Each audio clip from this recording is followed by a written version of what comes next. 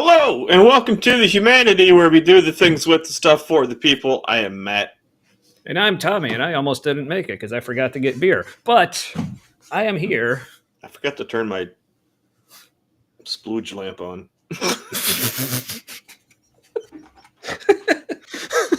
Well, in case it wasn't already obvious, folks, tonight we are here to rism with the tism. That's right. Just as the shirt says, and t-shirts famously never lie. So, All right, let's start. Somebody's here. Hi, everyone. Get it? Every Man, people's. I am tired. Yeah, I am too. This is fucking weather. Yeah. Oh. Also, I didn't sleep well for some reason last night. It was unclear why. I felt anxious. I was like awake like I was anxious. But I wasn't. I was just irritated that I was awake. I've been there. Yeah. Just like, I guess we're not sleeping right now. I'll just be here until that happens. All right. So tonight, taking a look at Alan Parr of The Beat, all caps. Sorry, the show, like the channel name is officially in all caps. So The Beat, which is appropriate because Alan kind of talks in all caps. Yeah, The Beat. So it's not a rhythmic thing he does. Yeah, I'm not sure what exactly that's supposed to be like referring to, or if it's supposed to be like thinking like a beat reporter, like someone walking the beat. So he's like there, like he's the people, and he's just the people and all over the place. I don't know. Well, he's more just doing like another sermon. Yeah. But this one's he's sitting down and he has a lamp. Yes, it's one lamp that he's apparently very proud of, but it kind of fell. The top of it kind of tilted a little bit or something, but more on that later. And I do mean moron. So yeah, doing a show tonight. Also, apparently, starting at the same time, friend of the show, Nitty, is doing a stream. So, is anyone here, like, who wants to maybe jump over on like Nitty's stream and remind people when he's done they can come over here? I think ours usually go longer than his. Yeah. But, we'll see. Let's see. But what am I? All right. Let's get to what we're drinking tonight because I'm a little excited about mine. So I guess I'll start. So in my theme of just like going to the Kroger and seeing what cases they have on sale, the winner this week was a New Belgium Voodoo Ranger IPA variety pack. But I did not realize until after I brought it home that it was the tropical themed IPA variety pack. So this could go one of several ways, or several of even more several ways. I didn't know they had more than one tropical. Well, they do. So I don't remember what all they are because it's like in the fridge and it's like a whole like 8 feet away. I'm not going to run back there. So starting tonight is the 1985 Mango IPA. Oh, I mean, just look at that guy. That's 1985 right there, or something. So, I don't know about the hat. Yep. He's even got the little belt pack there. Well, I think the hat is kind of like the hat he's always wearing, but they just kind of because it's got like the ear covering, but the top just the cap on top looks very 80s, like with the checkers there and like the bright green brim. So yeah, let's see how this is. Mango-y. Smells all right. So I have a Seventh Son Imperial Stout. I thought it was pronounced doublet, but it looks like Oubliette. Is that like Oubliette? Like I don't know. Like is that like French? Like oubliette. I think I maybe at some point knew what that meant, but it's gone. Or it's like brain. Oi, bliette.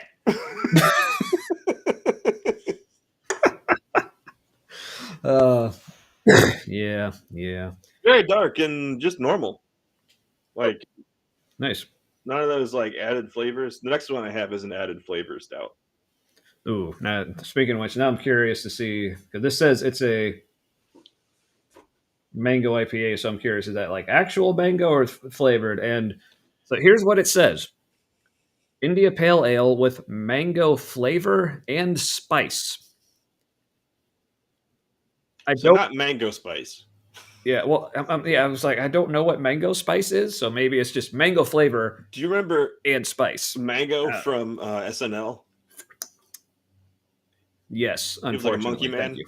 Yeah, yeah. Well, so Chris Mango Kattan, Spice I is think. that character, but in the Spice Girls, which would have been an awesome sketch if they had ever performed on that show. Oh yes. I am Mango.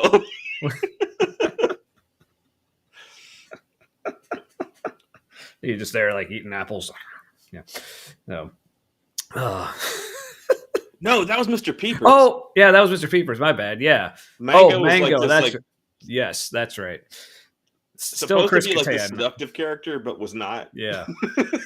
Well, apparently, when Ben Affleck was on, he was just quite taken with him, her. I don't remember. Was it a him or her? I don't remember. Yeah, But Chris Kattan.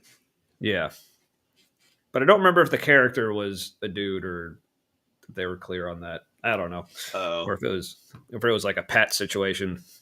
Who knows? Anyway, yeah, Pat was a catastrophic attempt at bridging a divide. yeah, I think. yeah, but I do remember the one with Harvey Keitel was guest host, and like he and Pat were like stranded on a desert island.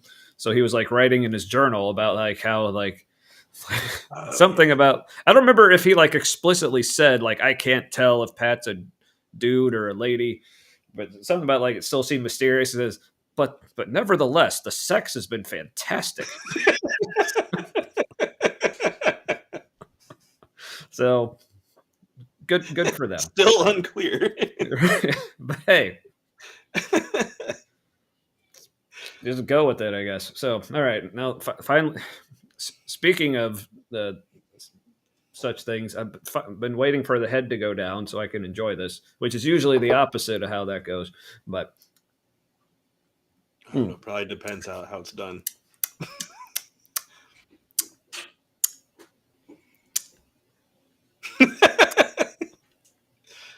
Like artificial mango. there's like I was a little concerned like when I saw how light it is, and it's in person it's even lighter than it looks on screen there, but there's like barely any like beer flavor. Interesting. Like it's almost just like it's almost like juice, but like really really weak juice. In fact, I think you found the 15-year-old party pack. so for people to know, like, so usually what I go to after my two beers is like the non-alcoholic. This non-alcoholic tropical IPA, like with mango and peach, this has more flavor than the actual beer. So this is severely disappointing. What are you doing, Voodoo Ranger? Yeah. I mean, it's not bad. I mean, what flavor is there? I mean, it's pleasant and fruity. It's just, But hey, Spooky, how's it going? And Hello. Yes. Looks like cow piss. It does. Fortunately, I'm cloudy. I don't know. It depends what they've been eating, I guess. But this, I would say, fortunately, doesn't taste like it. At least I'm assuming it doesn't taste. I actually don't know from experience, but yeah, I wouldn't. Don't do that. Yeah, this is 12%. I forgot to mention that. It has a lot of. This is almost too much flavor. Yeah, this is 6.7%, which is actually higher than I would have assumed. I would have guessed this was probably closer to 5. But yeah, that's for getting drunk in the summer. Yeah, so I was like, damn, because I was hoping this was low, and then I could just like chug it pretty quick, and then like get on to the next one. But no one's saying you still can't. That's true. Well, tomorrow me is saying I can't, but Yeah, I got What to do does he wallpaper tomorrow, know? Ooh. which Oh I yeah, am actually enjoying. I've been seeing some of the pictures of your work. For those who don't know, Matt is a professional handyman. Pretty good one too. Done a bit of work for me and plenty of others. And so can you have him do work for you or something. Yes. That picture of the plaid, that green and yellowy plaid. Yeah. Uh, so there was no furniture in that room when I was putting that up, and the trim and the part on the bottom is the same color green as in the wallpaper, and it looked like a Baby Gap that was selling produce, or like a Bath and Body Works store. I was like, this looks terrible. Yeah. I did a Yeah. good job, but I was like, this looks terrible. Hey, someone's being a bad influence. But no, it looked good when they put the rest of their like rich family stuff in it. Ah, yes. Rich family things tend to do that Like with things. pillows with So. like it's like an old English like hunting kind of pillow. I was like, guess they're having a boy. But still. Crepes. Yeah. Congratulations, it's an English gentleman.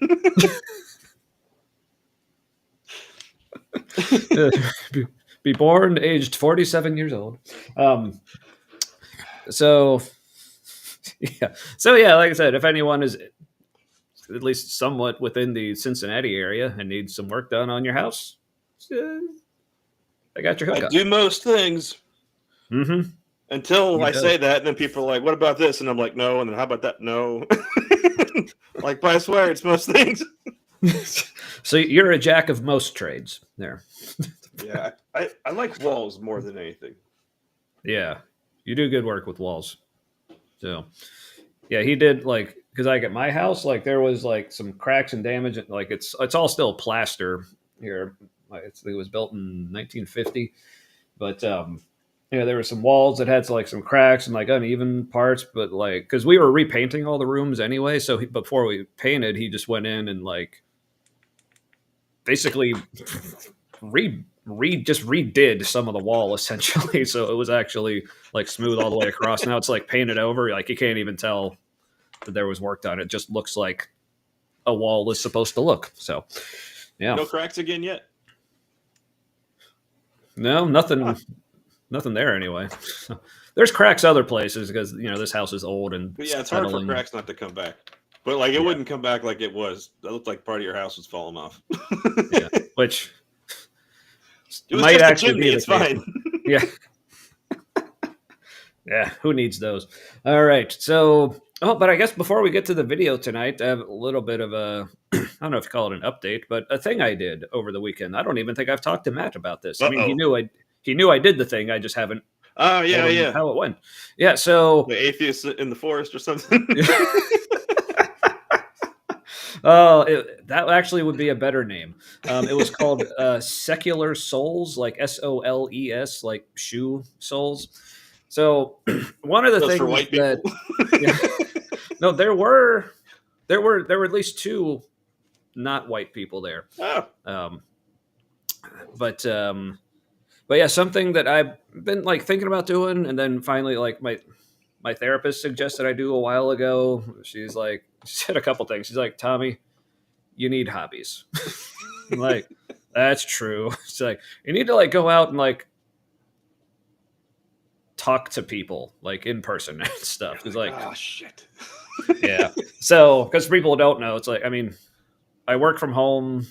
Like Matt is one of like maybe 3 people other than like my kids that I see in real life with any sort of regularity. But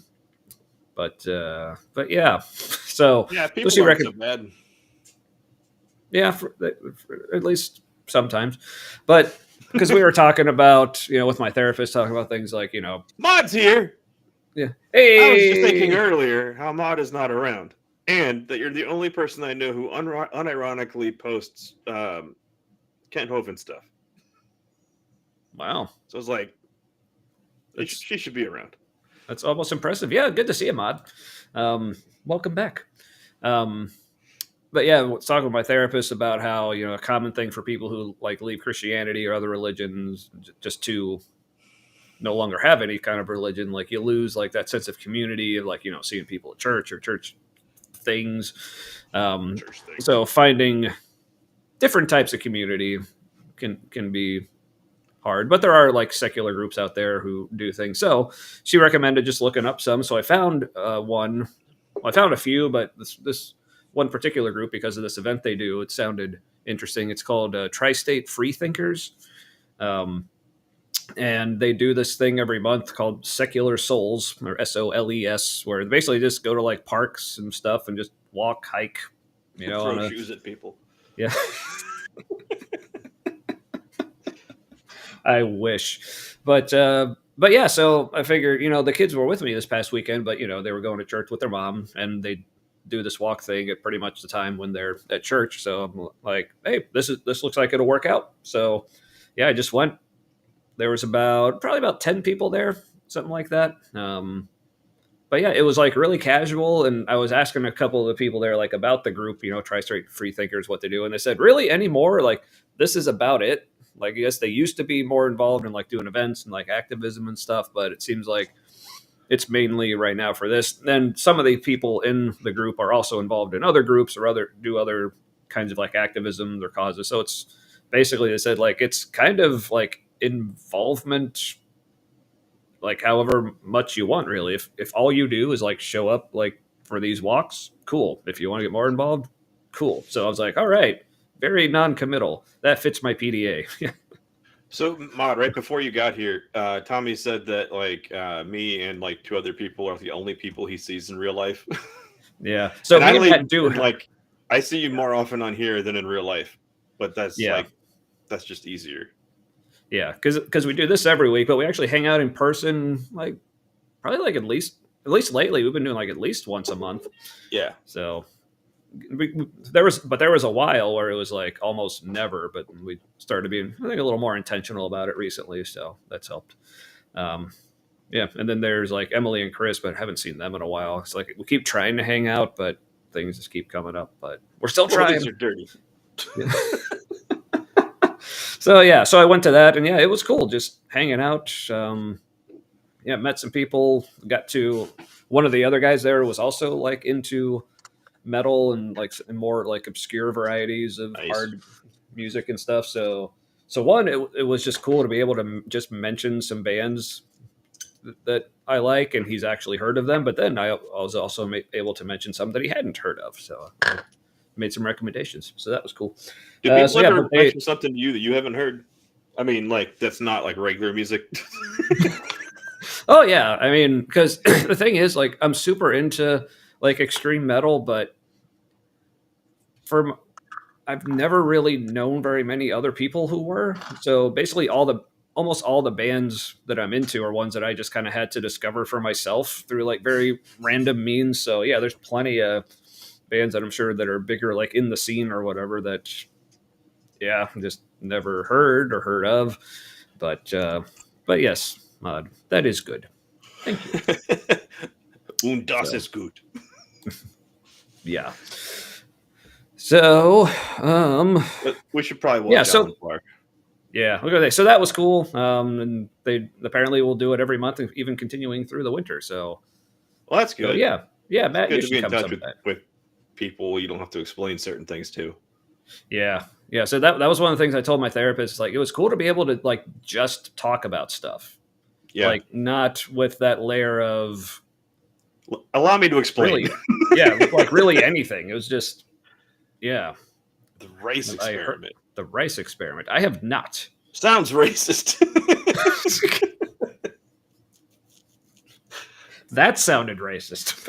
Well, I remember like when the souped up Hondas when we were in high school were called rice mobiles because Yep. we were in Mm-hmm. because we didn't have any like authentic Asian people at our school. It was all like people who were. Yeah. No, we did have Don Wynn. Um, Mm. he was kind of a perv. He was definitely like a 50-year-old man in high school. Ugh. Yeah. Yeah. For some I reason, think it everybody does. gave him a pass because he was Asian. So he would he'd say just like the like really bad sexual harassment stuff, and then go, and people are like, John. And it's like, I'm pretty sure he just referenced her vagina, but like didn't use any words that meant that.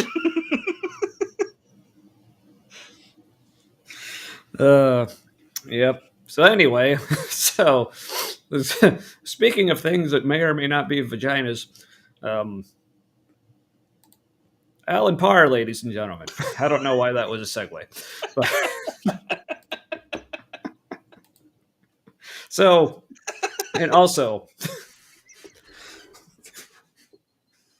what? Okay. All right, so and also like that, I didn't do this on purpose. Like this is legit the opening frame. Like he is making that face like he's about to try to make out with us. This was That's an just intentional edit. yes. This is what him or his people, whoever edits this, that's what they went with. So and also it looks like someone tipped over the top of his lamp, so it's just No, I shining think straight. that's the style. I think it's supposed to be like a searchlight style. But I'm just underwhelmed by both Okay. his bookshelf and his light. Now I realize my basement is just how it was, right? I didn't do anything, but he did something, so I can criticize it. Yeah, but I guess I did something here, but really all I did, I got my scented candle, which it's caramel and tobacco, which is, Wow, but also good old Robbie P here showing patriotic his, transgender plant. yes, or his support for such things, because he's also not a real plant, but he supports real plants. Okay, okay, he's a trans plant. That wasn't anything. It was awful. That's what it was. Yeah. All right. So Alan Parr tonight is talking about why many millennials are leaving the church and how the church can win the ellipses. What does I gotta get real close because I don't have my. Yeah. Let's see. Sorry. What It's is- how the church Pray can win big? them back. He has a sign that says "Pray big," and then what does it say? Pray, wait, Trust. Yeah. And then live by grace, not perfection. Oh, so he's basically just starting out like, look, this is not going to be perfect, so have some grace. That's a great way to start. I wonder. We know it'd be interesting to watch his stuff and see if he violates his tchotchkes. You know what I mean? Like also, not like he humps him or anything. That's not what I meant. But like, like what they say. yeah. So and also like there has been no further response from Maud about the rice experiment. So all we said was like Matt asked if that was racist, and she hasn't responded. So I'm only assuming that it is. Maybe she's So checking. Yeah. Like, shoot, I'm not sure. Wait, no, she wouldn't say that. She's from Florida. Yeah. They know. They're just like, nothing's racist here. That's why it was the safest place to put the detention facilities for the immigrants.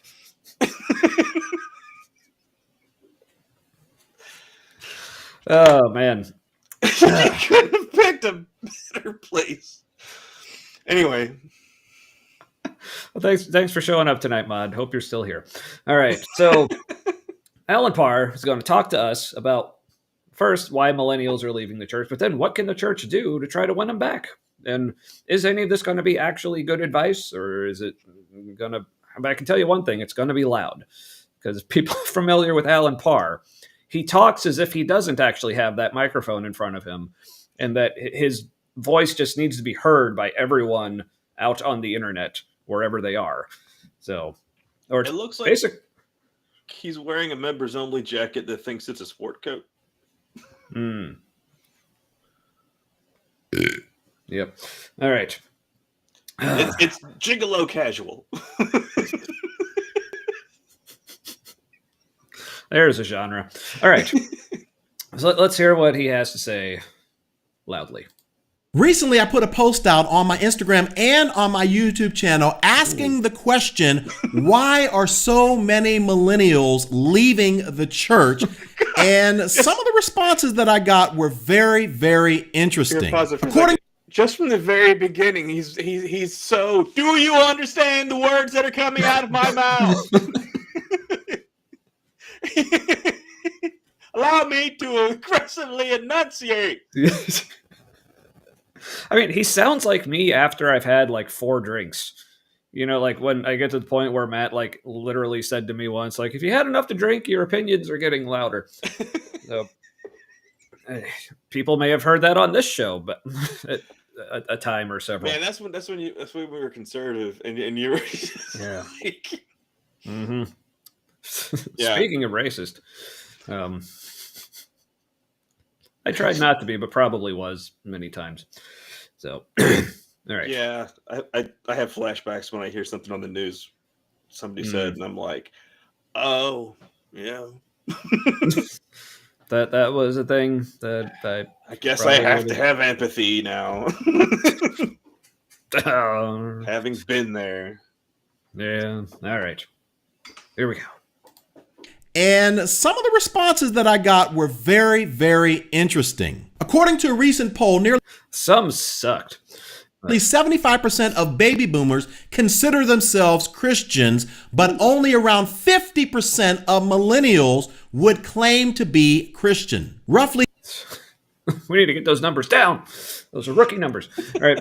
Also, I guess just for... Sorry, I like that. Good. I'm glad. So it looks like an orange slice. Oh, yeah. It's distracting me. Now it's distracting me. But yeah, so I guess in the interest of clarity, disclosure, I don't know. So because they're talking about different generations. So I'm a millennial, but kind of on the earlier end, kind of what they call the Zennials, like with an X, because we're in like the millennial time frame, but more on the later end. Earlier end, because it's closer to Gen X, so we still have like that's Zennial with an X. Gotcha. Yeah, so we still have like some Gen X characteristics. Basically, like the main thing being like it's not just that we grew up like with the technology, but it's almost like it's not so much that we grew up with the technology as in we grew up with it being there, but no, like almost like we grew up along with it. So. So we're familiar with the technology, but we also remember what the world was like before it. Like it's like we didn't even have the internet until I was like at home. We didn't even have the internet till I was like in 7th grade or something like that. Like I didn't have a cell phone until my 2nd year of college, stuff like that. And it was just a phone, like not a smartphone. So. I remember thinking the internet was for rich people and pedophiles. At one point. It was for rich kids and then people who wanted to be around rich kids, which wasn't always other rich kids. Yeah. They may be initially posing as rich kids, but yeah. So, but you're Gen X though, aren't you? Yeah, I'm 78, and so I'm solidly Gen X. But yeah, I'm 83 because of the neurodivergence. I am like I was like emotionally not my age for quite a while. Some would say not yet. And who would say that? And so like I was like Gen X, but like millennials were my people. But I still didn't have but I still felt like the need to talk shit about millennials because I didn't really understand them. That makes sense. Yeah. Yeah. So I was like Commodore 64 and the original Atari, that was like groundbreaking shit. Oh yeah. And now that's like making its own game. Now technology is making its own games. Ooh. Now that's a different kind of old. So interesting. It's like just because it wasn't invented yet? Were you like was the town phone at the pub? Yeah. I mean, that's kind of probably true. Like the only payphone probably was at the pub for a bit. Mm-hmm. And by payphone, I mean you had to give them money to use their regular phone. Yeah. All right. So let's see. Where were we? 50% of millennials would getting claim allowed to be Christian. Roughly 2/3 of all millennials attend church only a few times a year or less. Four out Wait, of hold 10 on. millennials say they I feel seldom like he stretched to get that 2/3 because wasn't there like a whole hodgepodge in there? 2/3 of millennials attend church a few times a year. Does a few mean one, at least one, like for Christmas with Yeah, the or rest of their it's just family? like it's like I don't know if there's like a specific like survey or something he's referencing. But yeah, hey, and Fox Oh, is here. And 16. Man, ooh, that's before the 64. cassette tape drive. Yep. Yeah. See, the oldest system we had growing up was an Odyssey 2, I don't remember which that. yeah, it was a lot like it had like kind of I don't there was another system it kind of looked like I don't remember if it was Atari or whatever, but You like plugged it was into a like this. TV. Yeah, plugged into a TV. It was like this big box, and it had like a full keyboard on it. Like, Yes. Was it Texas Instruments or what? Like, I think TI knocked off somebody else's stuff. it might have been, and it had like the cartridge in the back, and the Yep. controller was literally just a joystick and a button that said "action." So Oh, that's funny. They had to label it. Everything was yeah, so new. They had to tell you that a button did something. yeah, and I love and there was a baseball game on it, but in that one, the entire outfield moved as one unit. Like if you were controlling the outfielders, like they all moved That's together. rough. Yeah, yep. I remember playing But, Combat on the Texas Instruments version of probably the Odyssey. It was a Mm. full keyboard. It had a cartridge that you it slid in on a flat surface. It was like an Atari cartridge, sort of, but instead of going in at an angle, you laid it down flat and shoved it in. Ah. No, this was Um, like straight like vertical. And the cartridge also had like a handle on the top of it, so you could rest it from its Yeah, it was a performance. fucking lantern. Yeah. Yeah, something like that. So but yeah. Man, the past. Mm-hmm. And then we Most got an was the original. worst. The past was mostly the worst. They had these little moments. Mm-hmm.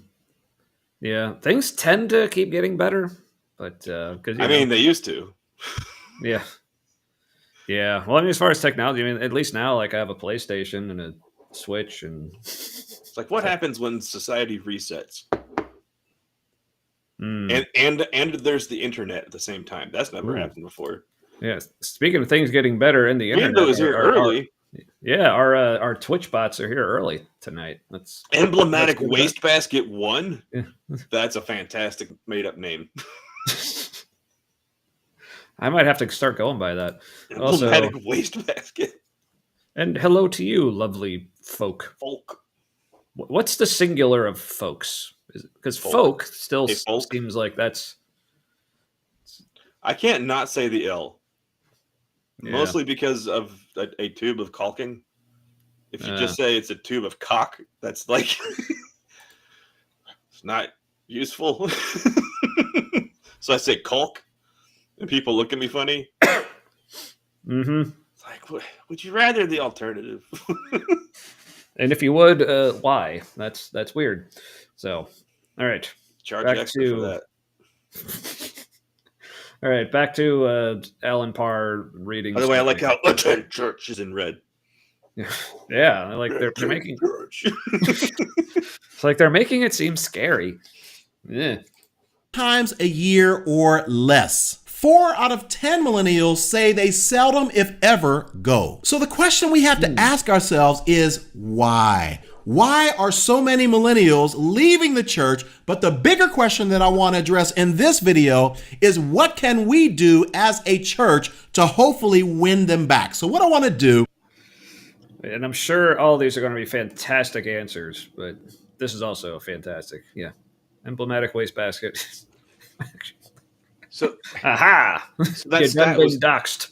2/3 of millennials go to church at least a few times a year or less. Yeah. So it's like 0 to a few is 2/3. Like he really, how bad was that stat really? I mean, Hmm.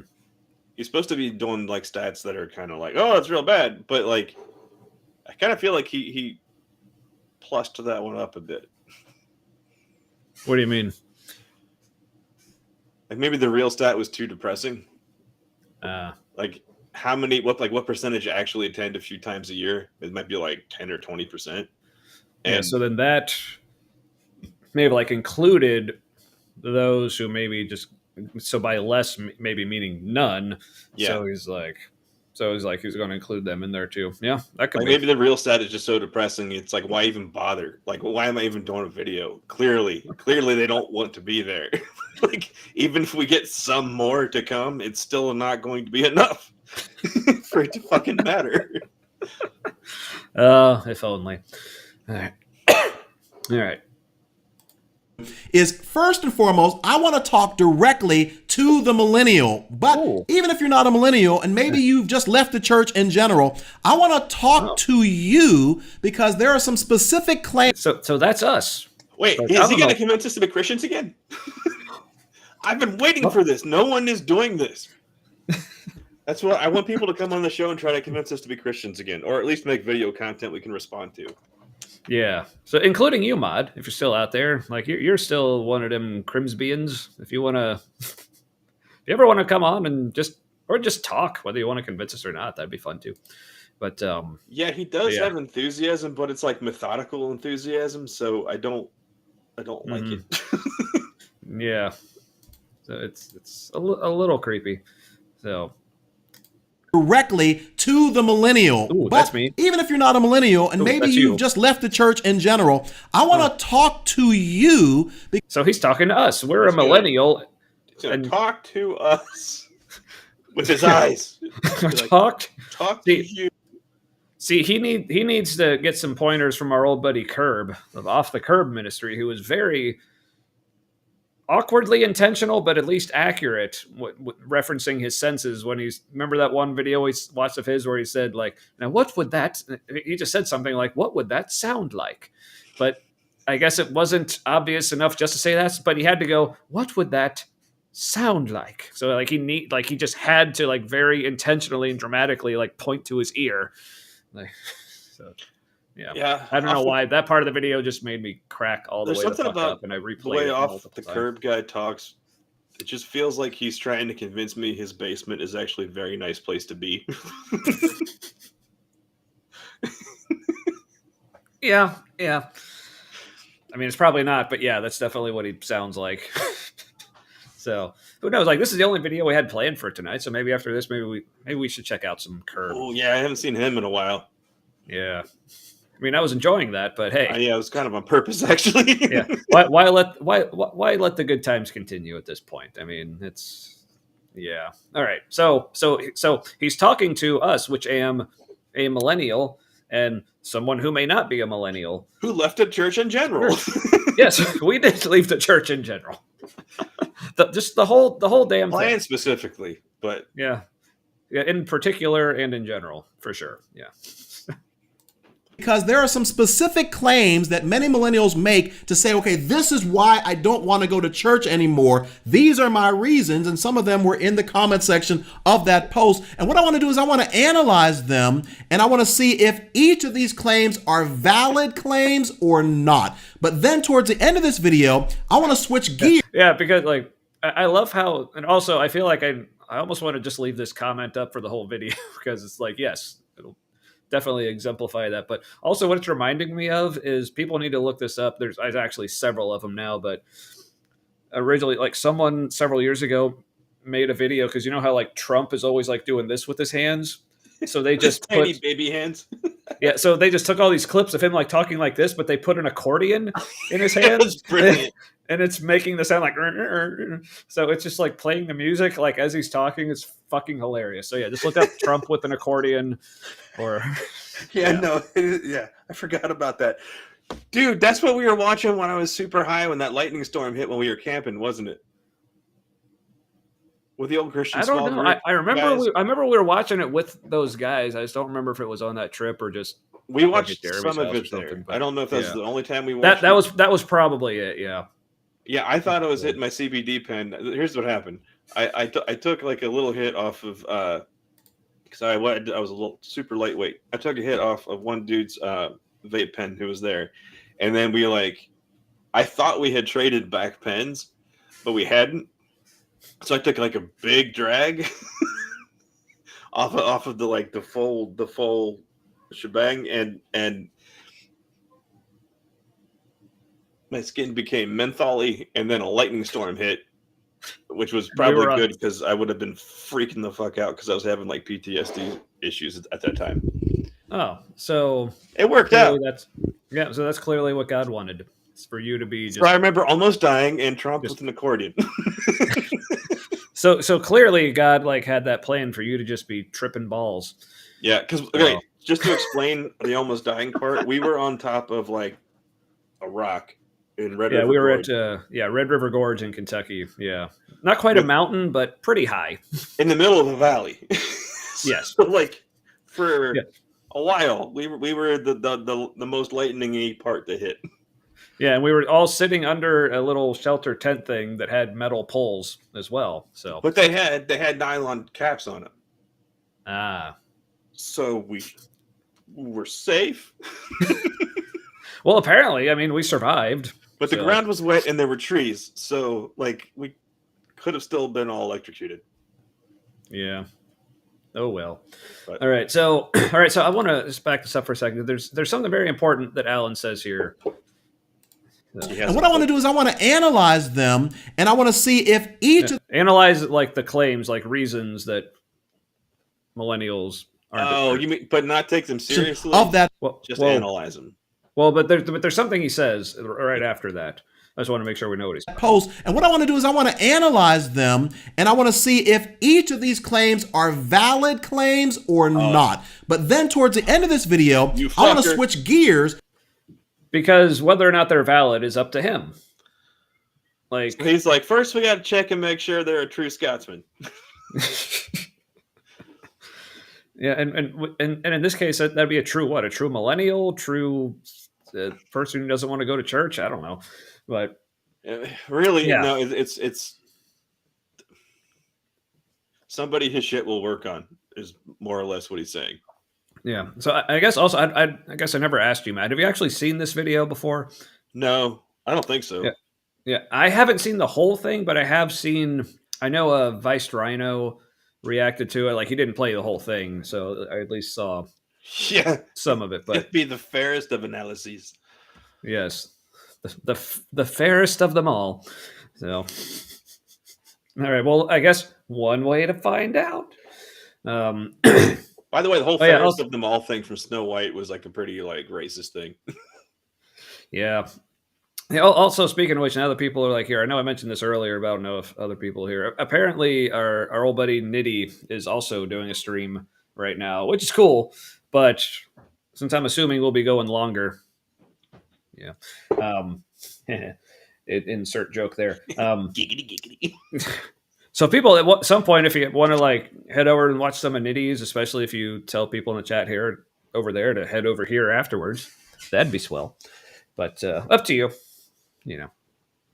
or you can just chill here with us and have some fun with Alan. But all right, so let's.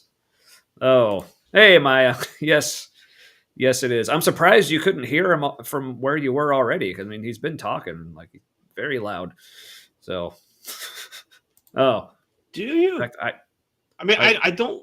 I like the lamp. I don't like that it's here. It doesn't make sense to my eyes. Yes, but do you love lamp? That's the question. All right, so let's hear him analyze the claims of millennials of why they no longer go to church, and we'll see. And are they valid? Are their feelings and experiences valid according to Alan Parr? Yes, we'll see if Alan approves or not, and whether or not we give any amount of shits. Does the patriarchy approve? Just a loud one, yes. Like 1,000 and then I want to talk to the church. I want to talk. Like what? Like 1,000 Alan Parrs crying out in the darkness. And then we're silenced.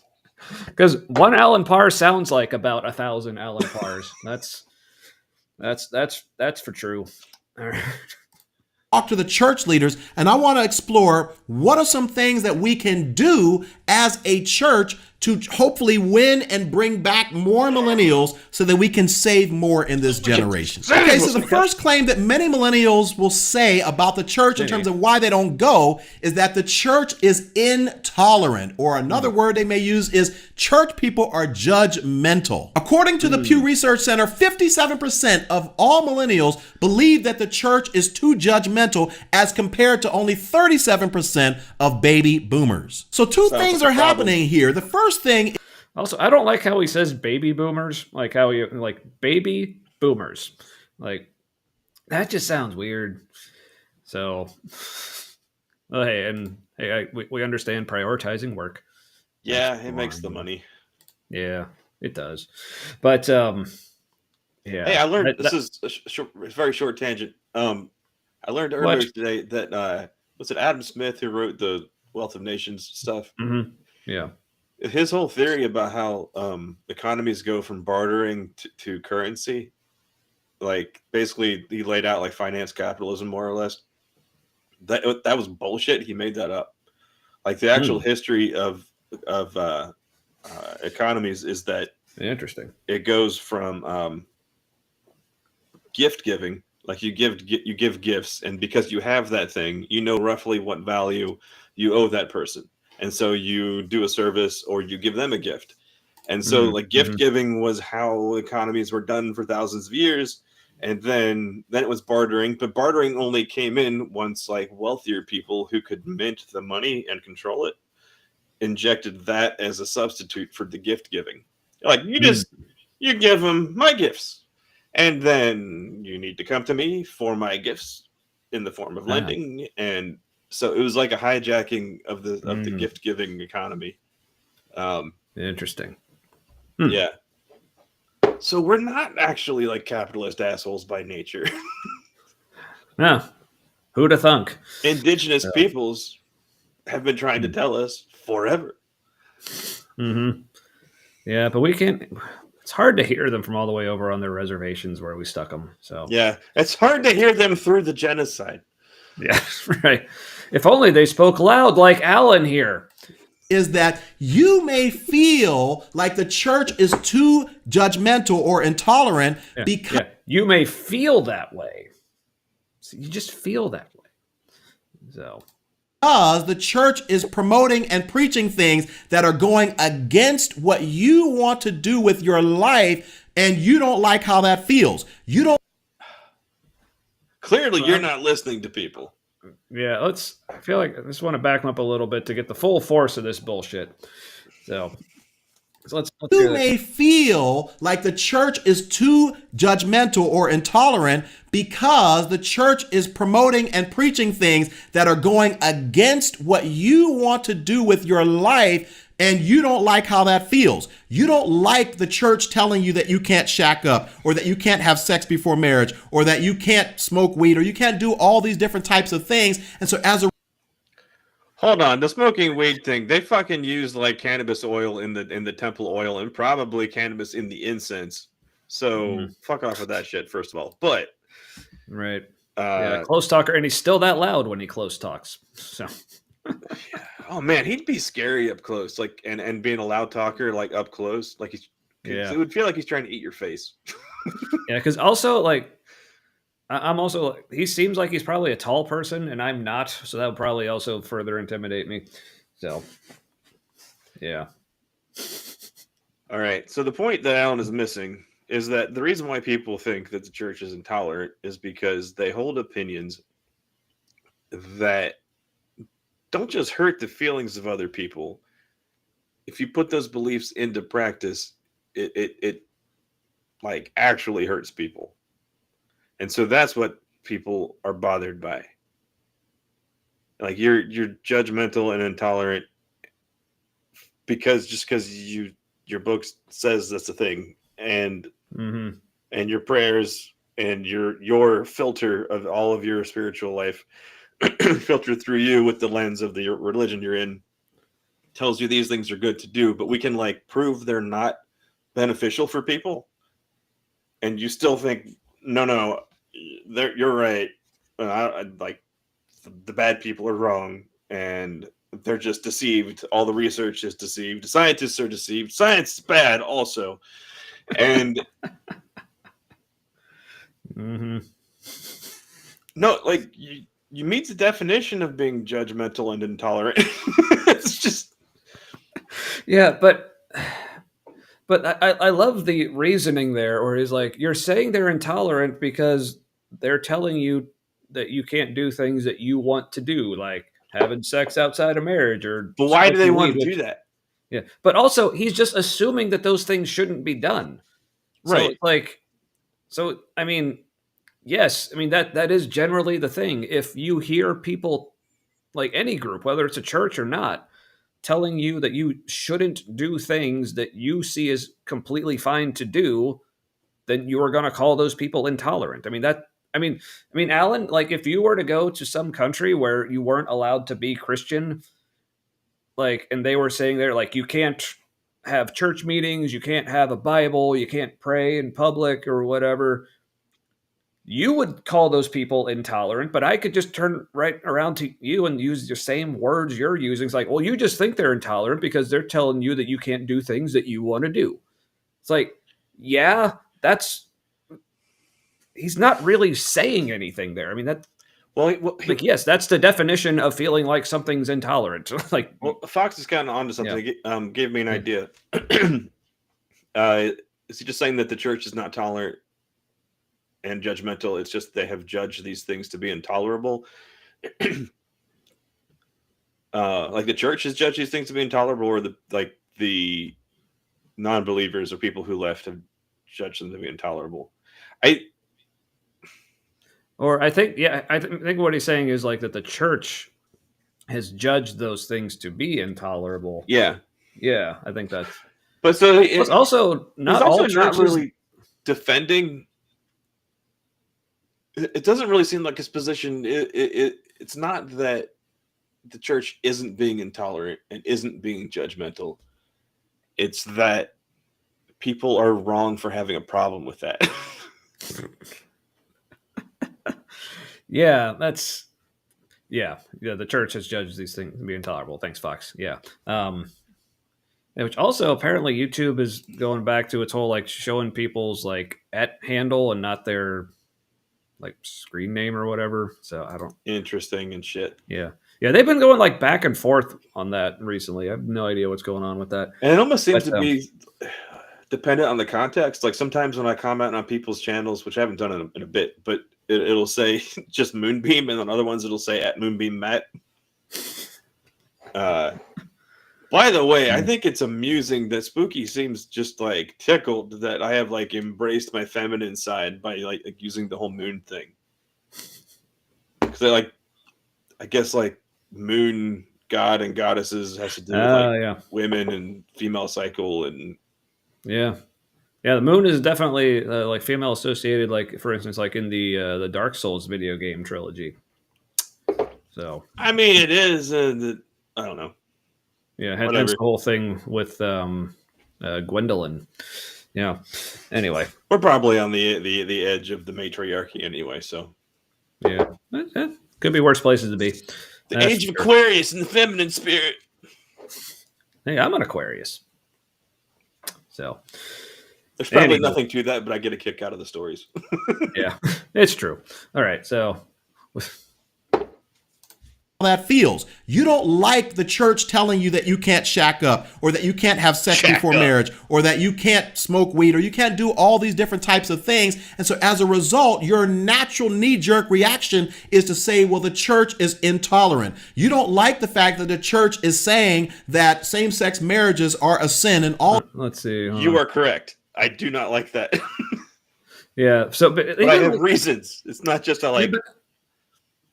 Yeah, but here, like, even in this comment that he's highlighting here, or I guess, and highlighting parts of it, even like the second part, let's see, I don't go because I do Bible time and study at home every day, get more time out of going to church, get more out of that than going to church. And I'm not associated with an institute that has hurt a lot of people. See, that's the part that Alan is missing here. Like, yeah, like they're not just saying like we don't like that the church prohibits these things just because we want to do it and we think they're mean. It's like no, a lot of these restrictions and intolerances that the church has hurts people. Oh, he Like knows it hurts people. I don't. And that was the conclusion I came to when I was talking to that prayer group thing. I was trying to make them kick me out. Mhm. I wasn't gonna like self-deport from the group. Right. Like if I'm not allowed to be here, I'm gonna make my friends and acquaintances tell me that. Yeah. And they got really upset when I was like, I just want to believe what's true, and I don't want to hurt people. And like telling people that like it's sinful that like that they're gay or trans or whatever, and that it's bad that they're happier and more content and feel more like themselves when they live as themselves. Like it factually hurts people and has negative outcomes. It does not produce the fruits of the spirit in their life, which is I always love using that with Christians because that's actually like a list of things that are like mostly like healthy psychological things. Yeah. And I'd argue in my life, like the fruits of the spirit have like been better since leaving Christianity, like pretty much all of them. Yeah. But the guys didn't argue with me about it hurting people. Like it seemed to be like, yeah, it hurts people, but that's okay because it's for the best. Yeah. And I was like, they didn't say that, but when I picked up on that, I'm like, I was like, this dude is not a good person, like I thought he was. And this other guy, it confuses me because like he seems like he still has a problem with that, but like he's leading this thing. So I was like, I want to talk more to him about things. He was like, he hit a period where he was like kind of an unbeliever and then came back, and I'm like, well, that's fascinating because that feels like bullshit.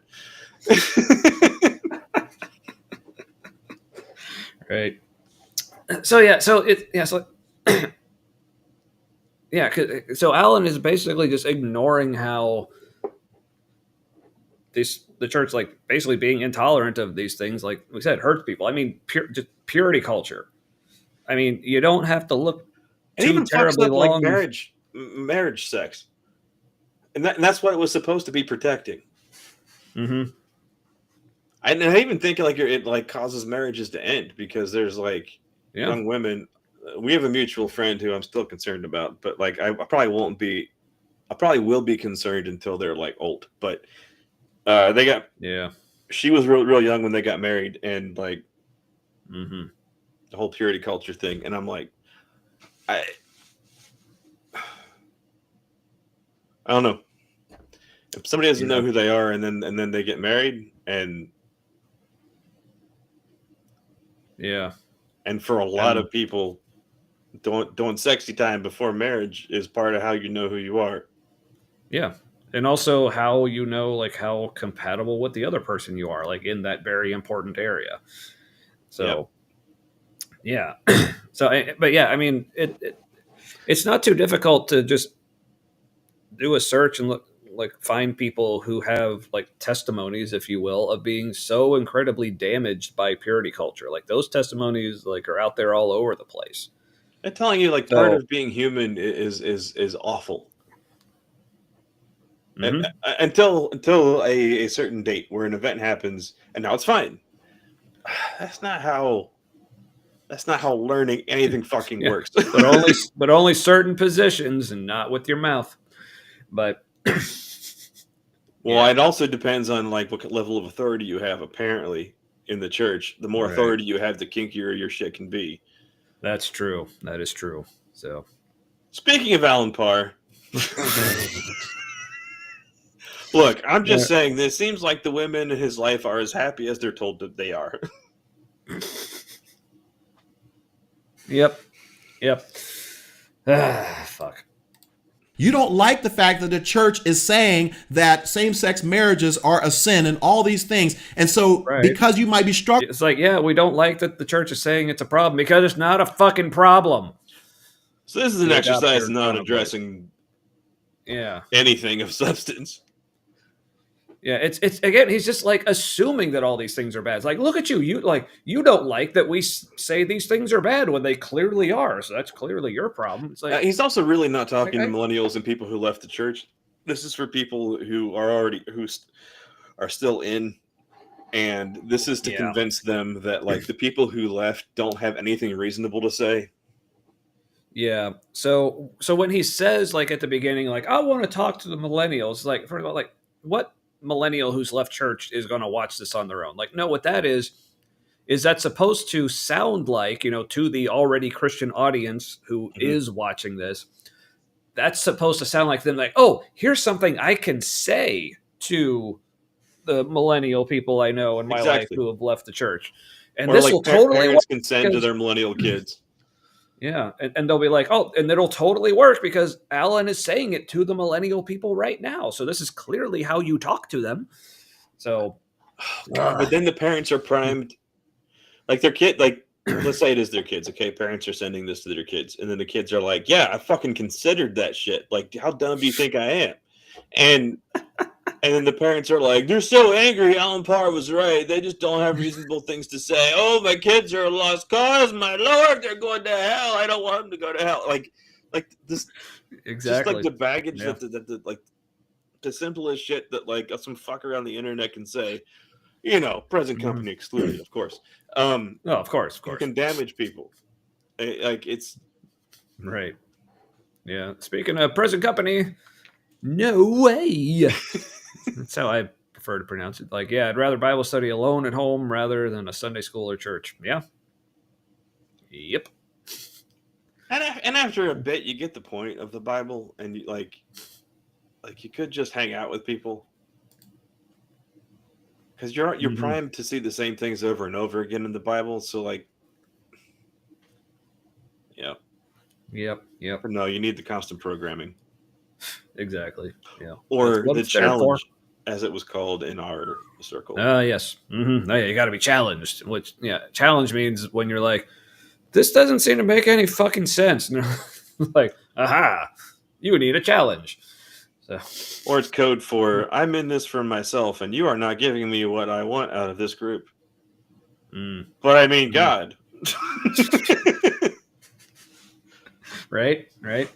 Yeah. Struggling with some of these things, you are naturally saying that the church is intolerant and the church is judgmental. So that's the first thing that might be happening is because you're looking at yourself and you're saying, hey, the church is now infringing upon my freedom to do what I want to do, and I don't want to feel guilty about it. But the second thing that you... Yes, people often... yeah, it's very often people don't want to feel guilty about things that aren't actually wrong. Yeah, that's pretty common. And somebody trying to make you feel guilty for being you. Like that even happened a little bit just because I was autistic and didn't really know it, and I was supposed to like dudes I thought were my friends were trying to solve like I wasn't alpha enough or some shit, and so they would like mentor me. Yeah, but it was really to get me to be more like them. That's what it was about, which was all just validation for them. And well, there was one guy that came to my dad's funeral, and I hadn't talked to him in like a year or two.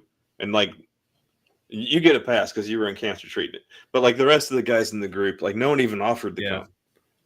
Yeah, and I would have been there, but yeah, I was getting pumped full of all kinds of stuff. So. And you're like, there's got a treatment is keeping me alive / saving my life. So, yeah.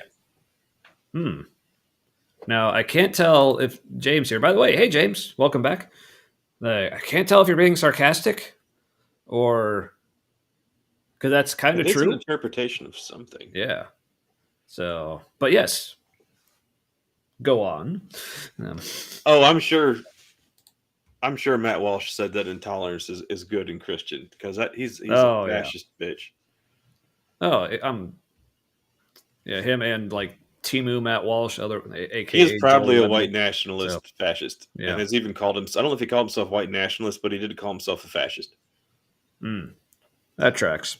He also for years has said that like teenage girls are fertile at age 17, and it's not super weird if people like want to bang a teenage girl because like throughout history that's been fine. Also, genocide was completely fine for a long time, dude. You really want to brag about the past? You fucking dickhead. Oh. Oh. If anybody needed just a sharp punch right in their beard, it's that asshole. Mm-hmm. Ugh. He does not deserve a beard that thick. I know. Like me and him need to trade beards because, like, yeah. I mean, I love my beard, but it is, yeah. It's not Welsh. I'm taking your beard. Yeah. It's thinner than it looks, but yeah. Yeah, I'm down. All right, but yeah. So I get like maybe, I don't know. Do you want like a pedo hate beard? I don't. Probably not. Yeah. Anyway, but so yeah, so this whole idea of like, yeah, like this, that people, it's just assuming that the things that people don't like about Christianity just are true, so therefore they're wrong for liking them.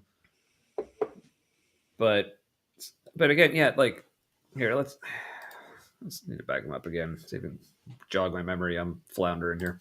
Because you're looking at yourself and you're saying, hey, the church is now infringing upon my freedom to do what I want to do, and I don't want to feel guilty about it. But the second thing that you may say, yeah, because again, and in your opinion, yes, that is what I want to do. Is your opinion correct? No. Yeah, I mean, so like, would he have this problem with someone who like left Islam and they were like, look, I just want to do things like eat bacon and not pray towards Becca 5 times a day? Like, he'd be like, hell yeah, brother. Like, I mean, he wouldn't say hell yeah, probably, but heck yeah, I don't know. But no, you don't see the correlation. Yeah, because I guarantee if someone like left Islam, so I just don't agree with Sharia law and how oppressive that is and how intolerant that is. Like, yeah, you're right, that is intolerant, and you're right for not liking it and thinking it's intolerant. It's like, and he'd be like, and that's why I like Jesus.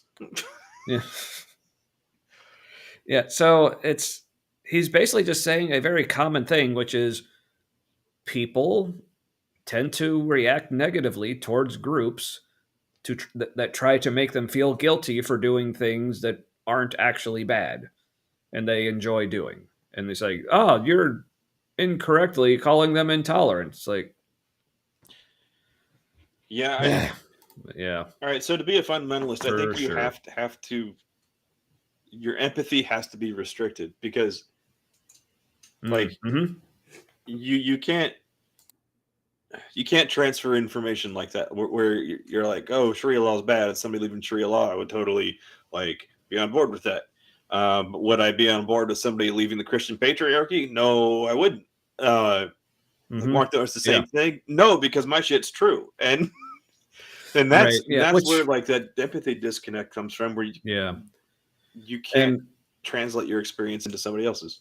Right. Yeah, which is why I think, I don't know if it's that people just aren't as principled as they think they are, or their principles that they have aren't the principles that they think they are.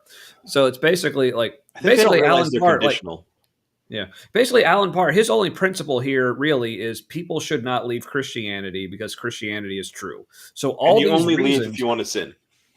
Right. So all these reasons he's coming up with that sound like valid reasons, like, oh, you're incorrectly calling it intolerant or whatever. It's like, again, all these things, like, he would agree with these things if this was excuses that people were using to leave other religions, but just not his. But he's acting like, well, these are just principles. Like, you shouldn't react this way. Well, like, when people are telling you that you need to change your lifestyle to improve it and you just want to do whatever you want to do, like, that's wrong. It's like, no, only in this one situation, Alan, do you think that's wrong. So yeah. You know, the weird thing, there's actually components of fundamental Islam that I like more than fundamental Christianity, like the whole hospitality thing. And even that pervades up through like not even like religious Muslim. Yeah, that was one of the most surprising things, and I hated that I was surprised when I was learning more about like the Palestinian people and how like generous with their time and their stuff they are, Mhm. and how like if they Yeah. see somebody they don't know and they can tell is a stranger, you're like Americans stand out. um, and like strangers will like invite you in for like coffee or whatever. And so like if you're trying to get across town and you're not in like the tourist areas, you're trying to get across regular town, like you have to like budget extra time because people will invite you in. Ah, nice. And they treat you like part of their family for like that short time you're in there, and it doesn't, from people's descriptions, it doesn't sound like it's a legalistic thing like it is with a lot of Christians where it's like hey, you're new here and we're like glad you're here and we're gonna say all the things and like what, and like if you're not Right. into our shit, fuck off. Like Mm-hmm. uh, Mm-hmm. Yeah. the Yeah, because Palestinians I don't know, seem to like, care. yeah, because I've known several like pretty devout Muslims, mainly from Saudi Arabia. They used to actually like live at my home because like we were hosting like international students at our home for a while. But yeah, like it seemed like the more like devout Muslim they were, like yeah, they were like some of the like nicest people. Like yeah, Yep, so just seem like beautiful people and mm-hmm. don't Yeah, agree with everything they believe, sure, but like right. it seems to produce a decent culture. Yeah, in some ways. I mean, obviously, then we would get talking on certain topics when they started talking about like Right. what it was going to be like when they were going to get married, and the one guy like he said like this. There's this one guy like he like while he was living with us like literally just like became like part of the family. Like got along with them, like he loved the kids, like us, like got along with them great. But then when he was talking about like when he was going to go back home and get married, he's like, yeah, it's basically going to be like yeah, it's like someone like this lady's father will like bring him over to the home and like she'll like they'll bring her in and I'll take a look at her and decide if I want her or not. It's like gross, but yeah, He's missing out. You know what I mean? Like the whole like, yeah, does she like me? Do I like her? Like that, or him? Depends who you are. yeah. It's literally like they'll come in with the full burqa, but then I guess they'll let the woman like expose her face to the man for him to basically decide, oh, do I like that face or not? It's yeah. Let's see. Oh yes. So yeah, the recruitment love bomb. Yes. Well said. Very Christian. Yeah, the Muslims I know are just genuinely nice. Also Yeah, fun to argue with. Yes, Christianity. I had a bunch of good. Now this was as a Christian, I was having these Muslims in my home, but yeah, we had a lot of very friendly but spirited like discussions and debates about things. I remember with this one guy in particular, like super nice guy, but one of our conversations eventually just got to the point where we both said to each other, "Oh, so you believe I'm going to hell?" Yeah. And you believe I'm going to hell? Yeah. And we just both had a nice laugh about it, and it was it was fun. So, which is And then you both kind of missed messed the up point. though when you yeah, which it's but actually like laughing about that's actually kind of messed up. Right, that's what I'm saying. Like you like both Yeah. missed the point. You're like, oh, this is nothing. Like you didn't. Yeah. Yep. Yep. All right. But let's see what else Alan has to say. So yeah, but to wrap up there, like basically, yeah, Alan is only having this principle for his group, like why well, this is only a bad reason to leave my group, but if you were to hear the same reasoning for someone to leave another group, then it's all fine. About the church is that it's intolerant because of how it views other people. You may say, okay, well, hey, the church says that these people can't live an alternative lifestyle or whatever. So here's the thing you have to be careful about, Mr. or Miss Millennial, is the fact They can't live an alternative lifestyle. That whole like a little nod to like it being a choice. That Yeah, which that I mean felt also like like pale depending playing on into that. yeah, I mean also like depending on your context, you could consider Christianity an alternative lifestyle. Like Yeah. Yeah. being in a place like Saudi Arabia or The other supremacy of places that it are all. Yeah, right. God. Oh, see, yeah, that's basically that's the crux of Alan's reasoning here. So reasoning. So Like I've just started to notice coded hate. white Yep. supremacy behavior in people who aren't white, Mm. and it's been really disorienting. Oh. Yeah, like this poor dude done been colonized. Yeah, Yeah. So yeah. coded hate. Mm-hmm. That you can't blame the church for simply promoting or presenting, if you will, a biblical approach to what's going on in the world. Wait, The is he church saying we is should merely blame the a Bible? conduit between God. What's that? Is he saying we should blame the Bible? Is he throwing the Bible under Yeah. the bus? Well, he's saying like. So in a way, this is correct. Like in that, like, okay, yes, you should expect people of Christianity or any other religion or really any kind of group to espouse the beliefs of their group. Yeah, But that's not the issue. But we're saying, okay, but these beliefs are bad. It's like so, but it's Alan, like biblical, so it's okay. yeah. So Alan, so basically, or what by his logic, then I shouldn't be able to like tell the KKK like and blame them for espousing their view that Alan isn't really a person because of his skin color. Like that we're saying, like, look, well, they're the KKK. Of course, that's what they believe. So you can't hate them for espousing that belief. That's part of their core beliefs. Like, yeah, we know that's part of their core beliefs. That's the fucking problem. So, like, By the way, the almost KKK like is one of the few or only domestic terrorist groups that has not ever really been prosecuted for very much yep, or outlawed. yep, by either party. So, but anyway, God, it's almost like we're all racist on both sides. I know. But Historically. yeah, but yeah, it's basically like what was it say? I need to back him up. Like Abraham Lincoln. Promoting or he saved the slaves but fucked over the Native Americans. Like yeah, the whole like the Nazis patterned a lot of their shit after Americans, especially how Abraham Lincoln handled the Native Americans. And Adolf Hitler even said in a speech that like we're just doing what the Americans did, but we're like doing it better because we're German. That's kind of what he said. yeah, that that efficiency, yeah, It's not for me sure. saying you're awful. Yeah. It's just the word of God saying that. Yeah, and I'm just repeating it. Well, yeah, or presenting, if you will, a biblical approach to what's going on in the world. The church is merely a conduit between God and man. The church merely presents or is a mailman, if you will, where they're presenting what God has already spoken. So you can't get mad at the church. If you want.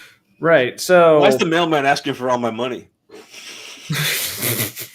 right, my actual mailman doesn't do that. No. But well, this is like so again, according to Alan's logic here, which isn't very good. So please do not do what I'm about to say here. According to Alan's logic here, if I were to like go into a synagogue and just start reading from Mein Kampf, like then I would say, "Oh, don't hate me. I'm just a conduit. I'm just reading what's in the book here about why you all are evil." Yeah, it's like, ugh, it hurts. It's like right. That's why they're leaving church is because like your God is judgmental and doesn't have good reasons. Speaking of good reasons, hey Ember. Hello, Ember. The number. Yeah. Welcome. No. I'm having a really hard time. Is it with the? I just coughed and then muted my mic. Professional. So. Is it just me, or is the stuff in red disappearing with the background every time it's up there?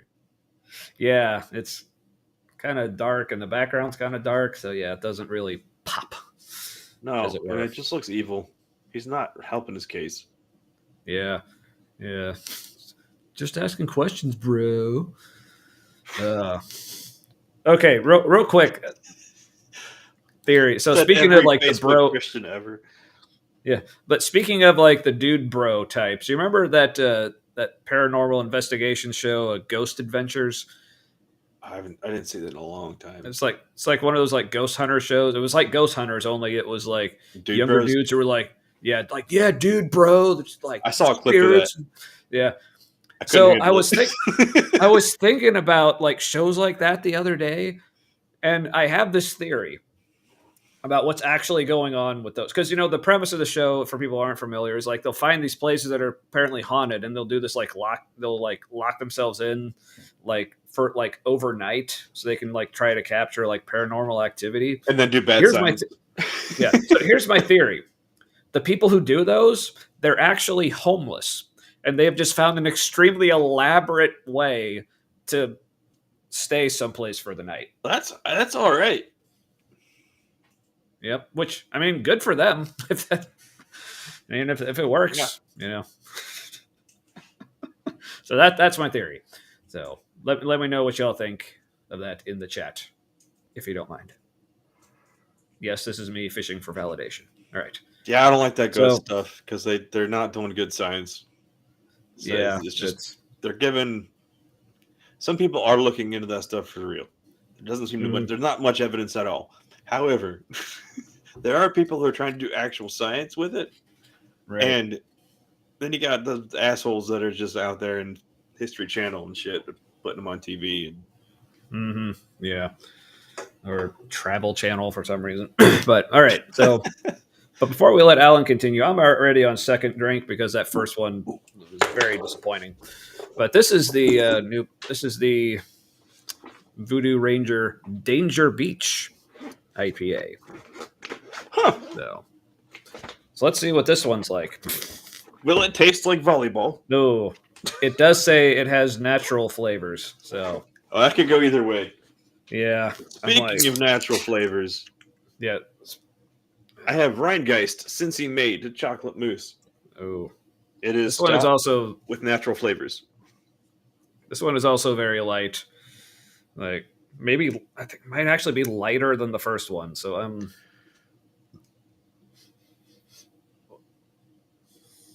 Very fizzy. Does it smell like Yeah. suntan lotion? No. Like,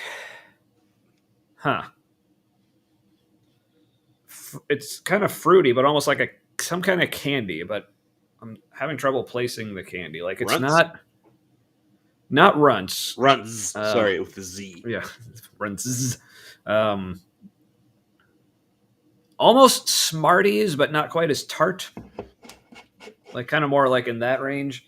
Okay. But yeah, for those who weren't here at the beginning, I accidentally I thought I was just getting a New Belgium like Voodoo Ranger IPA variety pack. I did not notice that it was the tropical IPA variety pack. You didn't know it was the single testicle IPA pack. Which I've had some tropical IPAs that are actually really good, like Mad Trees Seeing Colors. Like that's kind of tropical-y, Yeah. but then they have like an extra tropical version of that, which is, but the original's good. Or Sierra Nevada's made some good, like more like tropical IPAs. Or Rheingeist, they're a Juicy Truth. That's a good one. It is. They don't. That's not out anymore. Yeah. You can't find it. Oh wait, no, Juicy Treats. Yeah. Wait, is that the one? Aaron gets. Never mind. No, she gets. It was Juicy Improv. They don't make that one anymore. They do make the regular Improv, but that is Fretboard, not Rheingeist. Yeah, but also real quick before we get back to Alan here, like as I mentioned before, apparently Nitty is streaming tonight as well. So I have no idea if he's still going, how long he was planning on going tonight. But yeah, if he's still going, if people want to pop over there to watch, that's cool. As long as you let him know in the chat to hop over here. As long as you tell him we're better. Yeah, there's way more Alan to come. It's almost like we're avoiding it. I know. We do this a lot. Why do we keep picking videos to watch that we clearly don't want to watch? Well, because it helps us unpack shit or something. I gotta do my beer flavor notes. Smooth, layered with rich, creamy chocolate flavor. Chocolate mousse is a tasty treat for chocolate milk and beer lovers alike. Shut up! Don't say those words together. Yes. Yes, let Nitty cook. Yeah, I'm saying don't go over there to rush him or to get like this, get him stopped. Yeah, let him do his thing. But Just clear your throat real loud. yeah, just let him know. Like however long he goes, we'll probably still be going. But so head on over. All right, so yeah, I got to wait for the fizz to die down before I can actually try this thing. Look at that. But see. Now, when like a beer that heavy, like you expect like that amount of head on it, but this, like with the beer this light, like this is just like fizz. Like what? Like this has no right to have this much head. That's a lot of foam. Yeah. So, anyway, speaking of disappointments, back to Alan. God and man, the church merely presents. The church is just don't shoot the messenger, man. That's basically what he's trying to say here. Don't get mad because we're good Christians. Yeah. But think about that. So it's almost like he's almost like conceding. It's like, yeah, you can be mad at the message, but just don't be mad at the people. Okay, but why would you continue going to church if you don't like the message? Like, regardless of what you think of the people who are delivering the message, if you don't like the message, then that is a perfectly valid reason to stop going to the place that is propagating that message. Yeah, it's he's throwing the message under the bus. I don't. Yeah, he's bad at protecting his faith. He just was like, "Don't blame us. It's my faith." Yeah, that's why. Like Alan, like here, like there are other apologists who, they're still kind of full of shit, but they're at least like good at what they do. Like they're good at presenting the bullshit arguments. Like Alan, like he isn't even good at it. No, he's good at convincing people he's good at it. At least the people who give him money. Yeah, it's like he just sucks. Man, it makes a lot of sense why we have the president we do. Because he's really not good at anything except convincing people he's good at things. Yeah, that's his one talent, is having a lack of talent but doing things anyway. Like I don't know about now. Shade foam. After his second term. But like his first term, up until then, he would have been wealthier had he just put his daddy's money in the stock market and left it alone. He actually lost money trying to make money overall.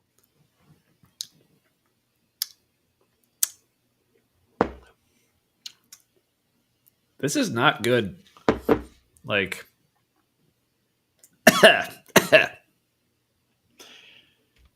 as he continues to drink anyway. Well, yeah, it's a beer that's open.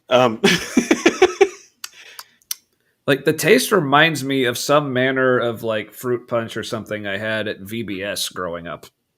At some point, it's like.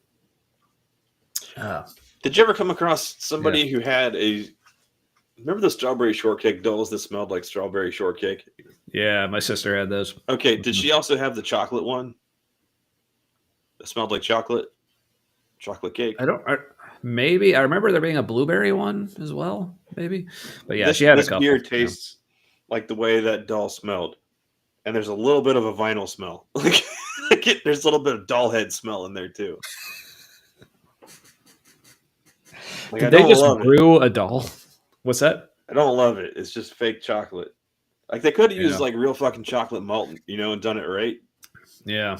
No, they had to fuck it up with like scented doll head.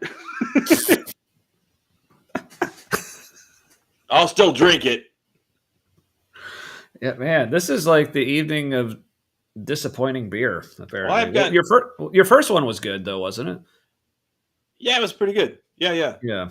I do have a better beer in the fridge. I can grab next if I am so inclined. If spooky. Well, can you run any better beer like down here to my place while you're at it, or no? No. Yeah, because unfortunately, this variety pack is all I got. So, damn, no liquor. As far as beer, it's all I got. Okay. But I still got some of that box of wine that I started a bit ago, and I got a little bit of bourbon. He does look like he's about to throw up. Yeah, he's like,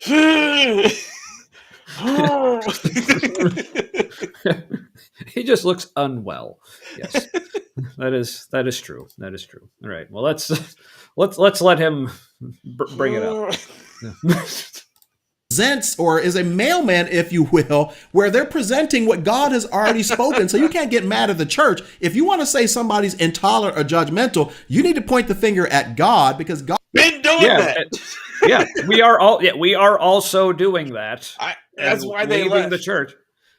Yeah, They're like, and then, like, but then first when they we figured do out that, you're judgmental, and then they figured out your God's an asshole, and then they're like, well, I guess I'm done then. yeah, because that's the thing. When you point out problems with like the people in the church, then they'll say, "Well, it's really just the people you're mad at, not God." And like, no, I'm also mad at God. But then they're like, "Well, how can you be mad at a God you don't believe in?" So it's like it's just bullshit either way. Because So isn't it weird? Fake Gods can have very real effects because people think he's real. right. Like, ooh, so interesting backstory. Used to have a chocolate scented candle as a kid, but because my mom was anti lighting candles, and probably for good reason. Because of the Interesting. demons. I constantly smelled the candle, convincing myself it's actually chocolate. Oh, good times. Good times. Yeah. Yeah. For people who don't know, like my candle that I usually have burning, it's rotating, but it's always a scented candle. This one, I believe the name of the scent is Cozy Nights, but it's caramel and tobacco, which is very pleasant. Kind of cozy So. nights involve caramel and tobacco. I mean, I can imagine like having a cozy night, like sitting like in my armchair with a pipe and a bowl of Werther's or something. I Yeah. don't know. I was thinking more like cozy with the person. And I was like, Ooh. something that I goes can be really, down with that too. really well with cigars is an amaretto sour for some reason. I don't know why. I usually just it like gets rid of the cigar flavor in your mouth, and so then you take another puff, and it's like the first puff. Interesting. I never had that. I usually just have whiskey of some kind, either Scotch or bourbon with it. But yeah, I'm angry at this beer.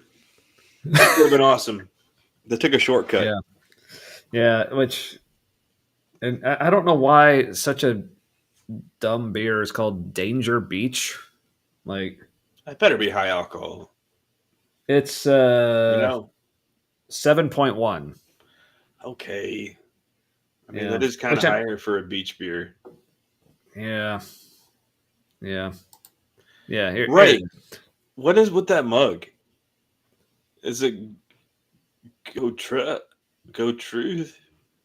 Chew? Yeah, I don't know what that is. I was reading Fox's here. Yeah, I'm not convinced your God exists, Alan. I can't blame it for being judgmental. I know a lot of his followers are mental fuck knuckles. Good word. Due to them believing that in that shit, though. Yeah. So, yeah. Where he's literally telling us blame God, and we're like, okay, done. I know, but I want to be like, okay, sure, but you're following him because you want this to be true. On some level, you want this to be true. Why do you want this to be true? Like, why do you want it to be the case that gay people are sinful? What? You know what I mean? Right. Yeah, that's good. Like, so I know. Now I get what this comment was about. But that was. If you want to say somebody's intolerant or judgmental, you need to point the finger at like the mug down here at the bottom. That's what it is. Yeah, so it's also, not going to offer a defense for God. Yeah, or for the faith. He's just pointing out that that's what you really have a problem with. Not me. I'm not the asshole. My faith is, and my God is. I just do as I'm told. Yeah, this is just good life advice. Yeah, don't read their comment sections. No. It's depressing. No, it is. Yeah. It's sad how much it all sounds like bots, just congratulating each other. Yeah, and it isn't. Sure, half of it is bots, but like the rest of it isn't. It's real people, and you can't tell the difference. Man, I'm just wondering, like, what were they trying to do with this beer? Your scented candle could be making it worse. Could be like shifting your palate just enough that like a bad beer is worse. Well, I mean, it usually doesn't. I usually don't notice much of an effect. I mean, honestly, I can't really smell it that much from here. It's not that strong, but I mean, like I said, I always have the scented candle going, and like with beers that I actually like, they're always fine. But yeah, transgender T symbol. ah, that's got to be what it is. Yeah.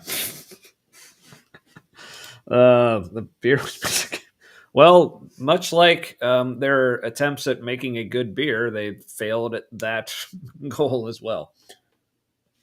Yeah, I do like the Ben Franklin quote. I don't even know if you said it, but beer is proof that God loves us and wants us to be happy, or that God exists and wants us to be happy, or some shit like that. Or, yeah, that God loves us and wants us to be happy. But I prefer the quote. I don't remember where it's originally from, but it's basically beer was supposed to, I don't remember what was the word, like sort of like a consolation for being conscious.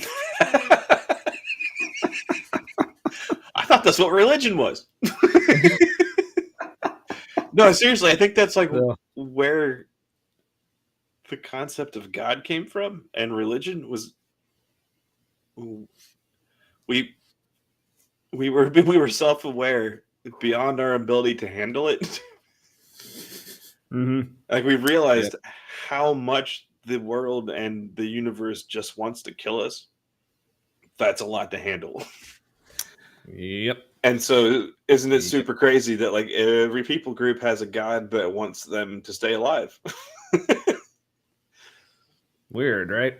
And they're always like that God's most special asbestos people. So yeah, so if anything, this beer convinces me that God hates me. And so yeah. Thank you, New Belgium. Yeah. Classic song. I would sing it, but I'm terrible at singing, and I'd only ruin it. But is that an Irish drinking song? No, it's German. I remember hearing it at the Hofbräu House. Yeah. It might be Irish as well, but no, it's a bit nihilistic for Irish. Nah, that's true. They probably think there is beer in heaven, so because I don't know. I don't know if they do. Or at least whiskey, but a lot of their culture seems to be about surviving now, which makes sense. That's true. Yeah, modern culture anyway. God, because God is the one who their modern culture anyway. Just because the famine, the colonial induced famine wasn't that long ago. Yeah. Another song I won't sing because I'd only ruin. By the way, it's a super Irish attitude. Like they actually do love potatoes, and I realized why they love potatoes is because like that's during the famine. That's like all they had to eat because Britain was blockading everything else or whatever they were doing. Food wasn't coming in, and the Irish were like, "Fuck you, we like potatoes." Like that's so Irish. It's true. Also, America's not that far away. Fuck off. Then they came here, and like people here were like, "You're not even white," and they're like, "We're the fucking whitest people you know." Right? But yeah, but speaking of Imagine by John Lennon, it reminds me of one of my favorite memes ever as an introvert. He says like, John Lennon, imagine all the people, introvert. Oh God. So one at a time. I can imagine one at a time. Just starting with me. Anyway. Who said these things are not good and these things are. So is this a valid claim that the church is intolerant? I would say that's probably not valid. The second hold on. So claim that this claim that like the church is just basically just conveying the message that God already sent. Right, but that message the church is intolerant. I would say that's probably not valid. Did he just buzzer somebody's like potential okay trauma? But would he just go to somebody's hardship. Right? Okay, because here's the thing that Alan has not done.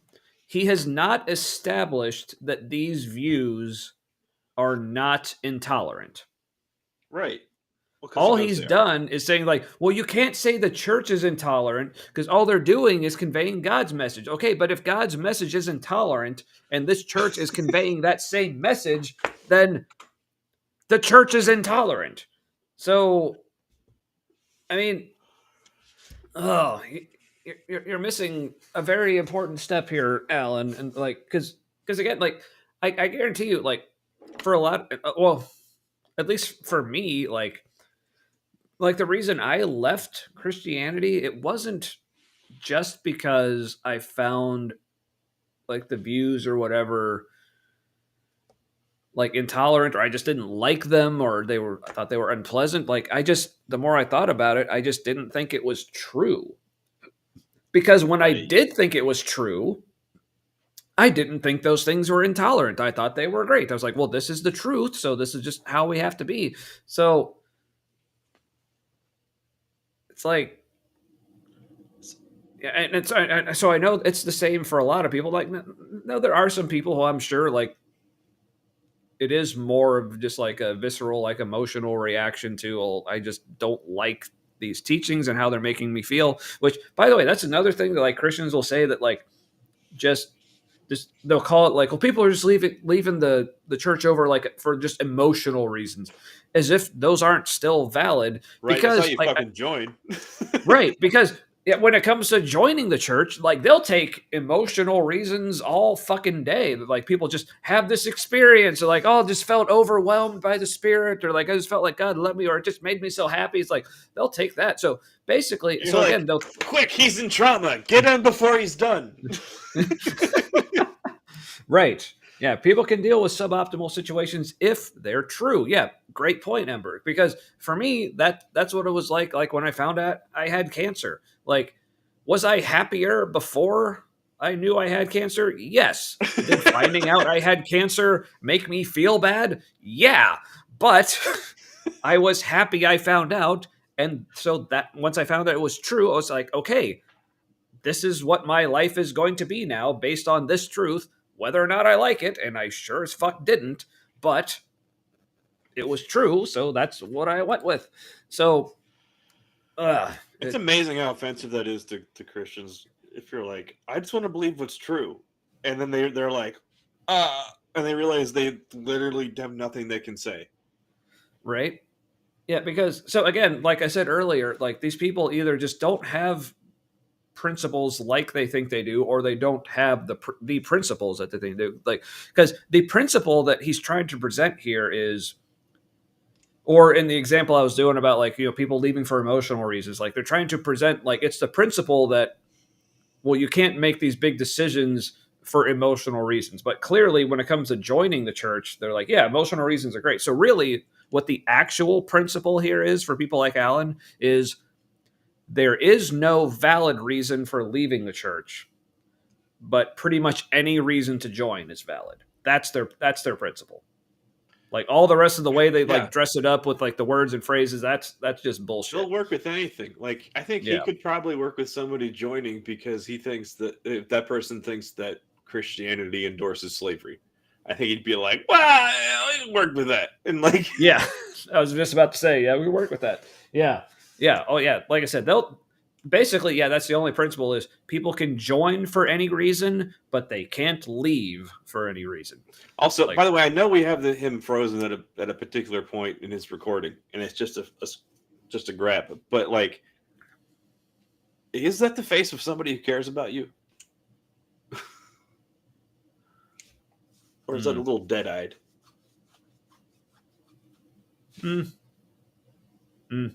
I don't know. All right, but let's see what Fox here said. That you had this comment up while I was talking that I want to make sure we get to. Yeah, he has not debunked the claim at all. In fact, he did the opposite. Well, he kind of shifted the intolerance to God with the implication that God has a divine right to judgment. Yeah, so yeah, this essentially just comes back to, well, God can do this stuff because he's God, so it's okay. No, but like, he didn't even say that. He was like, "You really want to go against God?" That was kind of what he was trying to say. You won't leave the church unless you take Frank Turek's apologetics course, 50% off. Now, is this saying like you're not allowed to leave the church until you at least try this, or if you try this, you will definitely leave the church? Probably both. Yeah, that goes either way. So that goes both ways. Unlike the alternative lifestyle that Alan is trying to say, it's just bad. But why is his lifestyle not the alternative lifestyle? I mean, nobody's like, that's the alternative side of the coin. yeah, like fuck. Which also, I mean, this isn't coming from me, but just to let Alan know, there's probably plenty of people in the church who think, just by virtue of the fact that Alan isn't white, that he has an alternative lifestyle. It's like, are you aware of this, Alan? Yeah. So, but yes, as Ember says, yes. Yes, taking Frank's course is guaranteed to convince you that this crap isn't true. Apparently, especially if you're autistic like I am. No. So we have our Secretary of War, which is, by the way, is the official nickname. It's not. They didn't change the name of the department. So Kegsbreath.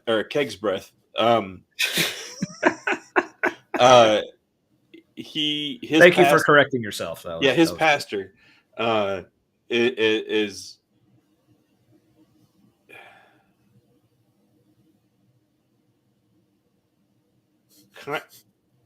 the most villainous white supremacist nationalist. Just like, oh, is his pastor Doug Wilson? I don't know. Does he look like evil Santa Claus? Yes. Yeah, that's him. Oh, yeah. he has argued, like, not directly, but like in the most sinister way, that like maybe we should go back to slavery. Maybe that's good. Yeah, and that's who Alan Parr. But just the fact that he's a fundamentalist Christian and that asshole's a fundamentalist Christian too, they're on the same team. I don't understand that. Like, Alan, you're not safe. Get out. Just like for your own good. But yeah, you're a useful tool for that white asshole. Like, yeah, and that white asshole probably is not a fan of Alan because he doesn't have enough Jesus art.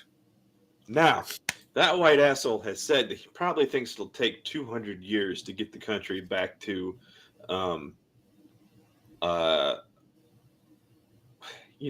like racist white utopia. Oh, good. So I'll be dead. No. Right. Also, not possible. It's like he has a realistic timetable, like a time frame, but like he doesn't see that that's not doable. Like, yeah, your side is shrinking, other side is growing. Project that out 200 years. I don't think your people are around anymore.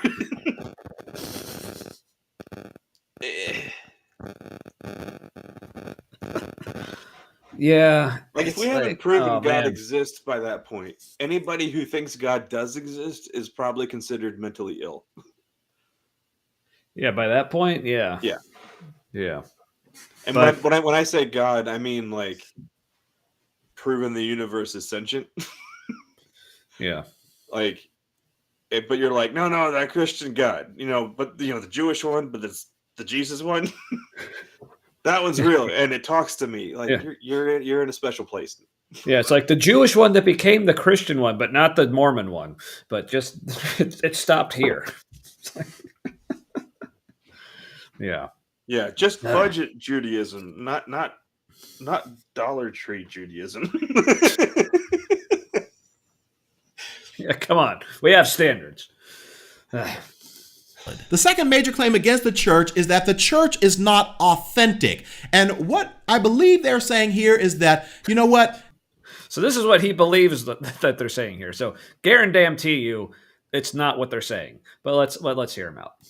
Hey, I would just love to see some people in the church that are really real and really vulnerable and transparent with really what's going on in their life, because they walk around as if they have these perfect lives, these perfect marriages, and these perfect children, but underneath the surface, their lives are not really that. And so a lot of millennials are saying, hey, we would love to see church members or leaders share a little bit more about their real struggles and what's really going on in their life, because we can't relate to perfect people. Here's a good clip from some of the millennials that are talking about just this.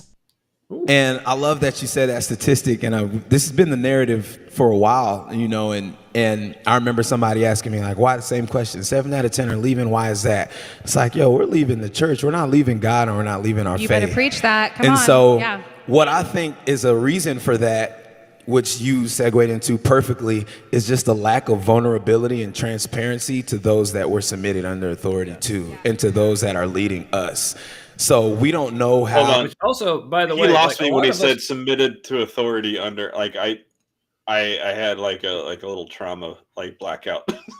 I stopped being able to connect the dots there. Yeah, but also, like, just to be clear, some of us are also leaving God. Like, we're not just leaving church. Right. We're like, Well, yeah, of course, but these so- are the millennials they let on stage at a church. So right. these aren't the ones who left. Also, yeah, no way says, isn't a 20-year-old nowadays a Zoomer? Yeah. Yeah. I was just realizing, like, millennials are like in their 30s and 40s. So Yeah, that's me. Like, yeah, I mean, I'm a earlier end millennial, but I'm 42. So they're still trying to address the millennial problem. yeah. Now, I guess to be fair, this video did come out like 4 or 5 years ago, maybe, but still, It was still that's too not- late. Yeah. Yeah. So, Here's why everything is doomed to fail that's happening in the United States right now, is because by the time conservatives get worked up enough about something to do anything about it, it's already too late.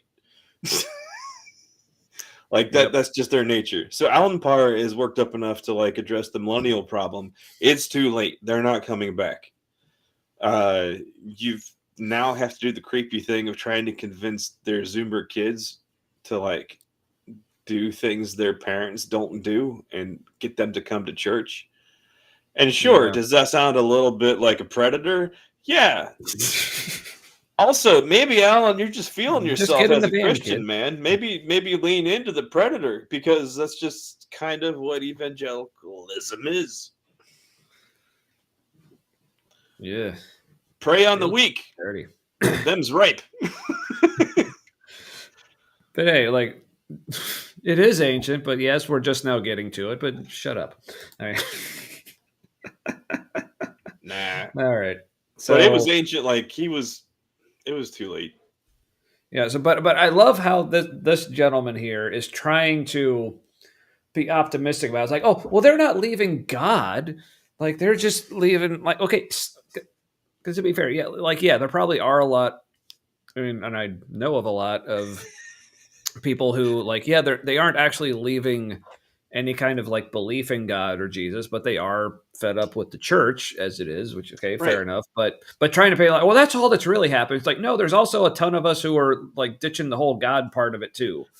But So- even the people, like, even this guy who's like, I'm leaving the church, not God. He is leaving the church as God. Like, it's in Yeah. favor of his connection with what he perceives as God. It's Mhm. not his church. It's not his church as God. So he's like, I'm not leaving my God. I'm leaving your God, which is not a distinction they want to deal with. Yeah. Speaking of a distinction, this is an important distinction. So, yep. The Anywho. sub with the delusions of two- being a dom. Right. Yeah. All right. So if that God's real, that's not the highest God, right? Because he acts like a petulant little shit. So he's not in charge. The petulant shit is not in charge. Right. So I figured this is a good comment to leave up because, like, I just want to do a little impromptu, like, ask the audience. Like, so as far as, like, the look of our, like, comments, I know, like, we moved on to this, like, from this was like the old style because like people said this one was easier to read, but like there's also this one. So That one's harder to see, but it does go better with the color scheme. yeah, that's true. And I actually do like how it's rounded. Wait, what's that Gnostic? Some of that Gnostic shit. I'm curious what you meant. Ooh, No way. Yeah. Yeah, but let's see that in round. I kind of like this too. Yeah. Yeah, we could go with that for a minute. Yeah. Yeah, we'll do that. But also, Restream here, they want us to try the Halloween font. So that would look like, It's illegible. yeah, like Happy Halloween. You can't read it anymore. There are better fonts. So yeah, we'll try this one out for a while. I'm like, yeah, Restream is really just trying to get bought out by somebody. Like they're only trying hard enough to survive long enough to be purchased by somebody bigger, it seems. but yes, Jesus probably. Yeah, that checks out. Yeah, I actually do like this a lot better. Yeah, All right. I'm gonna stay with this, but Halloween is the best fun. All right, fine. If you don't want us to be able to read what you're saying, then there you go, Ember. I do really like Halloween because it's structured and I get to be social with neighbors and there's a reason. Yeah, there's that. But okay.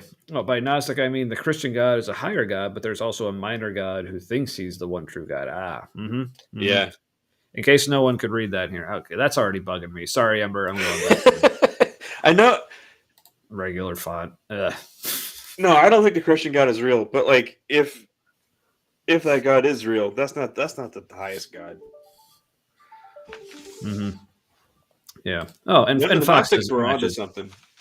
Mm-hmm. I think Jesus' teachings probably led themselves more easily to Gnosticism than what it actually became. Well, yeah, I mean, especially if like from like the Gospel of John, which is essentially a very Gnostic-y type. But yeah. Well, and like the Gospel of Thomas is, yeah. Well, some of it sounds like just some of it sounds batshit, but like like the rest of it actually provides some clarity for like the Gospels we have. Yeah, I haven't read it, so I'll take your word for it. I've only seen parts. Yeah. All right. So, but back to this guy trying to explain, like, it's not really that bad, even though it kind of is. Let's hear him go through things because we never see our pastors and leaders be vulnerable enough and put themselves in a position to where it's like, no, this is where I bleed. Confident enough that we're praying for them and that we're learning from them, not going and talking about them. I don't like it when. Okay, I used to like it when I was a Christian, but it bothers me now when people are like preach and. Okay, not like people saying that in a church thing, but like when somebody is giving you these validating prompts when you're saying what they view as the right theology. It's like this like cult reinforcement technique that people just pick up and use, and it just reinforces programming. It's not natural. People don't typically do it. It's weird, like when you're talking and somebody goes, like you're like, did you just fucking jizz your pants? Like, what are you doing? Yeah, they're like, oh, come on now. It's like, yeah, like, shut up. Yeah, you don't say that like in a work meeting or like in your family's getting together and somebody's telling a story and you're like, come on now. I kind of get it when somebody's like on stage in a church doing it because it's a bit of a performance, and so audience engagement like makes more sense. Yeah, but yeah, I don't know. And gossiping about them being like, oh, did you know Pastor so-and-so's doing whatever? But it's like there's a certain level of vulnerability that's not there, that doesn't exist, and it's making it really hard for us to find genuine connection. Praise God. Bam. So is this gross? But like, okay, but here's the thing. Like with all these, as much as they're trying to just frame defer this to a white lady, by the way. I don't know. I don't He's know. like, she knows the words. I don't recall if we saw like that the lady in question, but so much of this sounds like, and I'm sure a lot of you have heard this reasoning, like when people do try to like come forward with like reasons why they left the faith, and it is like problems they had like with people in the church, or like the way people were teaching things, the way people were acting, or not being genuine enough, or whatever. Like, it'll say, oh, well, it was like the people that did that to you, not God. It's like, so that seems like what they're really trying to frame this as. Like, well, this is just the people's fault. It's not actually God's fault. But my answer to this every time is just, okay, but God still let it happen.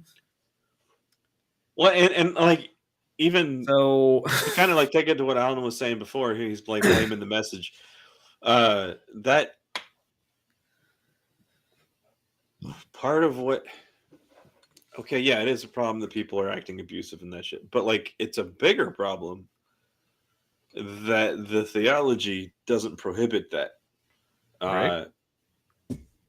Like, Or that's the sticking point. Yeah, sure, right. people are mistreating people, but like they have reasons. Mm-hmm. And Yeah. Or yeah, sorry, go ahead. no, but like, just they have a document they refer to that makes that okay. And Yeah. and Certain that's parts of the it, for sure. problem. Yeah. But then on the other side, of course, you have all these Christians come and say, well, they're misinterpreting it, because then they can probably point to other passages or other verses that say the opposite. Like, we shouldn't be doing that. But okay, bottom line, even if it is the case that these Christians who are like mistreating people are misinterpreting the scripture, and it actually tells them not to do that. Okay, but still you have the problem, like I said, but God isn't doing anything about it. So, and again, like I keep coming back to the parenting analogy. Like, if my kids, like when they were little, I mean, they're teenagers now. I mean, I still have some like level of control over what they do, but at any stage, if I found out like my kids were at school, like bullying other kids, like, and I just didn't do anything about it, like, then those kids would have every right to also be mad at me for not fucking doing anything about it. So, like, yeah, be mad at my kids for mistreating you, but also, like, it's my responsibility as their parent to at least raise them in such a way that they don't do that. Or if they are doing that, try to intervene and tell them, like, hey, knock that shit off. Would you first ask what the... I kind of feel like, because we raised our kids a certain way, that, like, we would probably ask our kids, well, what did those people do? Right. Yeah. Because and then tell them, it's not the best way to handle that, but I understand. Yeah, because I mean, out just like a little like parenting brag here. Like, here's how we raise our kids. I remember when our daughter was in kindergarten. There was like another kid in like her class. I don't remember why or what was going on, but like he hit her. And fucking level that shit. Well, but here's the thing. Like, we found out, like, so like their mom, like, to her credit, like, because like the teachers like called us and like they were talking to their mom and said, like, here, just want to let you know, here's what happened in school. So like initially we're like, oh, this kid hit our daughter, like, but the teachers explained that, and also like good on the teachers for like being able to explain this. I guess this kid had like just recently been adopted and was like going through like a bunch of shit, and so we were like, oh, okay. Obviously we don't think it was right that he hit, but we're like, well, okay, this can't continue. However, yeah. Right, but also got to remember, okay, this kid's 5, and he's dealing with this, So yeah, as also you would when you're 5, right? So immediately we're like, okay, we don't like that happened, but okay, thanks for telling us out. Now we know the situation, so now we can like have some like sympathy for this, but also credit to like feel safe. Yeah, but also credit to our daughter, because like we explained this to her, and I think, I don't know if like she also knew this at school, but like we like talked with her about it like when she came home. But this kid, like, speaking about our daughter, like she like just immediately started like sympathizing for the dude. Like she would like literally like come home from school and like we were asking like how things were, and like she'd mentioned this kid like, oh, I won't say his name obviously, but she's like, oh yeah, she would say things like, oh yeah, he was having a good day today. He was, or other times like, yeah, he was struggling a bit today, but like he's been having some trouble, but he's doing all right. So just how she like got it, that like. Do you think I'm empathy? like, so I just wanted to brag on my kid and our parenting prowess there for a second, but yeah. No, yeah, good on you. Also, I'm like, it made me wonder if like empathy comes naturally to people. Like, sure, like kids when they're younger and they have problems, they hit other people, but it doesn't mean they're not empathetic. It just means like they don't know how to deal with it. Like, I kind of feel like empathy comes naturally, and you have to teach it out of someone. Which makes me more angry at religion. Right. But also, as Ember says, on Facebook, why doth their God fail to intercede on behalf of innocents so deeply distressed? Well, they must have done something wrong. Yeah, or so basically, it's all part of something even better. Yeah, so I guess basically the point of my story, like with my daughter, other than to just brag on her and our parenting, more to say, like, I guess to go with the trope from the Bible. So if we who are evil can teach our children to treat other people that nicely, then how much more so should their heavenly Father be getting them to not be shitbags? Well, to you're everybody? assuming you know what is good for a God to do. Oh, I don't know what he said was good to do. That's what I expect is good. But for it's a him little to do. unclear because like the genocide and like the like institutionalized, militarized rape and abortion and shit. And Right, but real quick, Ember on that royal garb. Yeah, the Facebook profile pic is, need to show it off, and I we can't appreciate see it because So- I can't wear my bifocals right now. Yeah, I'll just show it off a little more. So and with the regal language there, very King James, very. Speaking of King James, Missing Mod posted a. I was going to say, do we need to? Kent Missing Hovind Mod's cool though. Video about why the King James Bible is the best. And B.S. Lewis had a great answer. He's like, so like the original one with like all the Catholic books in it, or the other one? Right. Good question, BS. But yeah, as Fox says, learning to navigate emotions is challenging, but the important part to using empathy. Yes, I can read, and I also concur with that, and concur with this by Fox. Always majestic is Correct. the Ember. So, all right. We're watching Alan Parr. I keep like my brain keeps wanting me. Every time we freeze him, he looks a new kind of bad. It's a talent of mine, A valid reason for why millennials may not want to be in church? I would probably say, yeah, that's pretty valid because a lot of church people try to front and act like they have everything going on. Hold on. What was the previous point?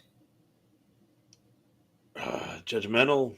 Are we only? Wasn't it also wasn't it also about like? Because the first point was like how like people in church are like judgmental and hypocrites or whatever, but then the second point is also about how people in church like aren't authentic. It's like, isn't that kind of the same thing? But he's like, well, that's invalid, but this is valid. Like, well, see, they're being fake about their judgmental attitudes. If they were just honest and like, I'm just telling you what God's telling me, like that would be fine. It's the fact that they're trying to like sugarcoat it. That makes them fake. Yeah, because this is something that like I said, like Vice Rhino did this video a while back, and he kind of redid it recently in his Meathead Monday series that he's doing. Are you familiar with that series, Matt? The what now? So Vice Rhino on the YouTube. So he started doing this thing a while back called Meathead Monday because like people know like he used to do videos just like with his cartoon rhino avatar, but then like recently he's just doing like with his real self on camera. Monday? No, yeah. I'm not So familiar what? with that. Yeah, so basically he's taking old videos that he said did not have his meaty head on camera, and now he's Oh. redoing them with his meaty head on camera. No, I didn't know he So. was doing that. I didn't know. I didn't know it was called that. Yeah. That's valid point. Yeah.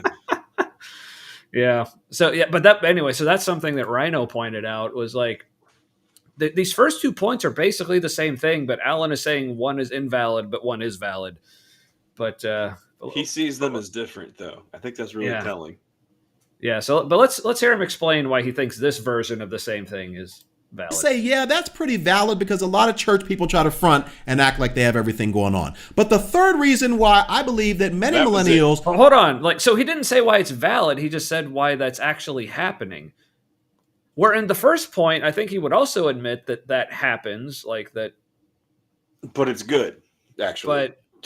But where in the first point is like, yeah, people are saying these things that are bad that you don't like, but it's okay because... Well, I guess the difference is like in the first point, it was really more centered around like people were mistreating other people, but more based on what the Bible actually says. So basically what Alan's saying is like, yeah, you can mistreat people as long as it's biblical. Yeah. That's essentially the point here. No, good on him for being honest. Yeah, even if he doesn't realize it. Yeah, he's not fronting like they got it all, like he's got it all going on. Yeah. No fronting here. That's no siree. Are not wanting to go to church, and many of them have confirmed this, is that they just believe that the church is filled with hypocritical people that say one thing and do something else. Now, what I will say... Isn't this also the same thing? Yeah. All right, so for people who haven't seen this video, place your bets now. So this is apparently like the same exact problem, where before Alan says it wasn't valid, and then said it was valid. So place your bets now. Do you think he's going to say this is valid or invalid this time? Going to break the tie, I guess. So a lot of these objections that millennials supposedly have are had, being an older video. Yeah, probably still have. Let's be honest. Is that it's mostly a problem with the people in the church, and he's done nothing to solve that issue except blame God and the Bible. And the people who were leaving. Right. Yeah. Isn't that like a tacit acknowledgement that, like, yeah, church people suck all the time. Church people suck.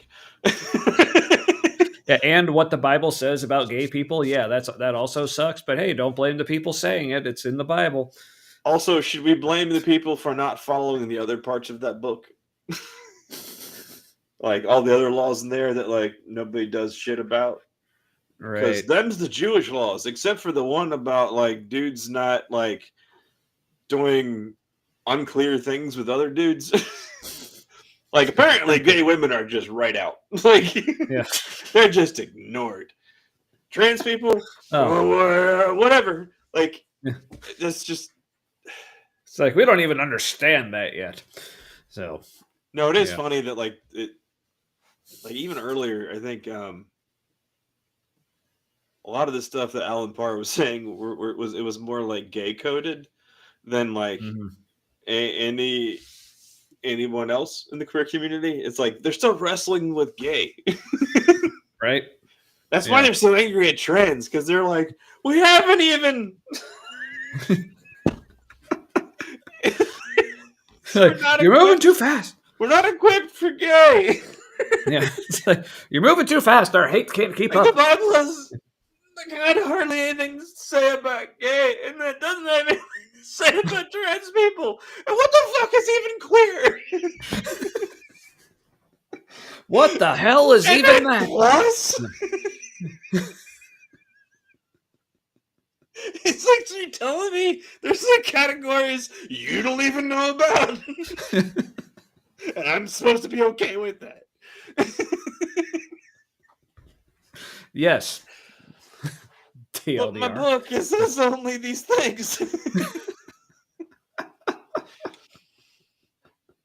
Oh man. Bless their hearts. All right, so Looking So in forward the to chat, the day like, when they all live in a camp they designed for themselves. so in the chat, like, so let us know if you think this version of the same thing. Is Alan going to say this is valid or not valid? Even though he said both about it before, but like, what's he going to say this time? So, yeah, don't blame us. It's a GOP that switched targets suddenly in 2015 when they lost on gay marriage. Yeah, yep. Nah, they're about to do a redo on that too. They're going to try to in the Yeah. Supreme Court. Fuck, don't remind me. God. Ugh. I blame Clarence I mean- Thomas. I've done this a lot this evening. Man, in a mood. All right. What? Okay, so my son, I told him about. I had to describe to him because of things I can't go into because it's not my story. But Mm-hmm. I was like, hey, here's the list of everybody the administration is now saying is a domestic terrorist / supporter of domestic terrorism / having thought crimes. And and he's like, you can't just do that. Like, that's not a thing. Right. And so that's what the younger generation is looking at this as. Like the majority of them going like, this is awesome bullshit. Right. It's, Yeah. So I guess to give just the kind of people, ignoring it. Like, sure, you can try to enforce that, but like, we won't change our mind. yeah. So again, I will say, like, again, for a couple things. One, to give people a little more hope about the following generation, but then also, yes, brag on myself and their mom for our parenting skills, and also, like Matt, clearly, like what you just described there, like I raised your kids well.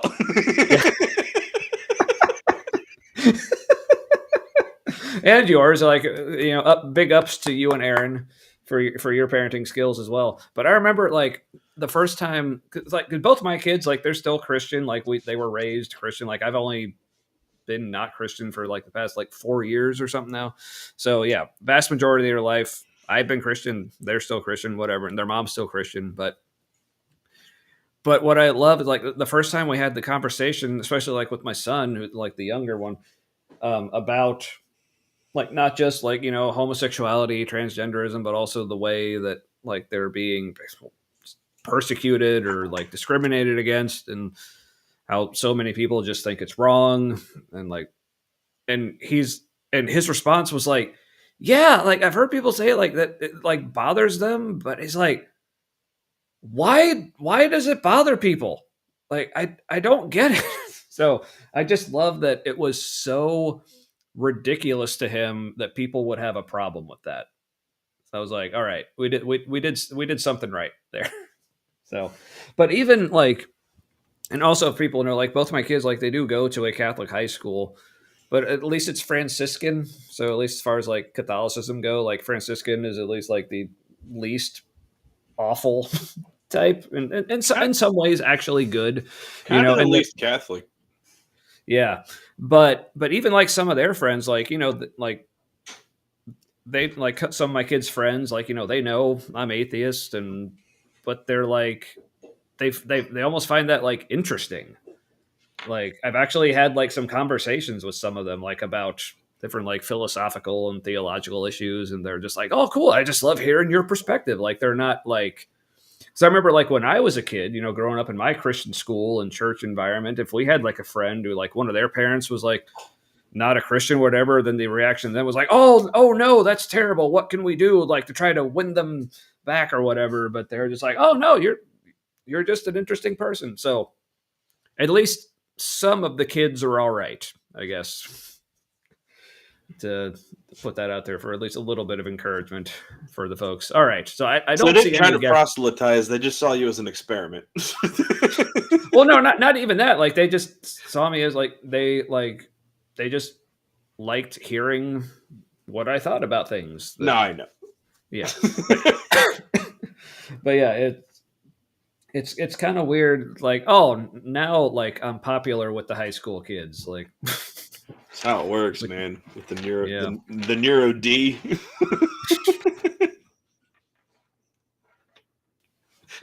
yeah, I'll anyway.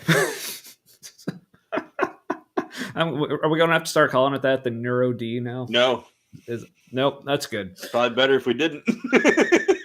Especially in that context. All Yeah. right.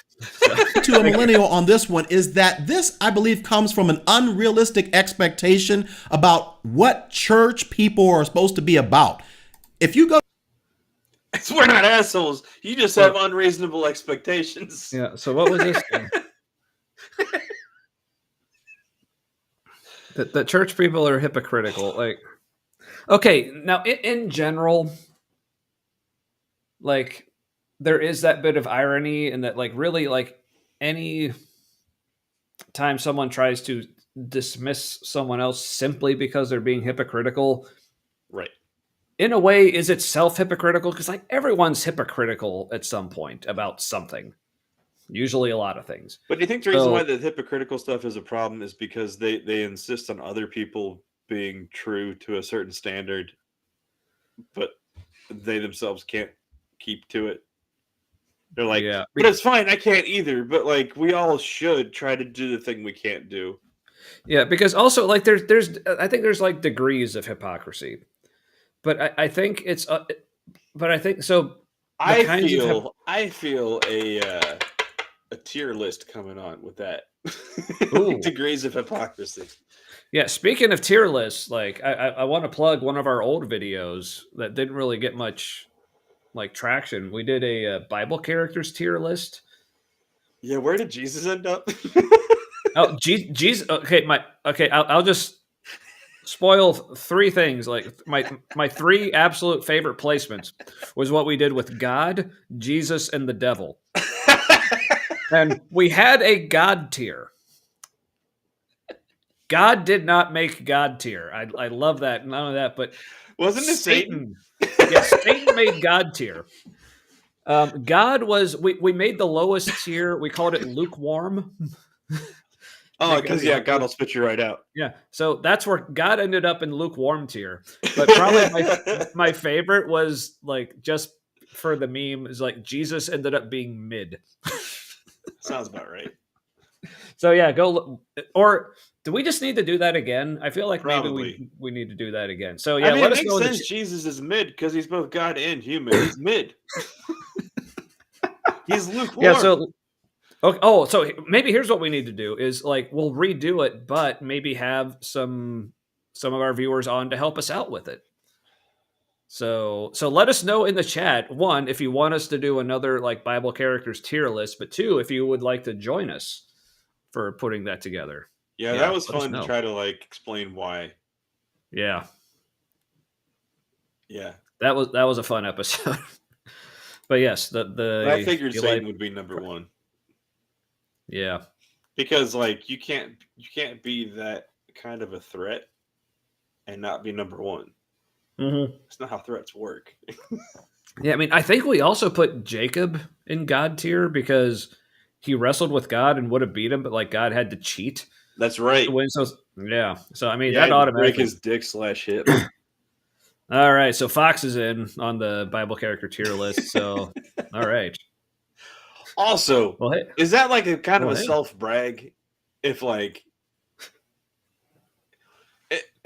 to use like the hip euphemism for like your manhood, isn't that kind of like bragging? Like myself is my thigh or my dick. Like neither Right. can God apparently. Yeah, they're so hard, but also that whole story for people who don't know, like there's a story in Genesis where like Jacob wrestles with God, and that's where God changes his name to Israel, which means like he wrestled with God or something, and that's where you get the name of the nation of Israel. But so That's a move you can't do in WrestleMania. yeah, but that like gave way to like one of my favorite. I don't know if you call this like an expletive or a saying, but like a saying of exclamation, like kind of like along the lines of I will cut off my legs and call me shorty, like when something like is presented to you that you find like, oh, that's amazing. So that what the new one that I came up with from that story that I'm trying to get to trend here is like, well, break my dick and call me Israel. So trying to get that out It's there. amazing how much stuff you remember. Well, hey, it's the tism, man. When my brain wants to remember something, it's like locked in. So, so I Clan have no Eris. idea. So I have no Yes, idea what stream Kian Eris is watching, but Where did you uh, fall off? yeah, I'm like, what? Were we talking about Biden and If the you're economy? not a bot, I am so confused. Yeah, Like this is but what you do, you just drop in somewhere and say some random shit. Like but I will say, like now that you brought it up, okay, like the inflation that like we're experiencing here in the country. First of all, inflation was a global phenomenon. Like coming out of COVID, like with all the pent up demand, like yeah. everyone was experiencing inflation. But if you look at the charts, like comparing different countries, and first of all, I just want to put it out there: I'm not a Democrat. I am by no means a Biden apologist by any stretch. I got tons of issues with the guy. But Sir, if you this look, isn't Wendy's. sir, this is a Wednesdays. But but if you look at the charts of like how inflation was being handled in various countries around the world, the United States was performing among, if not the best.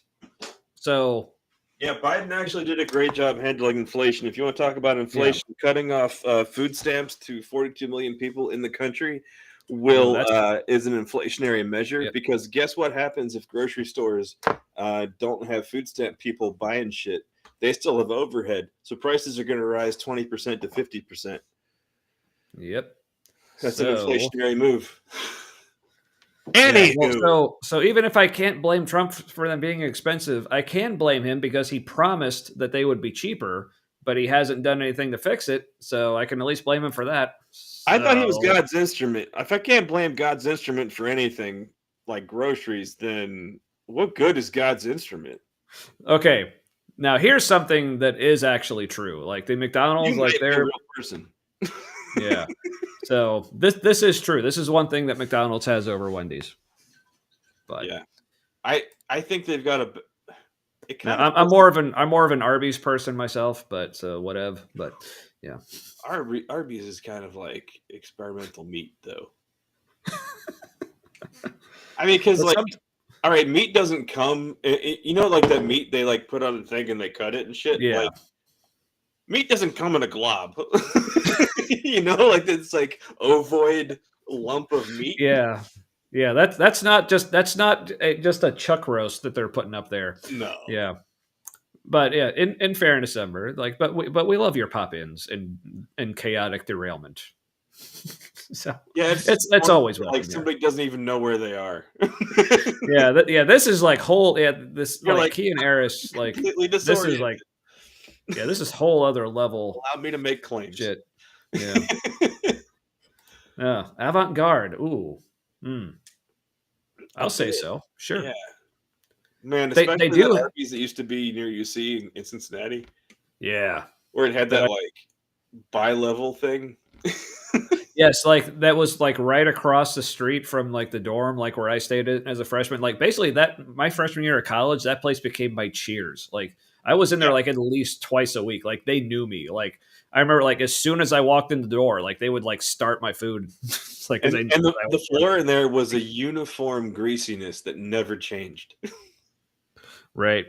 But yeah. Oh. Yeah. Oh. Yeah, that was a Oh. good place. Where are you that you have so many Korean chicken places? I don't even have one. Like I want to have so many. And Korean chicken, like Korean barbecue, they have good meat in general, especially beef. Like Yeah. Yeah, and like in Korean fried chicken. Ah, I haven't had a Korean Beautiful. fried chicken. Sounds yeah, great. see, I keep waiting for like Cincinnati. We have an Asian food fest in the spring. Like I just keep waiting for that every year. It's like also because that's like my daughter likes going there, and that's one of the things that like my teenage daughter like she still like enjoys being in public with me. So, Canada. ah, That makes sense. yep. Well, have a good night, Ember. Thanks for hanging out. Yeah. Good to see you. And I caught some of your shows. I will try to be on for more live or later. But yeah, good stuff. If you're not familiar with Ember, check her out. I'll try to catch tomorrow. I'm going to be Yeah. on wallpaper in the morning, so I won't be chatting. But like, I might let you know I'm there. Yeah, definitely watch Ember's like live streams. That's good shit. So, all right. So still no one's saying if they think that Allen's is going to consider, even though this is basically the same as his previous 2 points that he said one was valid, one was invalid. What do people think? They think he's going to say this is valid or invalid? I'm curious. Not just for algorithm reasons. I'm genuinely curious. Place your bets. This could be either way. Is he gonna claim people aren't claiming to be perfect, and so they can't be hypocritical? Or see, I think, and I don't quite remember this part from when Rhino was covering it, but I think it's going to be probably similar like to what I said earlier about, well, everyone's a hypocrite, like, but that's not the point or whatever. It's like, okay, but about certain things, like, okay, like if I'm a vegan and I'm looking for like some sort of like vegan group to join, but then I like go like and hang out with them and they're like all eating steak, and I'm like, you're a bunch of hypocrites. Like, because it's not, because I guess the claim is not just the general, they're hypocrites. It's what exactly they're being hypocritical on. Because, yeah, you could say, like, this person in the vegan group who's, like, eating steak is like, okay, yeah, everyone's a hypocrite on something, but if you're wanting people to join your group that's about a certain thing, you shouldn't be hypocritical on that certain thing. That makes sense? Yeah. So, jumping off of what Fox says. Yeah. I think he'll probably say it's valid, but he's one of the good ones. I think that's the feel it's going to have. Yeah, I'm more with this. I'm more interested in what the light bulb tripod has. Thinks. So. Yeah, it looks like it's in charge. Yeah. Like it's making it actually, the way the whole lamp, like the top part is kind of set back a little bit. It almost, to me, it looks like the lamp is saying, actually. Anyone else? Yeah. Wait, it's weird that yellowish light is not affecting the lighting anywhere else in the room, including on Yeah, here. it seems like that part should be like super blown out. So, or maybe they have it on a dimmer on like its like lowest setting possible. I don't know. But like, shouldn't it be casting a yellow light on? Shouldn't we be able to see a yellow highlight like along the edge of his jacket and shit? Well, maybe not, because it's So kind of shooting like more like behind him, so it's not actually hitting him. That is kind of directional. Yeah. But yeah, deep philosophical light bulb and deep philosophical discussions about the light bulb. We know that's what the people want. So we're here for you. That's what the weed wants, apparently. What I will say to a millennial on this one is that this, I believe, comes from an unrealistic expectation about what church people are supposed to be about. Yeah. If you go to church and you're expecting... Yeah, they church are. People are supposed... Yes, but we're not perfect. Like church people are supposed to be about being hypocritical. Come on. Like, what is that? Is that what he's really saying? It's like, you can't expect us to not be hypocritical because we're not perfect. Hold on. Perfect is different than being hypocritical. Yeah, but also, like, what was his wording here was important, I think. On this one is that this, I believe, comes from an unrealistic expectation about what church people are supposed to be about. Okay, what they're supposed to be about. Aren't they supposed to be about not being hypocritical, though? Right. And doesn't this conflict with the thing he just said, where people pretend like they have it all together, but they don't? Isn't that being hypocritical? Yeah, and he said that was valid. You have an unrealistic expectation / I have an unrealistic expectation because I just said that thing if I'm Alan. It's like, I swear, it's like in his mind, he doesn't really even see a connection here at all. To him, this is just, a collection of words, and I'm just going to say a collection of words in response. Like, this is... They lower the bar. Low. I lower the bar. I lower it.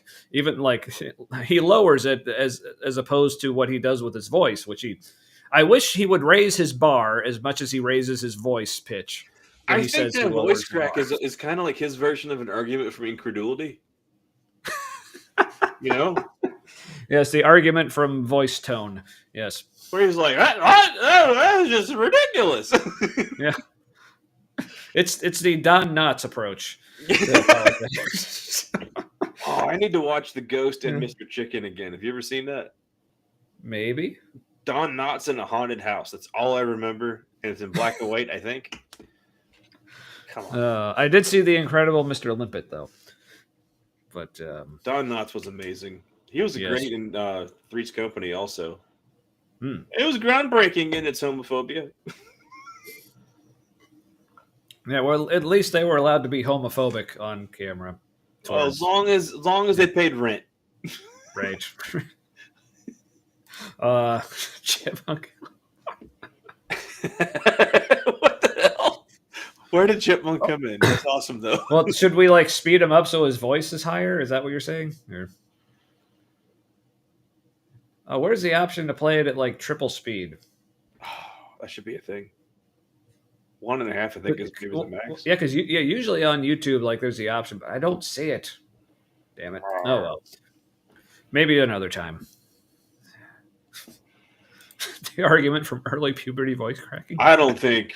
See, there's an untapped apologetic right there. Yeah. William Lane Craig, did he go through puberty? Does he even have sex with his wife? I know he has kids. Right. Okay. Or So at least as one many kid. times as he has kids. Right. Oh no! This would be intolerable. So, God. If you go to church and you're expecting everybody there to have it all together or to be perfect or to not be hypocritical any more than the people at your job or anywhere else that you go in the world, I think you're setting yourself up for an unrealistic expectation. So Is he arguing that Christians are no better than anybody else? Like that? Like they are just as hypocritical as anybody else? Like their faith does nothing to save them from that? Apparently, again, like weird choices by Alan tonight.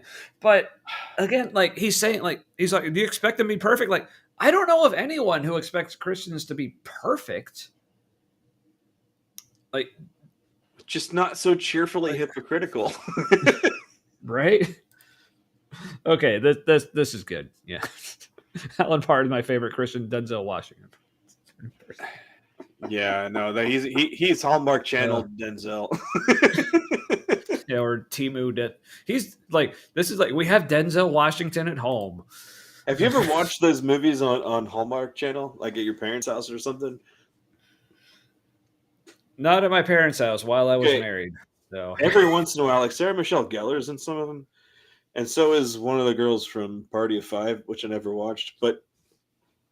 Except for those random people who are actually famous who are on the Hallmark Channel, there's these other people, just a slew of white people that just look so much like somebody who's famous. Oh yeah, yep. And act about as well, which is the sad part. It's like, oh, yeah, that's true. You're fine too. Just this is all dumb. But also, I'm assuming like, well, BS is here. Does this mean Nitty's stream is over and we're probably so? But yeah, but if Nitty's still going, like I said, don't tell him to stop. Like, let him cook, like we said before. But yeah, just let people know, like, hey, when he's done, they can come hang out here. Yeah, right. But yeah, that's true. Jesus did say that was the expectation. So basically, what Alan is telling us to like ignore Jesus's expectation. It's like. Alan is like the worst Christian ever. Right. He's like, so far he's had us, well, don't blame Christians, blame God, because he's the one saying all this intolerant bullshit. And also, Jesus says to be perfect, but don't actually do that. All right, so remember how... What was that one guy's name where we were, he was a pastor or some shit, and we were sure that he was an atheist and didn't know it.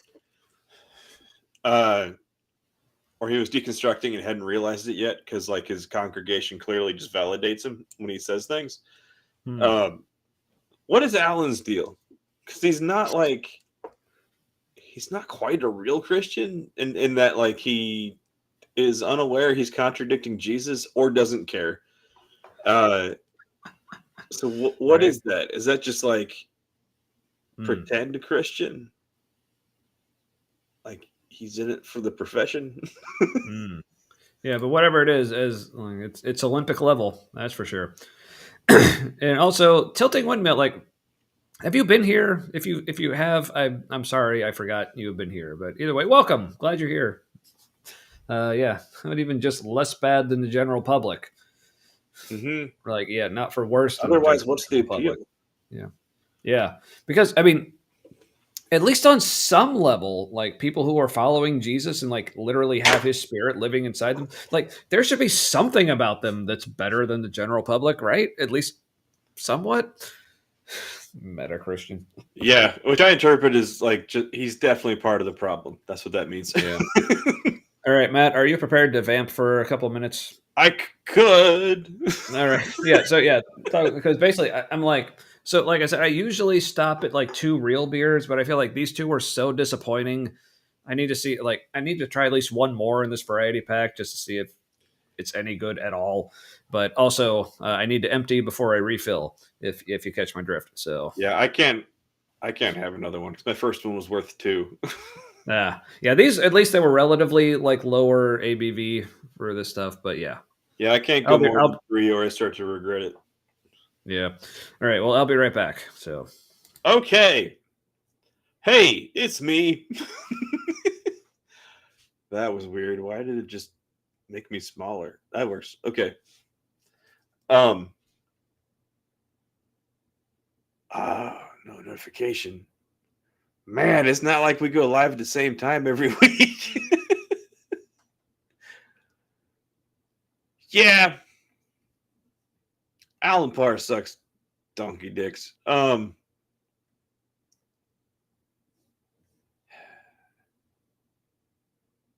don't know if he's the kind of Christian that I like less or more. No, he's more of a grifter. He kind of, but doesn't know he is, or doesn't care if he is. Has my troll come over yet? I don't know who's your troll. We did have a guy drop in and ask us. No, he made a claim that, like, out of nowhere, that like Biden did a shitty job with inflation or something. I think he left.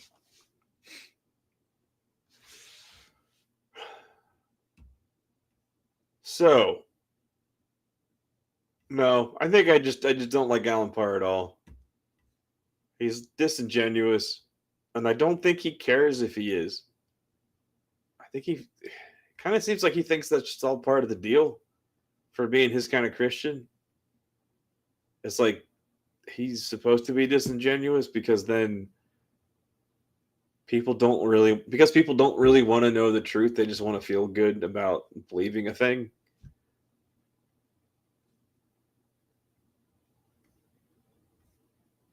Yeah, religion is gross, people.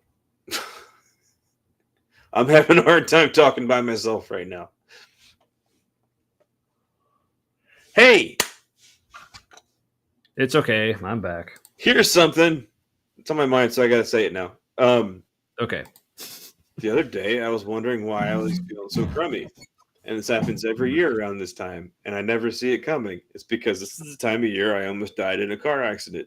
/ maybe did die and came back. It's unclear.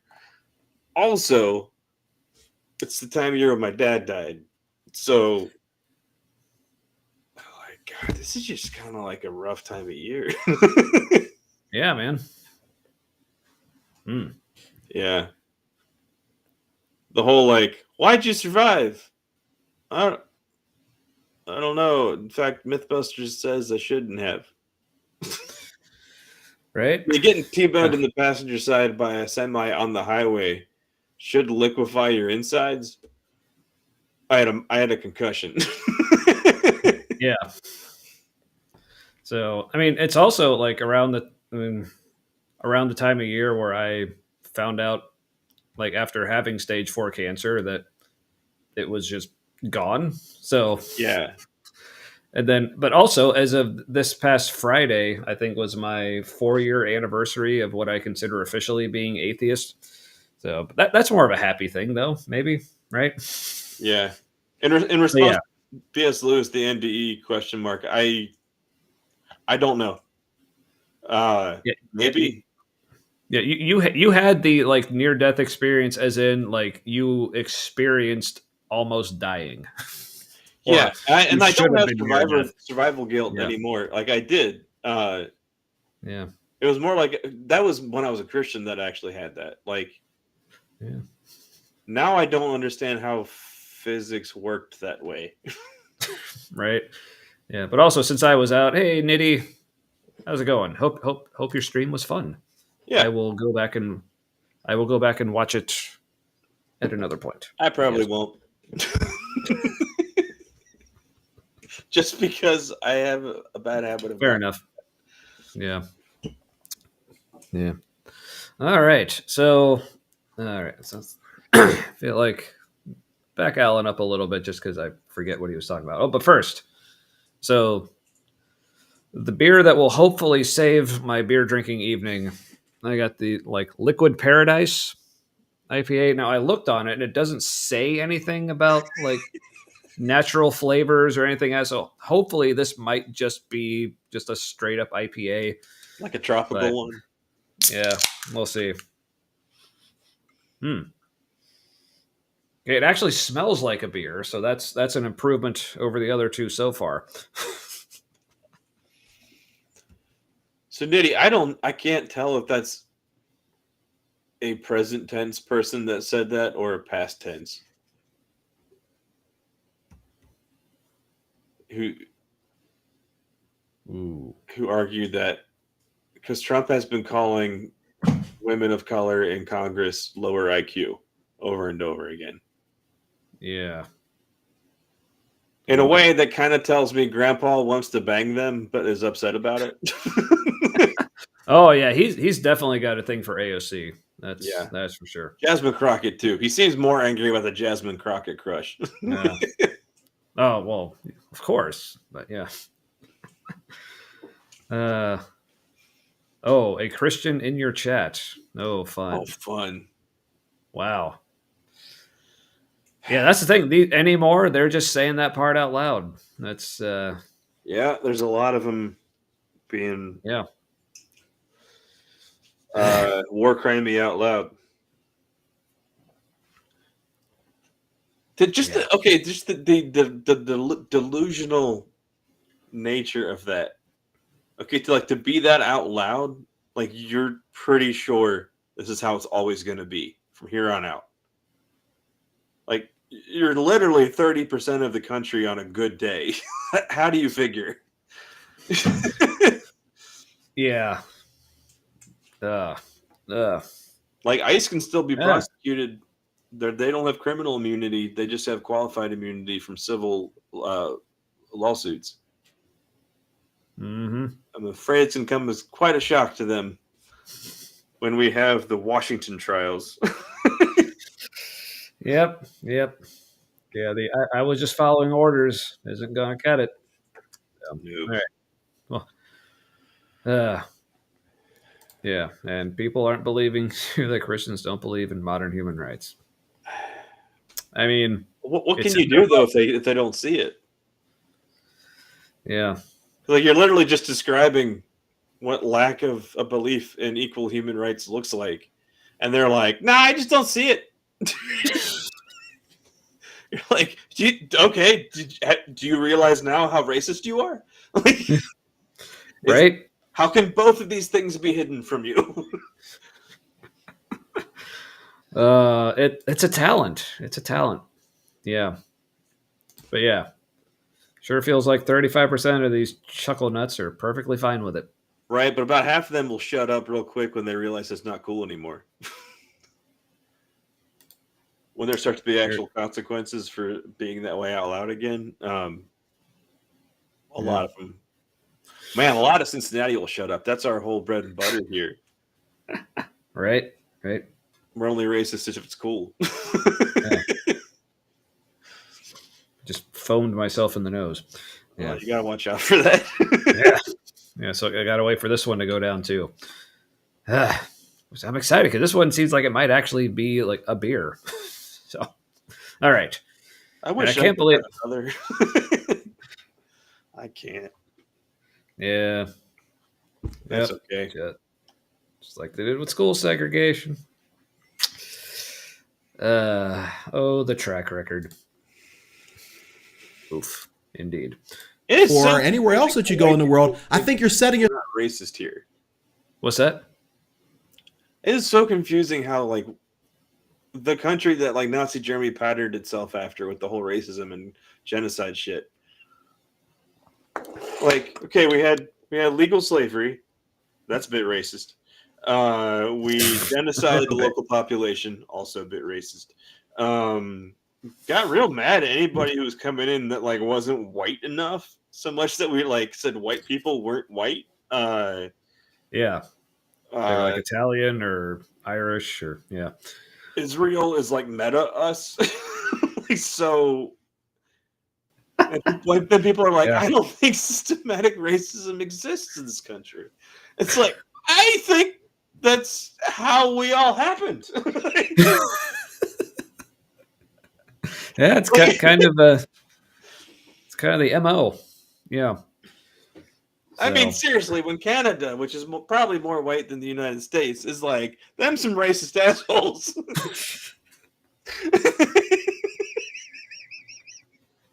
You gotta throw Canada under the bus just because they're better.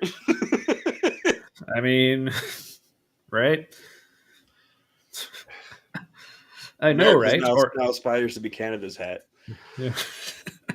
I know, right? Or as I enjoy saying to my kids because I think it's the cringiest thing ever, so I do it all the time anyway, like IKR. Well, if Canada's America's No. hat, I think America's Canada's underpants.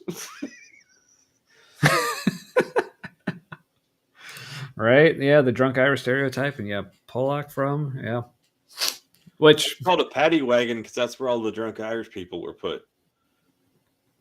okay, like I will say, like to my dad's credit, like as much of a like very like white conservative Christian as he is, like I will say to my parents' credit, they have had some like anti-racist like streaks in them as well, which I appreciate because I was always brought up thinking that was wrong. I remember there was like the swimming pool club, whatever thing like we belonged to when I was growing up. Like I only vaguely remember it. I just remembering it being like one of the awesomest places ever because like it was so cool. But like we left it when I was 5 and I didn't know why. But I found out later. I guess my parents found out that the people who owned it basically just like didn't let black people join. So they're like, screw this. So I'm like, all right, big ups for that. But also like, but speaking of the Pollock reminded me because this joke I remember like hearing my dad tell. It's like so how many Polish people does it take to screw in a light bulb? His answer was the answer just one. Just like yeah, yeah. I just enjoyed that because like yeah, one it's a light bulb, right? They're Polish. Also, so I kind of I just always found that hilarious. based on just the resilience of the Polish people and the Ukrainians, for that matter. I think those jokes were because people felt threatened because here's these Polish people coming in who like can do more shit than the people who are already here. I mean, partly because they've had to through their, in parts of their history, but right, yeah, I think it's because they thought they were a threat. The truth is probably took fewer Polish people to put in a light bulb than the Americans that were already here. Right? Yeah. All right. So I guess third drink status update. It's still not great, but this one at least tastes like a beer. So I am enjoying it immensely. Beer only flavors. Yeah, that's what was wrong with that last beer I had. All I got off that was doll head. That sounded bad.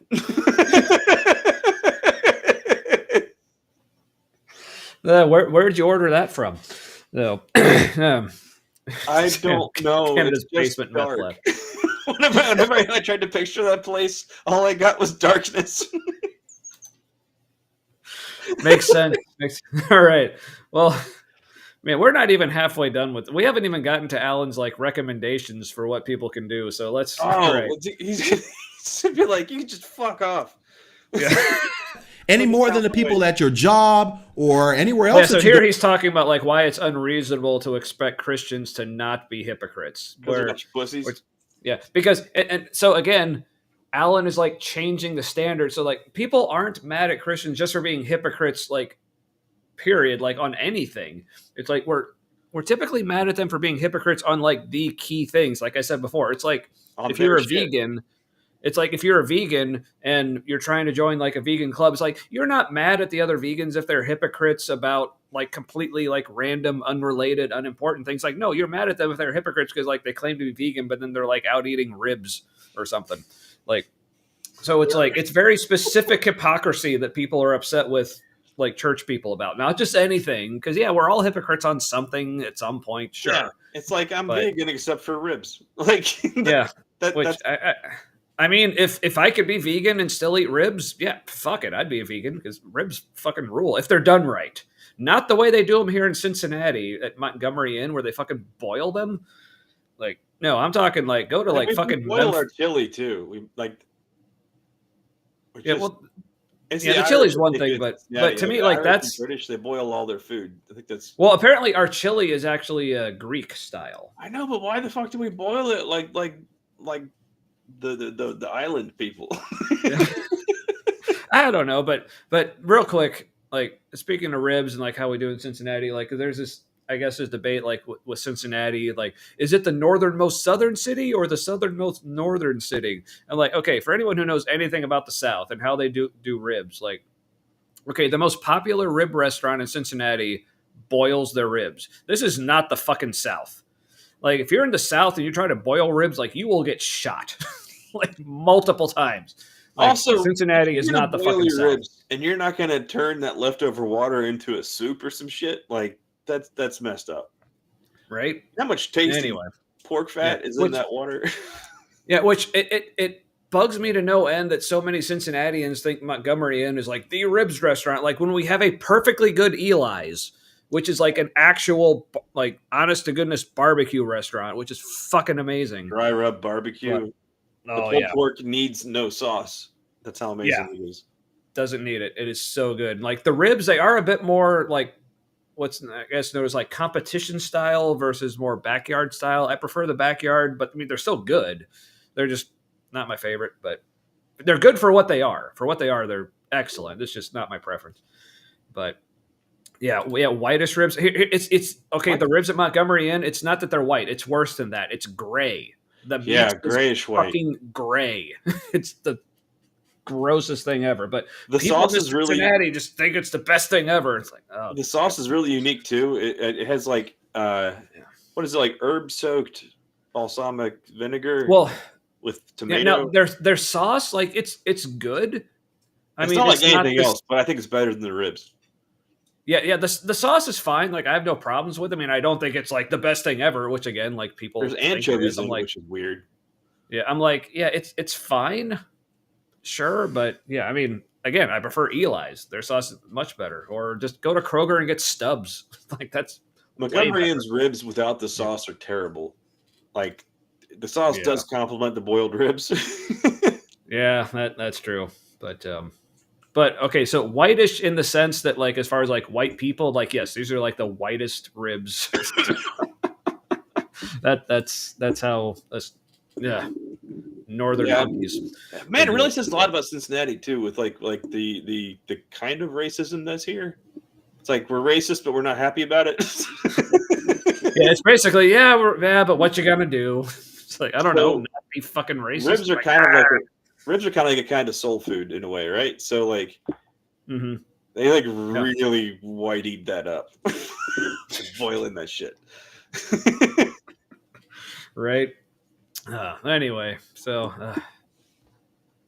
all right, back to Alan, I guess. In the world, I think you're setting yourself up for an unrealistic expectation so that now when you peel back the layers of these people's lives and you see that they're struggling with different things, then now you're like, okay, well, I don't want to be a part of this because these people are hypocritical. What's interesting is that you don't quit your Okay, well, it's not that they're struggling with things. Like we're fine with people struggling with things if they're honest about it, and it's Yeah. like and if they're dealing with these things they're struggling with consistently with the faith that they're trying to preach to us. But with the people, the problem with the hypocrisy is it's like we said, it's a matter of what they're being hypocritical about and whether or not they're dealing with it. Is like, okay, yes, I know I'm struggling with it, but this is the thing I need to work on. The problem that people have with people in the church who are hypocritical about shit, it's like this stuff that's like bad and like demonstrably bad, like even just on a human level, but also according to their Bible, like you shouldn't be treating people this way. But it would be one thing if they approached like so take like, a lot of like conservative American, MAGA evangelicals, whatever, how they're like fine with something like food stamps being cut off and how like we're not actually taking care of people who are in need, even though the Bible fucking says take care of people who are hungry and in need.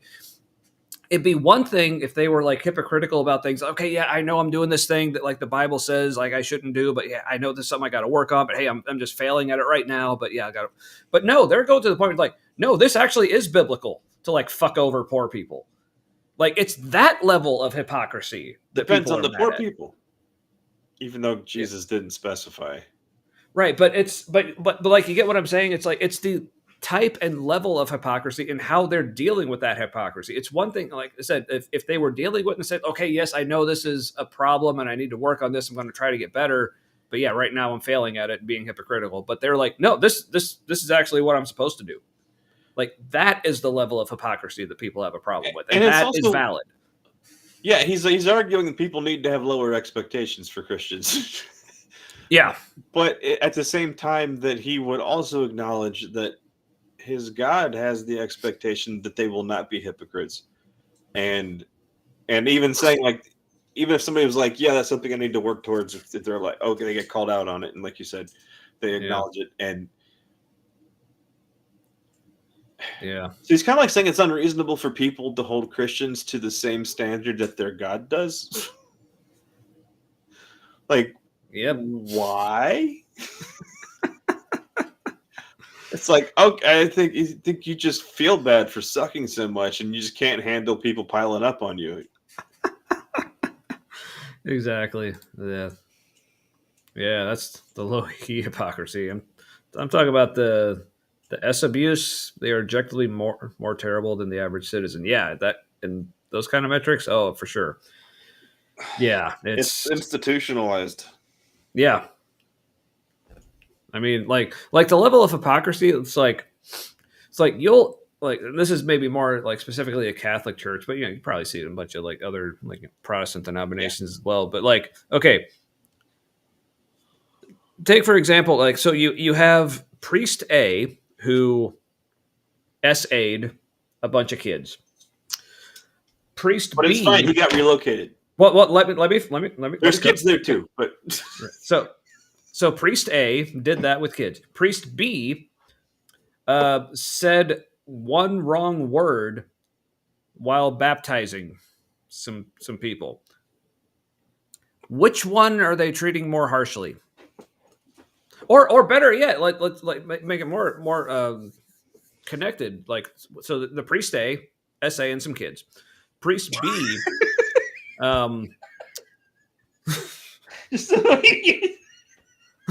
just the way he said that, it was like funny and terrible. Right? I mean, so priest A does that. Priest B receives like a confession from a parishioner saying like, yeah, I've done that kind of stuff to kids. And priest B said, shit, I need to report this to the police. One of those priests is being excommunicated. Yeah. Which one? That is the kind of shit that we're talking about when we said we're fucking sick of the hypocrisy in the church.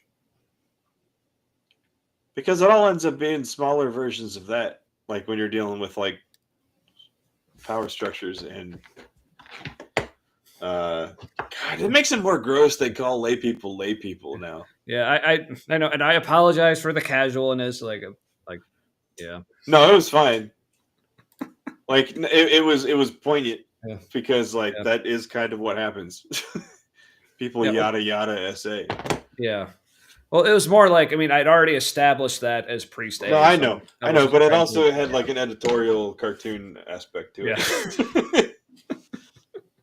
Right, yeah, because anyone, like, I mean, I know, like, no one's probably taking with it this way, but yeah, like just so people are like, I take that sort of thing anything but casually, but I'm hoping that's apparent enough. So, Well, yeah. all right.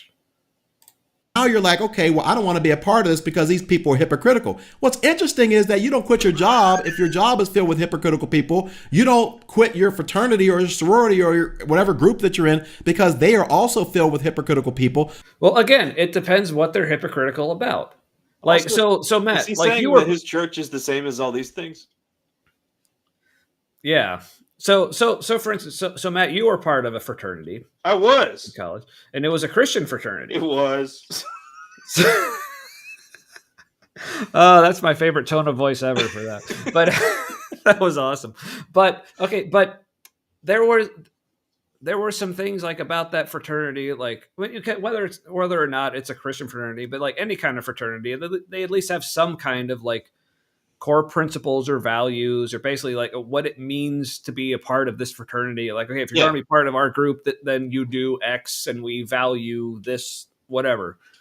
So, and you were Christian at the time, like your Christianity, that's something you took seriously. Now, if you were part of this Christian fraternity, but at all of their meetings, like not only were they never talking about Jesus or the Bible or praying, but instead were like sacrificing goats to Satan, like We you'd be did like, have an altar ritual, but it Right. was fine. But There was a you'd be- cross on it. yeah, but you'd be like, okay, this is hypocritical. I am leaving this fraternity. Yeah. Right. So again, that is a valid Well, reason. I don't know. Knowing me now, maybe I wouldn't have. Maybe I would have been like, Okay, That's well, not what you happens. specifically, but if any person who, like, as a Christian said, okay, this fraternity is being hypocritical, I'm leaving it. Yeah. Like, so again, like, yes. Also, some. I mean, there was that one fraternity with the biggest house that was like being hypocritical is their whole thing. They're like, we're gentlemen. Well, also, yeah. Yeah. But again, if someone were to leave that fraternity so yes, people do leave organizations for being hypocritical, like, or at your job, like if you're working for an organization that, like, for whatever said, this is our company's mission, this is our goal, but then like the more you're working there, you're realizing, okay, everyone here is like not doing that thing at all. In fact, they're actually doing the opposite, and they're acting Like counter Procter to and what, Gamble, who will never ever sponsor us. But right? But yeah, I mean, people like, That yeah, place- people leave things because of hypocrisy all the damn time. Like, Alan, what the hell are you talking about?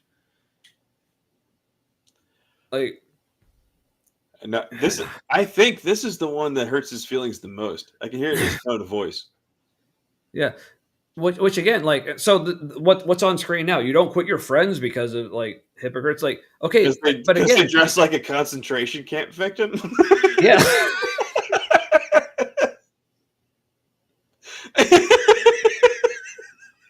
God damn it, dude. But it is. I know he wasn't talking about this, but I'll just put this up now. Feel free to deny this, but sorry, that was probably uncalled for to have you tacitly approve. It looks of like that. they formed a circle and are pushing him around. Yeah, but here's the thing. But people, but again, it all depends on like what kind of hypocrisy. Like, people leave friend groups for being hypocritical all the time. Like what the hell is he talking about? Also, Yeah. what does this say about his church? Where he's like, you wouldn't quit your job if it's full of hypocrites. That's why maybe I'm so hurt by this, because people quit the church because they think I'm a dick in real life. And they're like, I can't work here anymore because you're being hypocritical. And he's like, you wouldn't do that at your place of employment. Like, why wouldn't Or your I? fraternity. Alan got kicked out of a fraternity. Oh yeah, that's what this sounds like. Or they wouldn't even take him as a pledge, which is kind of like they won't even take you in as somebody who they want to abuse for a minute. Oh, Man, that's rough. So my heart goes out to Alan, I guess. So, oh, I think he's Maybe he shouldn't have worn prequeling some the bad costume news. this guy's wearing. Oh God! All right. Oh yeah, bad news. Bad news in what way? Like his Let's next find thing, out. where he's So like, is this a valid reason What's that? yeah, never mind. No, let's just let Okay. him say it. Okay. to not go to church because the church is filled with hypocritical people? No, I don't believe it is, because Again, it all comes down to what these people are upset with them being hypocritical about. Like he's I think he's completely telling missing on the fucking himself. point. Okay, because the one thing that he said earlier that was valid, when he was fine with it, he's like, people. I think that was the thing that he was sure he wasn't. And now these other things that he's saying aren't valid, these are things that he knows people think about him, or he's worried they do. Hmm. This feels like self-defensive. A And I bit. doubt he has any real friends through work. Like, I bet he has no real friends at his church. And if he does, it's somebody like from before. Hmm.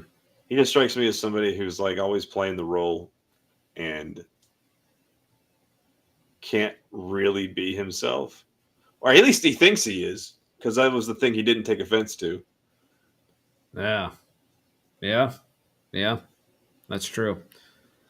But yeah, but if Alan wants to know what social interaction outside of church is, then he should like come join like the Tri-State Freethinkers on our Secular Souls Be a monthly guest on our walkthrough. podcast. Ooh, yes. There Convince you us go. to be Christians again. That would be so fun. I mean, funny. I mean, fun. Yeah. Dude, none of yeah. the apologists really do that. We could be their nemesis. There you go. I like that. Yeah. Like he's trying to soften the blow of some Right. naked like hypocrisy that he's been caught doing. Yeah. Trying to soften the news is something that hasn't yet been made public. Ooh.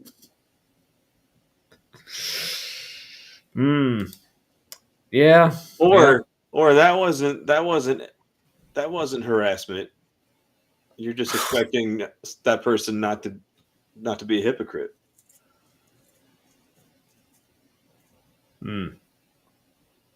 Yeah. Weird. It's not harassment. Your ass does look good in that dress. You know, like that kind of shit. Like, how was that harassment? I was complimenting her. Yeah. I was just acknowledging my sexual attraction to her ass in that dress. Like, yeah, okay, you can have that happen. That's not a sin. The sin is saying it out loud.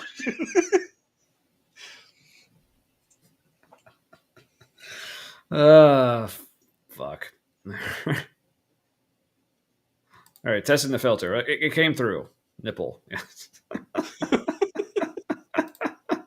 Thank you for testing.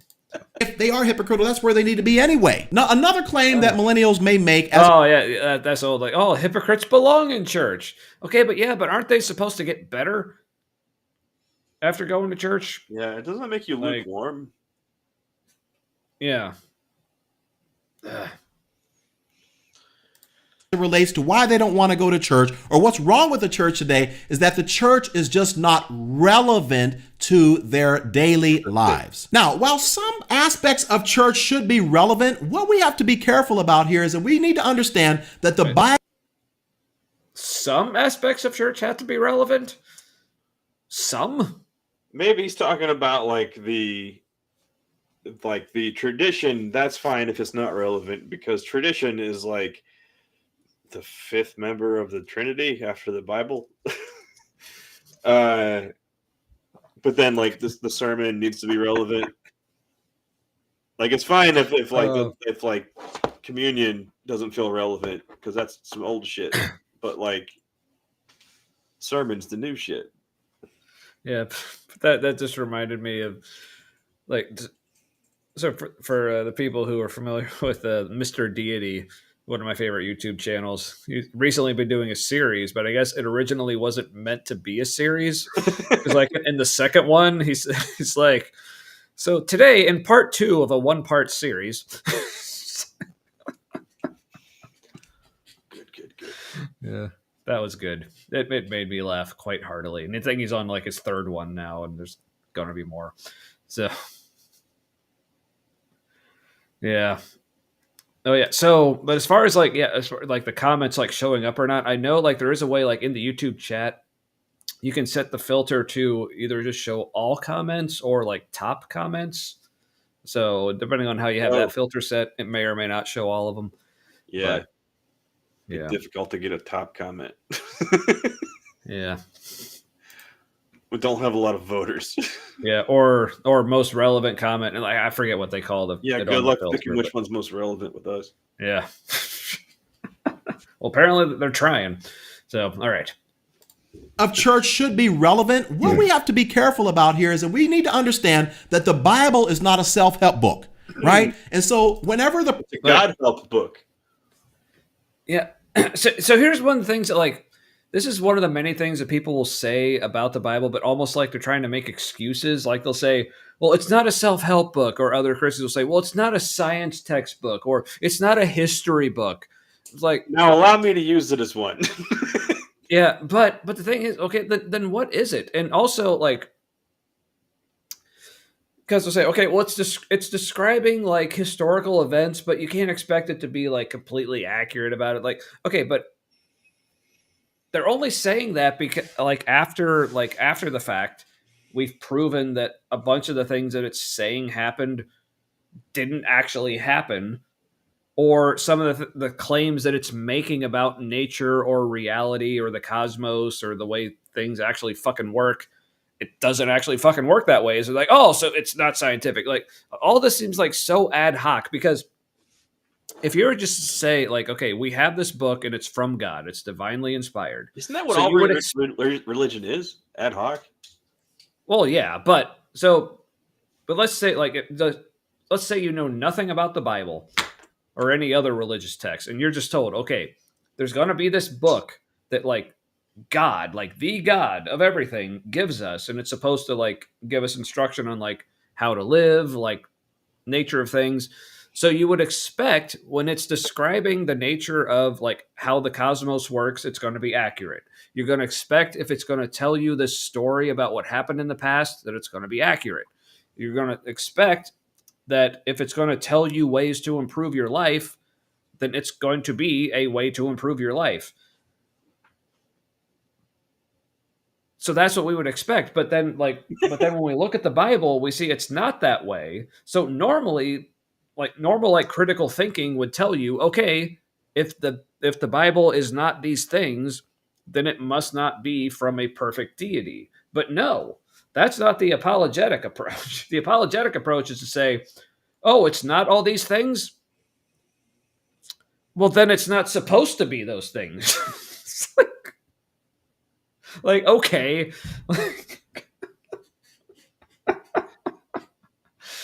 Wait, and if if it's a model to live by, how is that not a self-help book? Right? Yeah, or the distinction without a difference. Yeah, or because the claim he's apparently combating here is that it's supposed to be relevant. He's saying, well, you can't expect it to be fully relevant. Like, well, then why the fuck not? Isn't it supposed to be? And it seems like he thinks that it being relevant means that it has to be self-help. Yeah, that's such a conflation there. Yeah. So, But let's hear him make this excuse and like why the Bible isn't what you would fully expect it to be, but why it just is what it is, and why that's still save us, Alan. Preachers may preach from something like poetry or a genre like prophecy or narratives or history or proverbs or all these different types of things. Listen, should the preachers just not preach from any of these parts of the Bible because, after all, prophecy is not relevant, or some of the Old Testament history books are not relevant to where you are? Salty. The Bible is not. He's Well, I salty. mean, Somebody has said this about his preaching before. well, but also like, He's basically going, look what I have to work with. which once again, he's throwing the Bible under the bus here. It's Yeah. like, yeah, a bunch of this is completely irrelevant. It's like, it's But not what do my you fault. expect? This shit just sucks. Or what was that like when I first suggested this video to you? What was your response? Here, I'll pull it up here. It's like About aesthetics. your not response is substance. like, well, of course, church doesn't suck. You suck. Yeah, because you said it was going to include gaslighting. And then Yeah. Yeah. So, but here's the thing. Like, so this is Alan basically admitting, like, but that Well, I think so the much of the poetry Bible thing is he's referring to is maybe Psalms and Song of Solomon. yeah, there's Psalms. Yeah, there are sections of the Bible that are considered poetry. I think it's Psalms, Proverbs, Ecclesiastes, Song of Solomon. It just doesn't rhyme in English. Yeah. Right. Yeah, I mean, and not all not even all English poetry rhymes, but yeah, it's I it's know. I considered was joking. poetic. But even parts of other books like are considered poetry. Like even like parts of Genesis that are poetic. Like other Yeah. But yeah, it just boggles my mind that he's saying it's like, well, you can't expect the Bible to be relevant, but so there's that aspect of it. But then also like he's conflating. It's like to him, relevant just means like a self-help book. So he's like, well, yeah, the Bible's clearly not a self-help book. I'm like, okay, but that's not the only form of relevant. Like, so he's basically admitting all these other parts of the Bible aren't relevant. But he's like, well, you can't expect it to be self-help. Well, I'm not expecting that. I'm just expecting it to be relevant. So, Are you banned? No. I mean, we could work on it if you want, but I mean, if you are, YouTube did that. yeah, I wouldn't put it past them. yeah. With their, are Really? they deleting comments? Huh. Does that man have a wrench? I think we gave BS one. Here, let me check on my end real Interesting. quick. Man, did you get the administration's attention on something? And they got like the special YouTube mod set for you? Because that's for sure going to be a thing if it isn't already. Oh yeah, for sure. Oh, and we're actually down to subscriber. I was going to say we were back up to 75 subscribers, but back down Wow. to 74 now. You win Man, some, you what's lose going some. Not everybody's awesome. Yeah, that's true. All right. But yeah, BS, you have a wrench. So Yeah, that's weird. Because we haven't seen it come in over here. yeah, and I'm You looking haven't through the seen it chat there, just so- like on my phone here. Like, yeah, I'm not seeing any comments from BS ever since like his NDE question mark like Yeah. a while ago. Did you get Yeah. flagged as anti-Christian? Damn. Interesting. Windmill had it happen too. Is Windmill in the U.S.?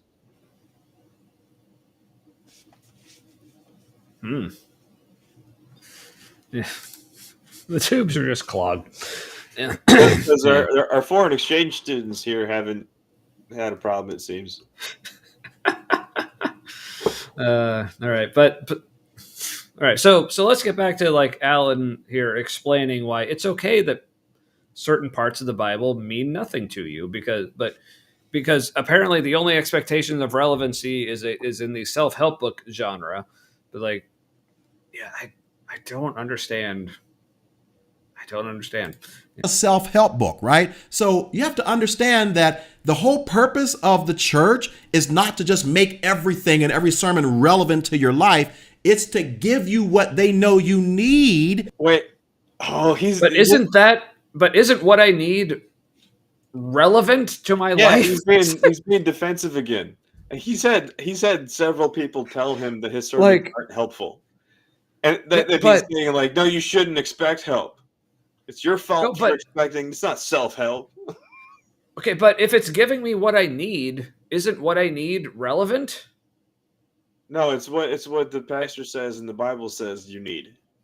No, but I'm saying, but even like from their argument, if they're saying this is what you actually need, yeah, that is relevant. That's kind of what relevant means, right? So, like, what? I kind of feel like he wishes he could back out of Christianity.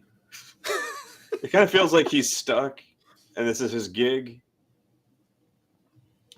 And he's like, don't expect me to be helpful. Don't expect this to be relevant. I'm giving you what is relevant. Also, you shut I up guess about what you need. Yeah, I guess also my question is, like, what does he think relevant means? Because how is what you need not relevant? He's defending the indefensible. Like he's contradicting himself. It's not that. It is that. You shut up. Like what? Are you angry? We're right. Like what is happening? Yeah, This is. Wow. It's like you're right, you're wrong, still your fault. Like it just. Yeah, I have no other grift, so here I am shilling for the church. Yep, that's what it seems like. Yeah, it feels like he wised up at some point and just stuck with it. Yeah, they do seem to have an issue with definitions. That's a thing. Right, but there's something so perfect about how he's doing it. It's like it's so efficient. I don't feel like it doesn't. Because there are some people who see, they definitely don't realize they're talking to themselves in a circle, and then there are people who seem to get that, but like are doing the whole don't pay attention to the man, pay no attention to the man behind the curtain. Right.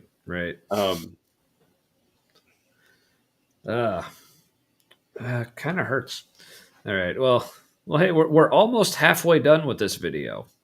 Gosh, it sucks so much. Are we going to need to make this a two-parter? Yeah, probably. Yeah. So you don't need self-help. You need Jesus' help. But don't expect it from Alan Parr's church, apparently. Right? Because how dare you expect Jesus' help to be relevant? Isn't that the whole sales pitch? Yeah, this is so fucking hilarious. I love this. Jesus is relevant to everyone. Shit. In order to grow spiritually, even though it may not be completely relevant to your life. So is this claim? Well, how is it going to help you grow spiritually if it isn't relevant? I don't understand what he thinks these words mean. You just need to faith that it's holy enough that it's fine. Apparently. Valid? I guess you could say it's valid only from the perspective that I don't think that the church or the Bible was intended to always be perfectly relevant to your life. Now, the next claim.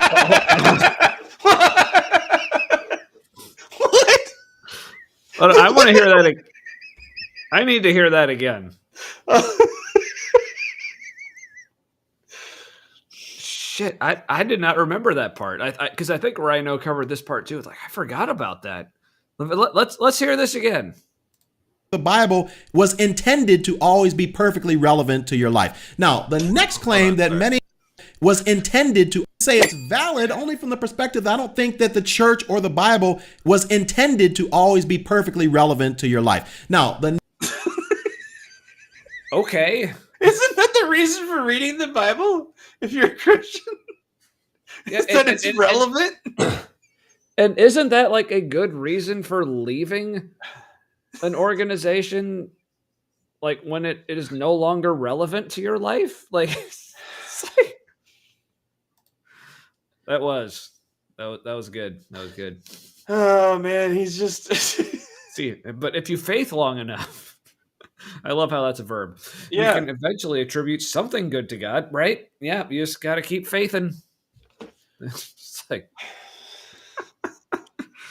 I don't even know oh, how I laughed. That's cool though. mm-hmm. Yeah. Apparently I do have different laughs for different things. That's what somebody told me once. Mm-hmm. Like they That were was on good, a though. hike and they were trying to imitate my laughter, and I was like, I'm uncomfortable that you were talking about me. All right, well, let's play that again. Let's see if we can conjure it up again. So is this claim valid? I won't guess happen. you could say it's valid only from the perspective that I don't think that the church or the Bible was intended to always be perfectly relevant to your life. Now, the next Like, claim that he's like, many what now? But also, like, I'm trying to understand how he thinks that that's a partially valid, because to me it seems like he's saying like that should be invalid because they have an improper expectation. Because wasn't the problem is like, well, the Bible isn't relevant, or what they're preaching on Sunday isn't relevant to my life, and he's saying, well, that's valid because it wasn't meant to be. But you would think like if he's saying if it wasn't meant to be, then that should be an invalid criticism. Because How can it be kind of valid? I don't understand. It's like it's sort This of is- valid, but also you have no grounds for thinking that, like, because Yeah, the Bible isn't supposed to be relevant. So fucking weird. Speaking of fucking weird, hey Jimmy. How did you do? Sorry. Yeah. and we love your brand of fucking weird. So How does anybody think he's good at this?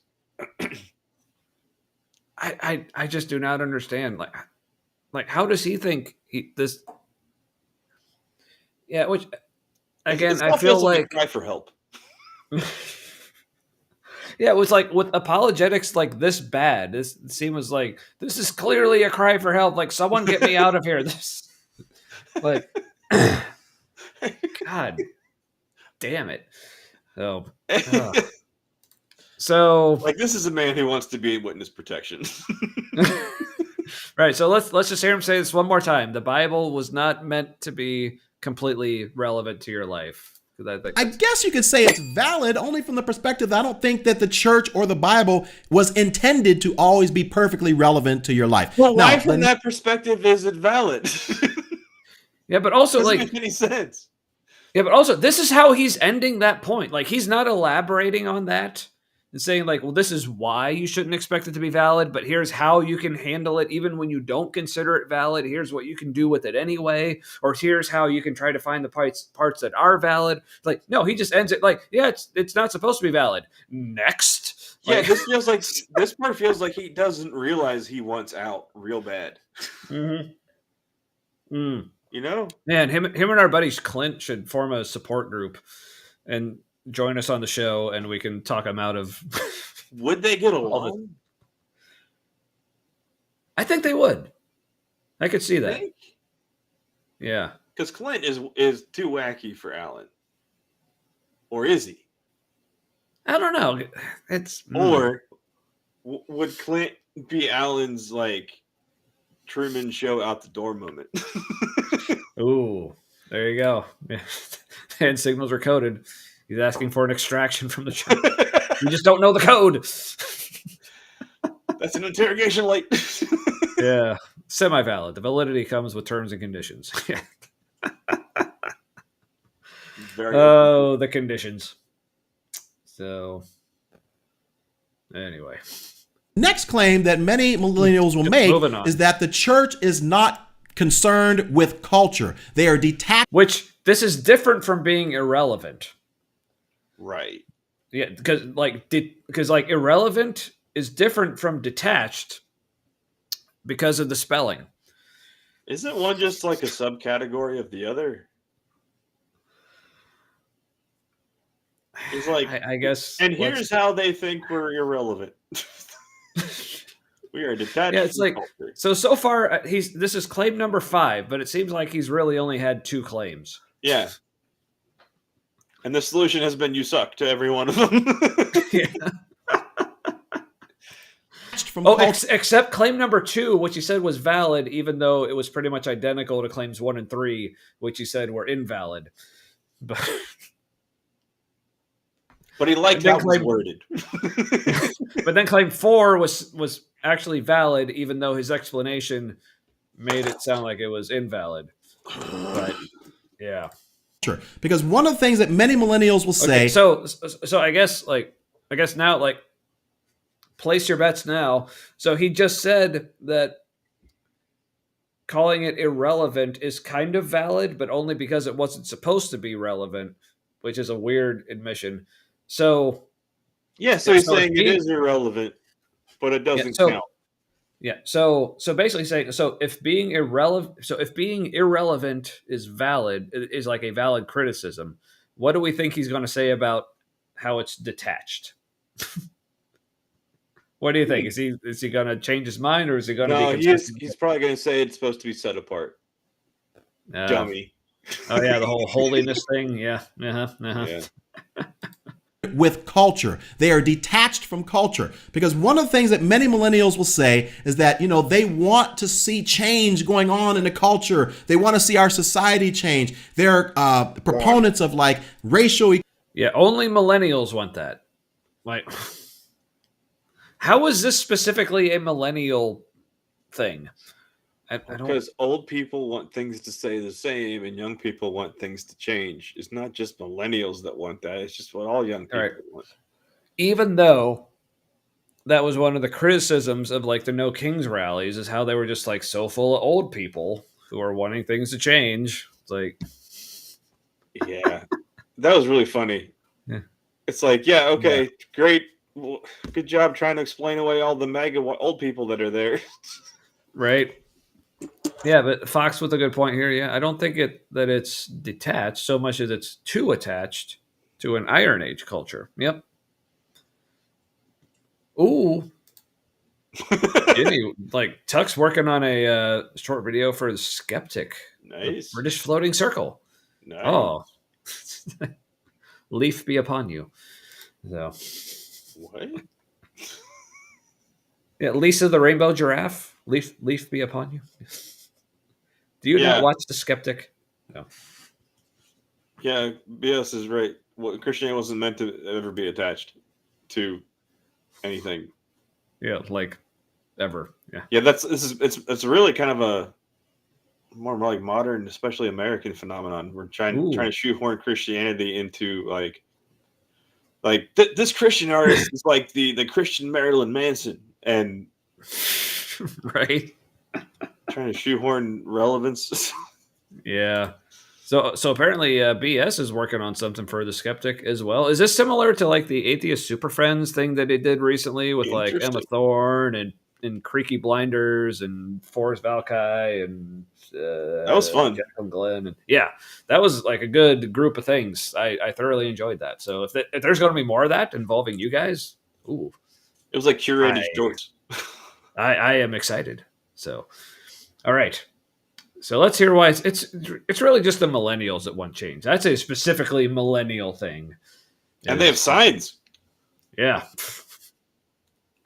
Which I will say, one thing I kind of regret not bringing a certain sign to the No Kings rally, but then also don't regret because part of my tism is like I hate having a thing that I have to hold the whole time. But I did have what I thought was a great idea for a sign for such an event, which was I'm autistic as hell and I'm not going to take it anymore. So if someone wants to use that for anything, there will be more opportunities. Yeah, feel free. Yeah. Ooh, it's an open invite. Ooh. Nice. I am interested. My brain is stuck on something I just remembered about the next protest thing. Yeah. What do I need to do? Do I just need to like how do I tell the skeptic that I want to be in on it? But or if or BS, if you have the hookup, let me know, man.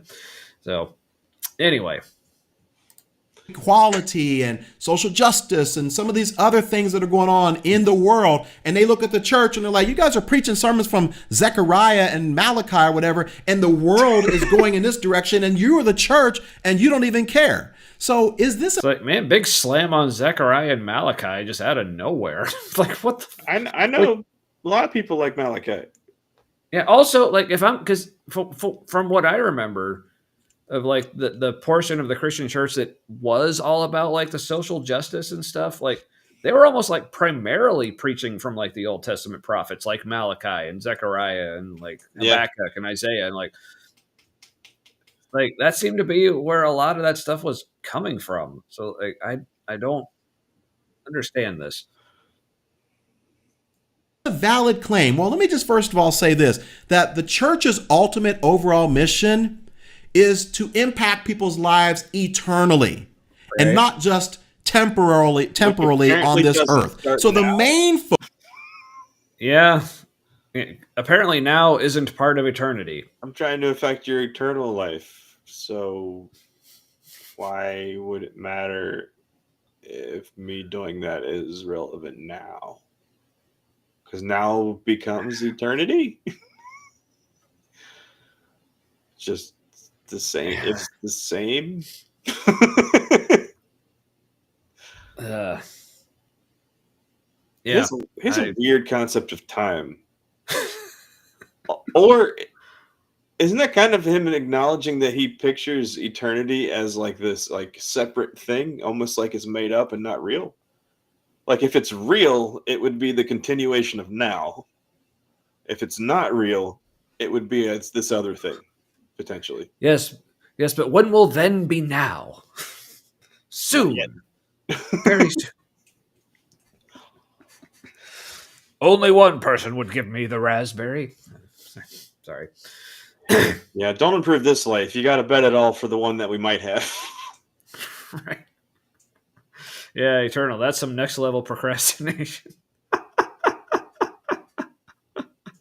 But yes.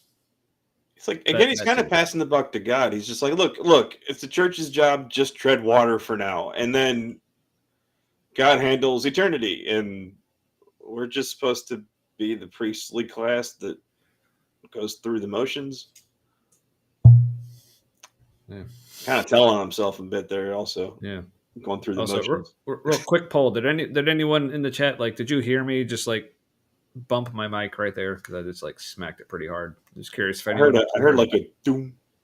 Ah, okay. Sorry. It wasn't that loud though. Okay. I mean, nothing happened. Everything's normal. focus. The main priority of the church is not to accomplish some sort of social justice that's going on in the world. It's to make sure that people's eternal lives and their eternal state, right, is going to be with the Father. So we need to be careful. But isn't that relevant, though? It's a great way to justify genocide.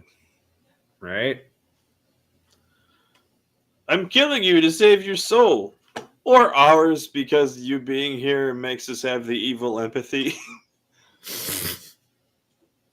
Damn that empathy. It just hurts. So yeah, like, I mean, if you had Well, about empathy, you might realize equality. and fuck that, right? Yeah, that's not eternal. Expecting the church to do something or be something that even God may not have ever intended them to be. Now, I have a whole other. Right, yeah, because God never intended like for his followers to do like anything good like now. To like actually help people. Like, yeah, sure, Jesus said all that stuff about like, you know, feeding and clothing the poor and taking care of the homeless and the widows and the orphans and like making sure people's like, and he said like, if you like just say God bless you but do nothing about their physical needs, then you've done nothing. Yeah, he never said any of that. Faith without works is dead, James said. Right? Like, god damn it, dude. Ugh. He's like, have you considered being The an video asshole? where I talk. What? He's like, what? Have you considered being an asshole? Well, I mean, if you read Paul, I mean that seems to be the way to go. Well, and honestly, some of Jesus even he was kind of an asshole sometimes too. TBH. Yeah, it depended on your race. Not even your Yeah. race. It depended like what neighborhood you're from, because that's what it boils down to for that region. Yeah. Or Like gender, Samaria, Samaria wasn't that far away. Yeah, I mean, or there was that woman that Jesus basically called a bitch. Yeah, well, was she the Samaritan woman? Is that what she was? I don't remember if she was Samaritan or not. I don't remember Yeah, what she her was deal not Jewish. or if she was just, or if it was just that she was a woman. Who knows? But I think it was just, like both. She was not the proper race and a woman. well, see, that sounds like her fault. So It's amazing. Talk about whether or not the church should be involved in issues of justice. I'll put a card up there on the screen. I'll put it in the link in the description below. And then the last claim. oh, are we interested in that video at some point? Yeah, sure. What's it about? About like, should the church be involved in like social justice and that kind of stuff? Oh, good. See, Man. part of me like is kind of interested in watching that, but also part of me is not, because that seems like just such like an internal debate, which I'm like, I kind of don't care about like Christians like arguing with themselves about what they should be doing, because Right, but he might have some fun hypocrisy that comes out of that. Oh, for sure. You know, But, like where it's more telling on himself. All right, so if people want us to watch that one at some point, let us know. But yeah, It does sound pretty Jesus-y, but like it's hard to tell sometimes with those. Right. Claim that many millennials will make is that, you know what? The church is not really adding any major value to my life. Like, it's not really beneficial in any way. Wow, this just sums up all of them, doesn't it? Like, he's just being mean to him. Wait, so with the whole. so wait, did he say that last one was valid or invalid, or did he say? I don't remember. Let's. I'll put a card up there on the screen. I'll put it in the link in the description below. And then the last claim that many millennials, so eternal lives and their eternal state, right, is going to be with the Father. So we need to be careful about expecting the church to do something or be something that even God may not have ever intended them to be. Now, I have a whole other video. So he didn't say it, but it's sounding like he's saying that's an invalid critique. Yeah. So he's but not also, sure because it was a maybe. Maybe. Yeah. If you listen, he has a lot of like very uncertain like verbiage that he's putting in here. Like, listen for like maybe or might not have. Careful about expecting the church to do something or be something that even God may not have ever intended them to be. Now, I have a whole other video. It's like he may not have. Who's to say? Wait, did you see this?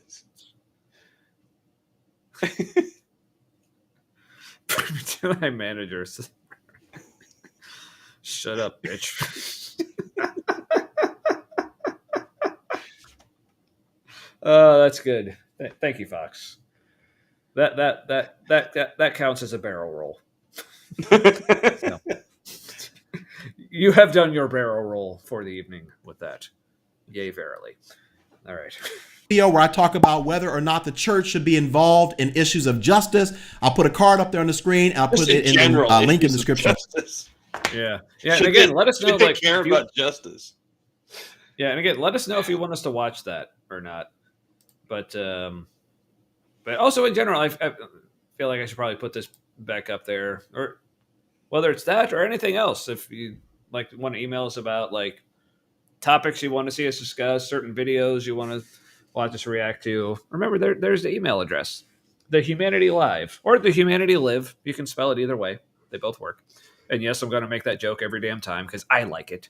I've heard it both ways. I don't care about if it's relevant to your life. That joke is relevant to me thinking it's funny, so fuck you. So, all right. Tommy's no comedian, but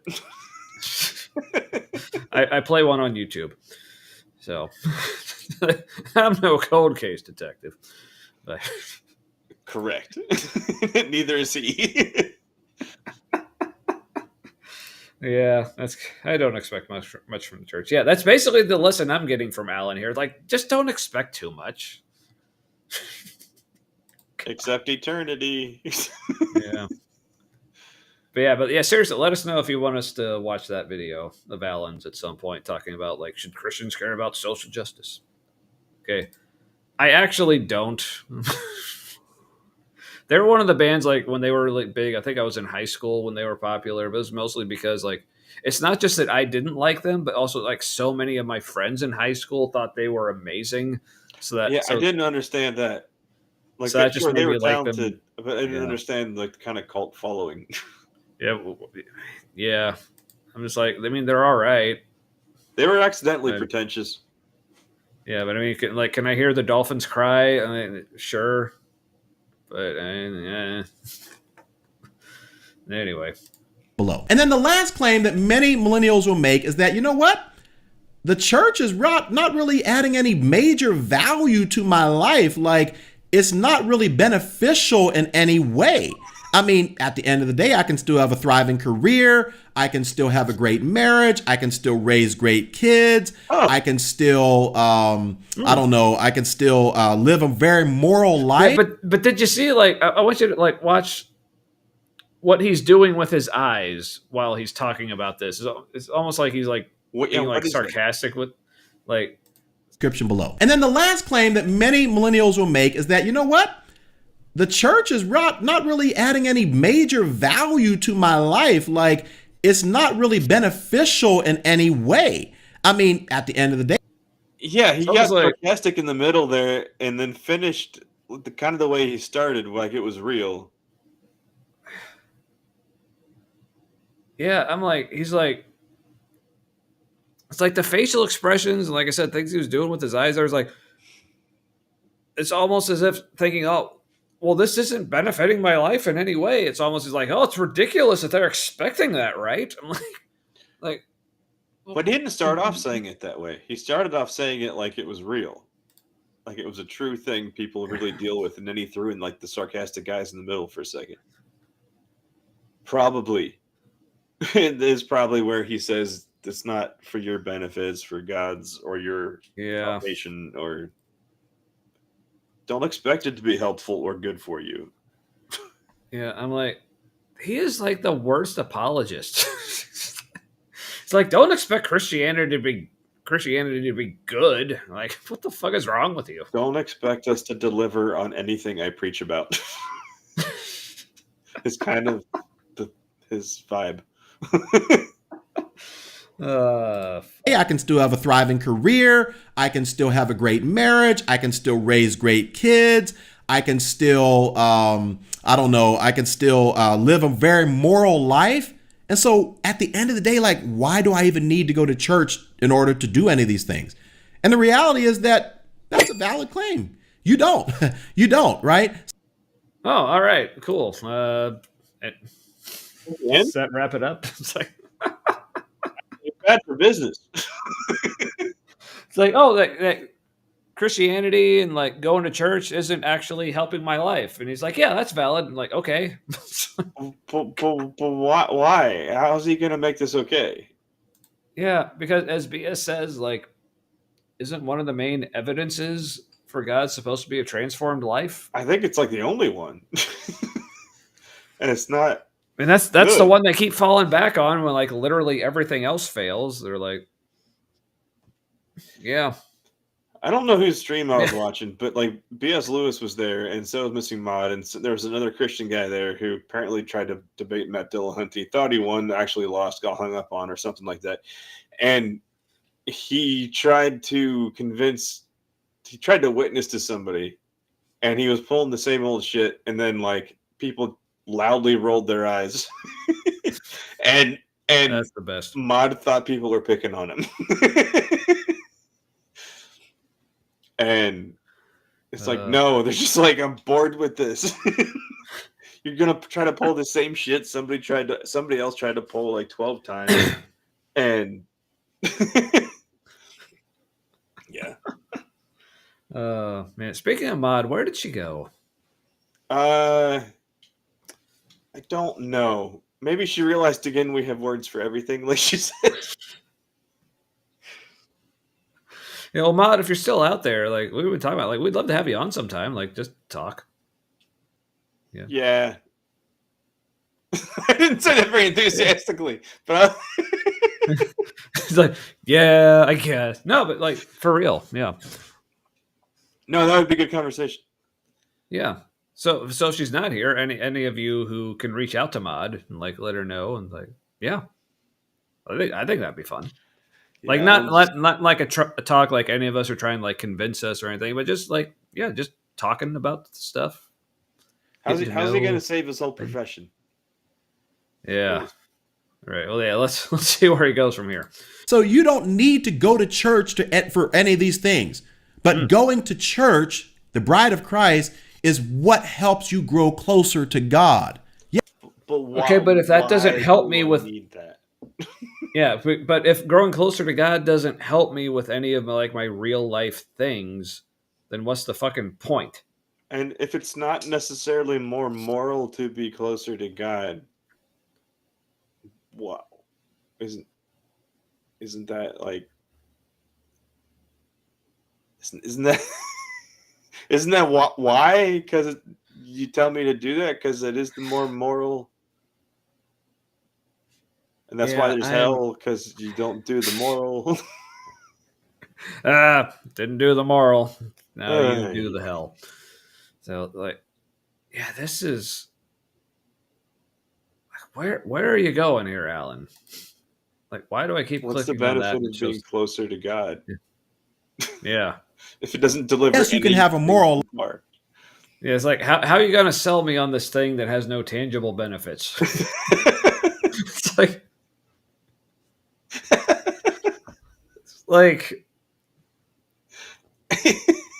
it's like if I'm like going to a financial advisor and he's like trying to sell me on like different investments or whatever, he's like, look, now these aren't actually going to make more money for you. Yeah. But It's like, look, I'm an actual snake oil salesman. Would you like to buy some snake oil? Or again, like one of my It favorite has no examples, tangible benefits. yeah, or again, like one of my favorite examples, like back when I had cancer, if I had like gone to my oncologist and she's like, look, we're gonna give you all this immunotherapy, but look, it's not gonna actually do anything for your cancer, but we're just gonna give it to you anyway. But we'll tell you It's not it gonna brings actually you help. closer to God. Will you be able to tell? No, because there's no tangible benefits. Yeah, or as Fox was it like, well, Alan convinced me I don't need the church and the church doesn't need me. I shall keep on atheisting. Yes. All right. Status quo, brought to you by Alan Parr. God, this guy sucks so much. Life without God, but none of those things are going to get you closer to God. So now we've addressed whether these claims from millennials are valid or not. No, he didn't. Hold on, He did not even that last one. yeah, That wasn't even a good flourish to end on. yeah, I'll back him up quite a bit, like to make sure I'm getting all of his stuff on this one. So you don't need to go to church for any of these things. But going to church, the bride of Christ, is what helps you grow closer to God. Yes, you can have a moral life without God, but none of those things are going to get you closer to God. So now we've But then why do I care if you're telling me that getting closer to God doesn't give me all these things that I want, then why do I care about getting closer to God then? Because he's like, well, yeah, having all these things in your life that you actually want, so that your life is the way you want it to be. Yeah, getting closer to God isn't going to give you those things, but then you won't be closer to God. I'm like, But okay. being closer to God doesn't bring any more relevance to your life. It doesn't make you a better person necessarily. What doesn't it do? You have a Bible you believe is true, but you can't expect it to deliver anything meaningful to your life. he's painting a bleak picture for his version of what his faith is. Yeah, this is depressing. It's like it brings nothing to my life except closeness with God, and I have to believe that's good. Right.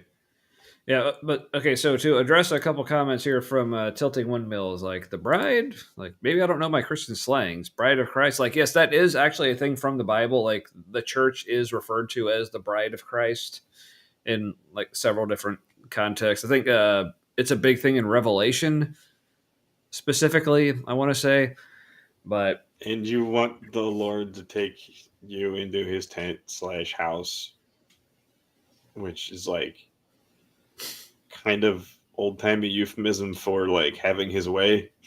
yeah, like you want Jesus to just take you in there and just give you the business. Yep.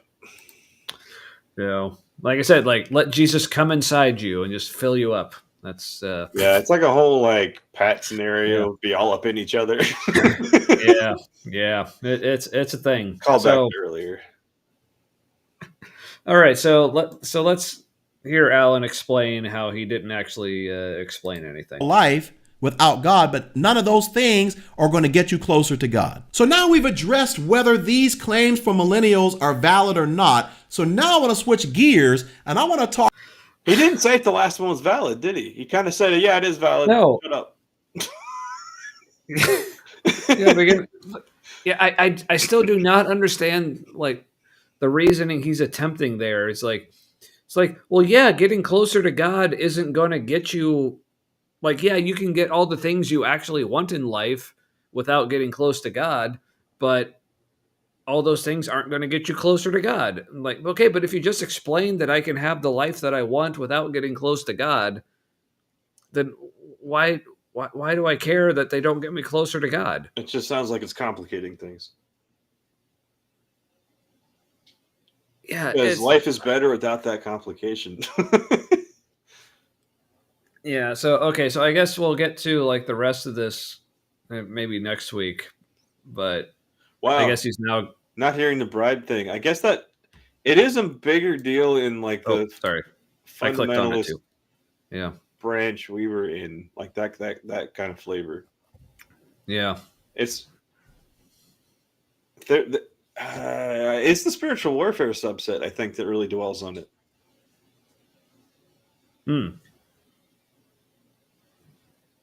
That, and if it's somebody, shit, what was the name of that?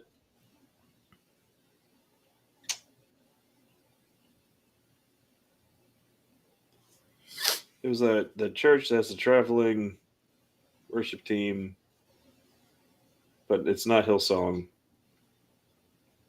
See, there's Bethel. Yeah. So Bride of real Christ quick is before we very continue, big in like, is it all right if I put Alan away for tonight? Let's put him Like, are we away. done? Yeah, are we done with him? All right. Sure. He's just going to recap nothing, basically. So No. The rest of this was him going into like the video was like him talking about like, well, what can the church do in response to that? So that's something I think we should maybe like get to next week. Oh, that's a good. Yeah. It's gonna be dumb. Yeah. Oh, the dumb. It's like how can we stoop to these stupid people's level? How can we accommodate their buffoonery? Yeah, or convince them that the things that they see as genuine issues really aren't, and they should just shut up about it. Maybe. How can we convince them they need God? Even though we don't really have reasons. All right, and I'm going to assume this is in reference to us covering this next week. So you're welcome in advance. So, yeah, and I'm also like disappointed. Like it took me this long to get to like a beer that actually tastes like a beer. Like I'm actually kind of enjoying this one. I don't know if it's just in comparison, or like maybe next week I'll try starting with this one. Or let's be honest, I'll be drinking in between here next week. At some point. But yeah, I may try this because there's also a fourth one in there, which was like a stronger, more like a 9%er. So I'm like, that one may be better as well. But yeah. Yeah, isn't it an imperial one then? Is it like a imperial tropical? Yeah, I guess I forget what it's called, but yeah. Oh, okay. Okay, we should put Alan away for the week. Okay, yes, but we'll still bring him back out for next week though. So tune in. I need to know how he makes this okay in his head. I think that's what we're going to see next. Yeah. Well, I think what's next is like he's just like, so now that I've established that this is all the way things are, right? So now let's try to convince these dumb millennials of why everything I just said is true and why they just need to come back anyway. So like that's kind of what I'm afraid that the rest of this is gonna be. But he just said it's all based on nothing, except do this thing. Yeah, it's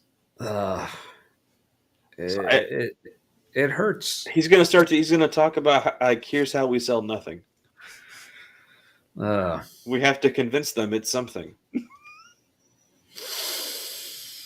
And by doing that, we convince ourselves yet again that it is something, which is why people need to have that challenge all the time. My faith isn't being challenged. You mean reinforced? It's funny how your faith fades when it's not reinforced. I know, weird, right? It looks like it doesn't. Yeah. All right. Well, yeah. So that's the first part of that particular Alan Parr video for tonight. So yeah, that was a thing. Well, I guess before we get into like the usual like closing like remarks and things, any other comments or thoughts you had on the tonight stuff? I think it's just given what's happening in the country right now. I think it's really interesting that he didn't touch on any of the charitable church stuff. Of like, why do I need church? It didn't talk about any like societal benefits. Right. Because really the only time because really the only time he talked about any sort of like actual like tangible societal benefits was him saying like, well, that's not what it's really about. So how dare you expect that? Right. How dare you shouldn't expect tangible benefits. What's wrong with you? Yeah, which is I only preach on the tangible benefits every week. Yeah, it's like so that's a take. That's a take. But yeah, tough to refute. Mm-hmm. Yeah, so basically one of my big takeaways from this is just like the typical Alan Parr's path to victory. Concede the point.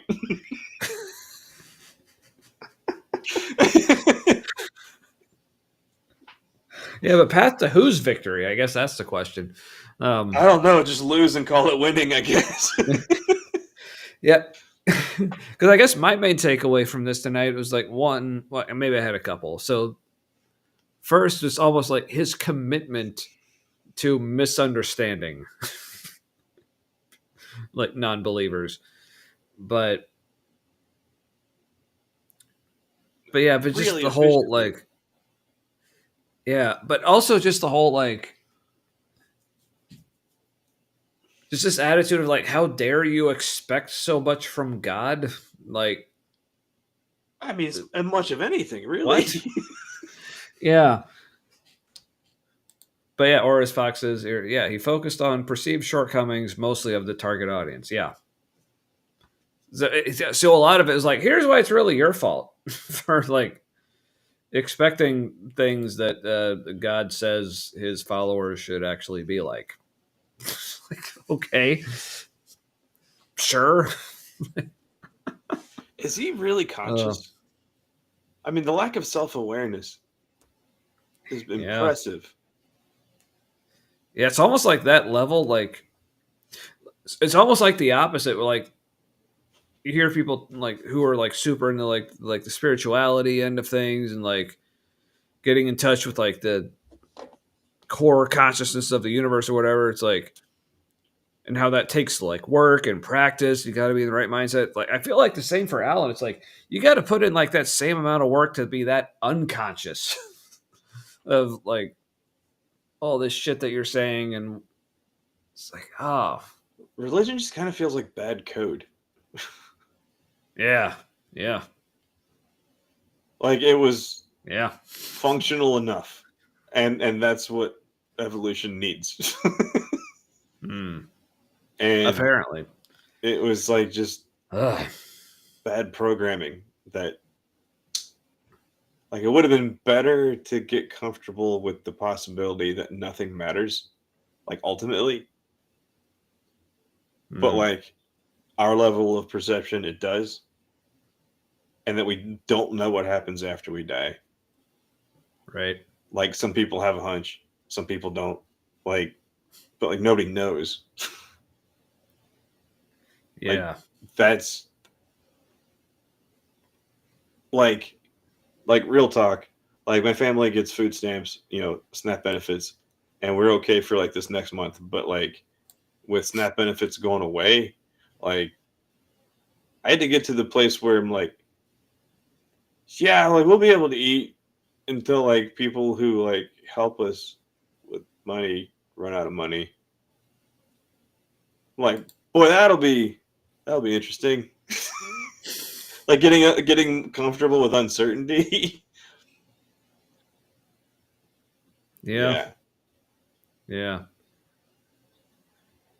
Yeah, but I guess like as far as the whole like afterlife stuff, like people say, "Oh yeah, this is what we'll have." I guess my response to anything anyone really says about the afterlife is, Yeah, well, that's just like your opinion, man. yeah, Yeah.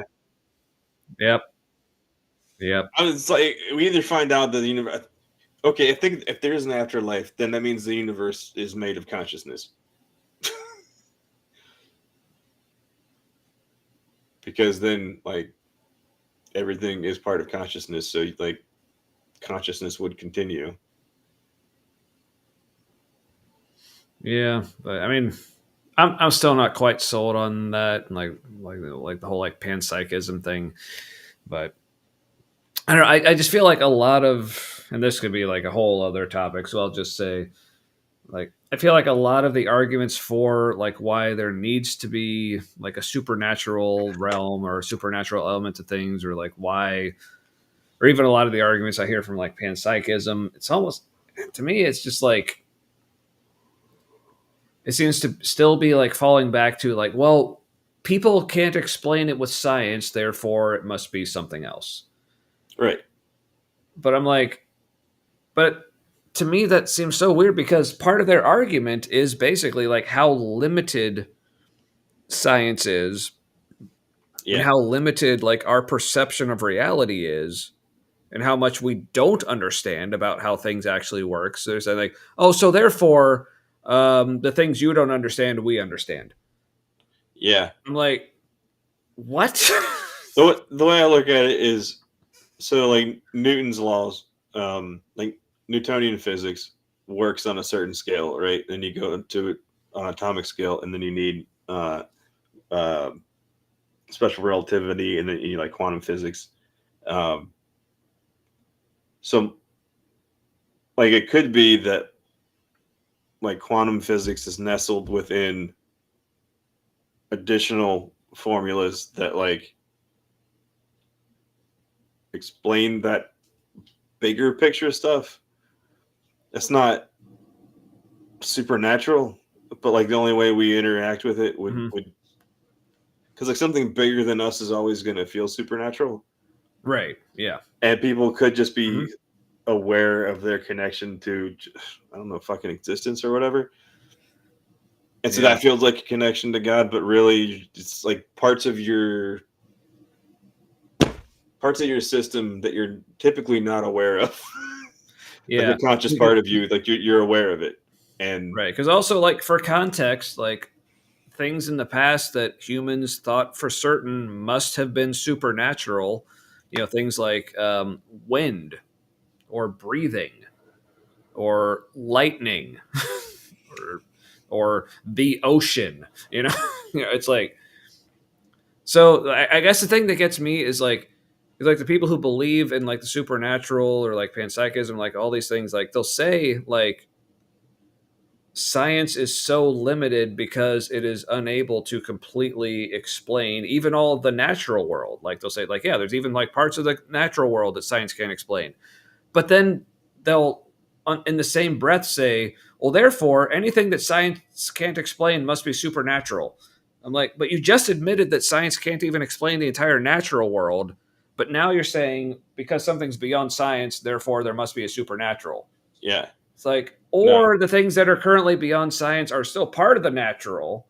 We just haven't explained it. And maybe, and it's also entirely possible, and I think probably is the case, that as far as like humans are concerned anyway, science will never completely explain the entire natural world. Right. That's what I was just thinking. Like, So, what if science can explain it, but we can't understand the science? yeah, there's that too. So yeah, to me, the way I put it is like, I just do not view the limits of human understanding and cognition as some sort of magical barrier between like, Yeah. because really that's a lot from what my understanding, and anyone who on that side, please correct me if I'm wrong. But to me, like when I hear a lot of these like arguments that people try to make for the supernatural, it essentially boils down to like, well, things we can't explain, it must be supernatural. It's like, or they're just natural things we can't explain.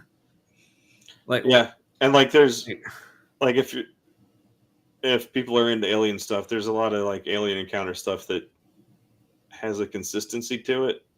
Like it's a thing that makes sense, but like nothing makes sense about it.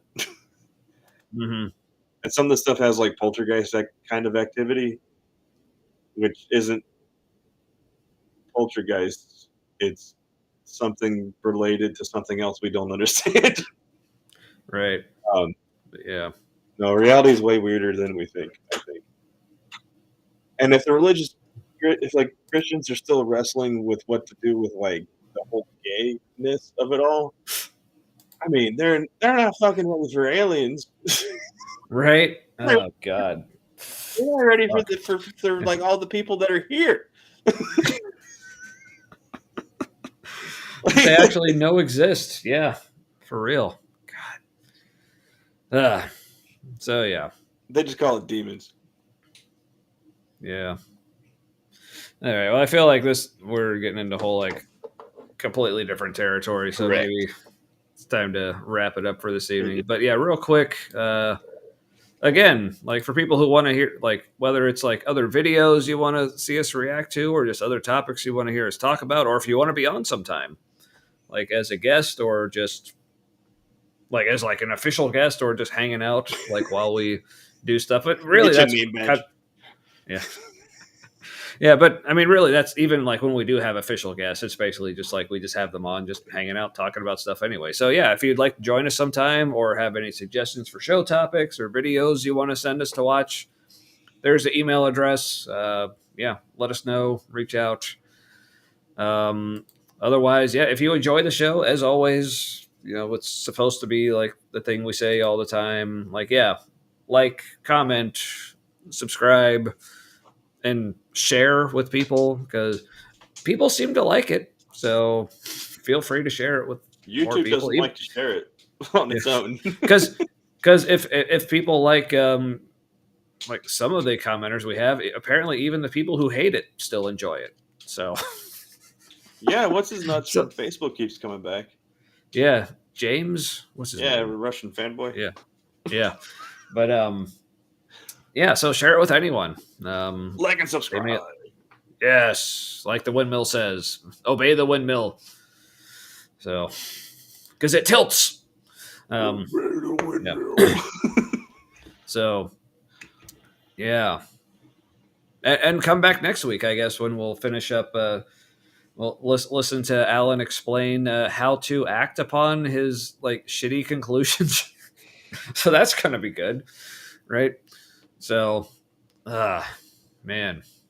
So yeah, Christians, here's how you should respond to all these people who I He's wrongfully analyzed. he's a strange kind of nihilist, isn't he? Hmm.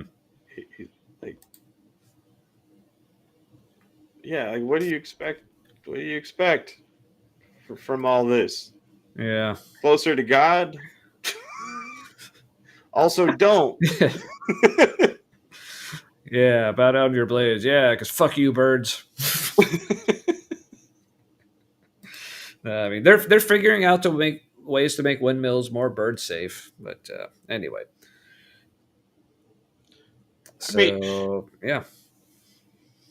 how, how how are birds hitting those things so often? Well, There's a apparently lot they more found sky a, that isn't windmills. well, apparently they found if they just paint one of the blades black, like it shows up like as it's spinning, so like birds will avoid it more, Oh. and like and they found like that like significantly reduces like bird impacts and stuff. So How I are mean, the if it's birds hitting it so much? well, because I guess if they're spinning fast enough, you like really can't see it. But like if birds are flying, I mean, they have just I as much reason to be flying there as anywhere else. So I guess if you're up close, it's harder. It looks like it's moving faster. Like from a distance, they yeah, don't think they're moving that yeah, fast. yeah. I mean, apparently it is a problem, Trump said but so. yeah. No, but I've even heard like from other people. Like, I mean, Yeah, that's why they did the things like painting one of the blades black because it actually is a problem. they don't But do that in Indiana. When I drove through there, yeah. it's all white. Fuck them Well, birds. there's that is another point to consider. So Yeah, they're all robots. It's all AI now. You can't trust anything. Everything's computer. yeah, that's probably true. All right. Well, so yeah, um, I'll just put it up one more time, just because. Yeah. Thanks everyone for hanging out tonight. But yeah, keep in touch, whether it's like in the comments, whether like watching live, obviously, or if you're watching this later, yeah, feel free to leave your comments there as well. We try to come back and check them as often as we can and respond when appropriate or when I feel like I actually have something to respond with, which isn't always, but I try. That's all right. Yeah, Alan says we shouldn't expect that much from you. that's right. Wait, no, Okay, but you're an okay. atheist, so we should have higher Oh, expectations. apparently. It's unclear. So, all right. Well, I'll do my best to actually like respond to stuff then. Damn. All right.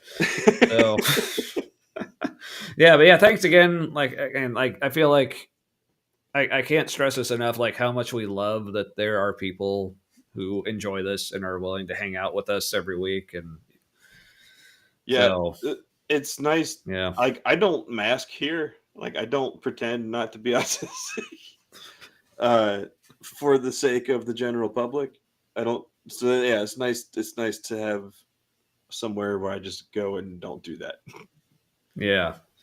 Yeah, as far as like the painted blades, like they were trying it in one area. I think I want to say it was somewhere in Europe. I don't remember where exactly it was. They were Sounds trying like a the Europe painted thing. blades. Yeah, so hopefully that'll extend to more places. But stop playing Kenny Loggins on the speakers. Yeah, No, we just paint our border wall black here. yeah. All right. Yeah, and it's always enjoyable when good folks like you, Tilting Windmill, are here as well. So yeah, yeah. So thanks to Tilting Windmill, Anarchic Fox, Spooky Bed Hair, You might fall asleep.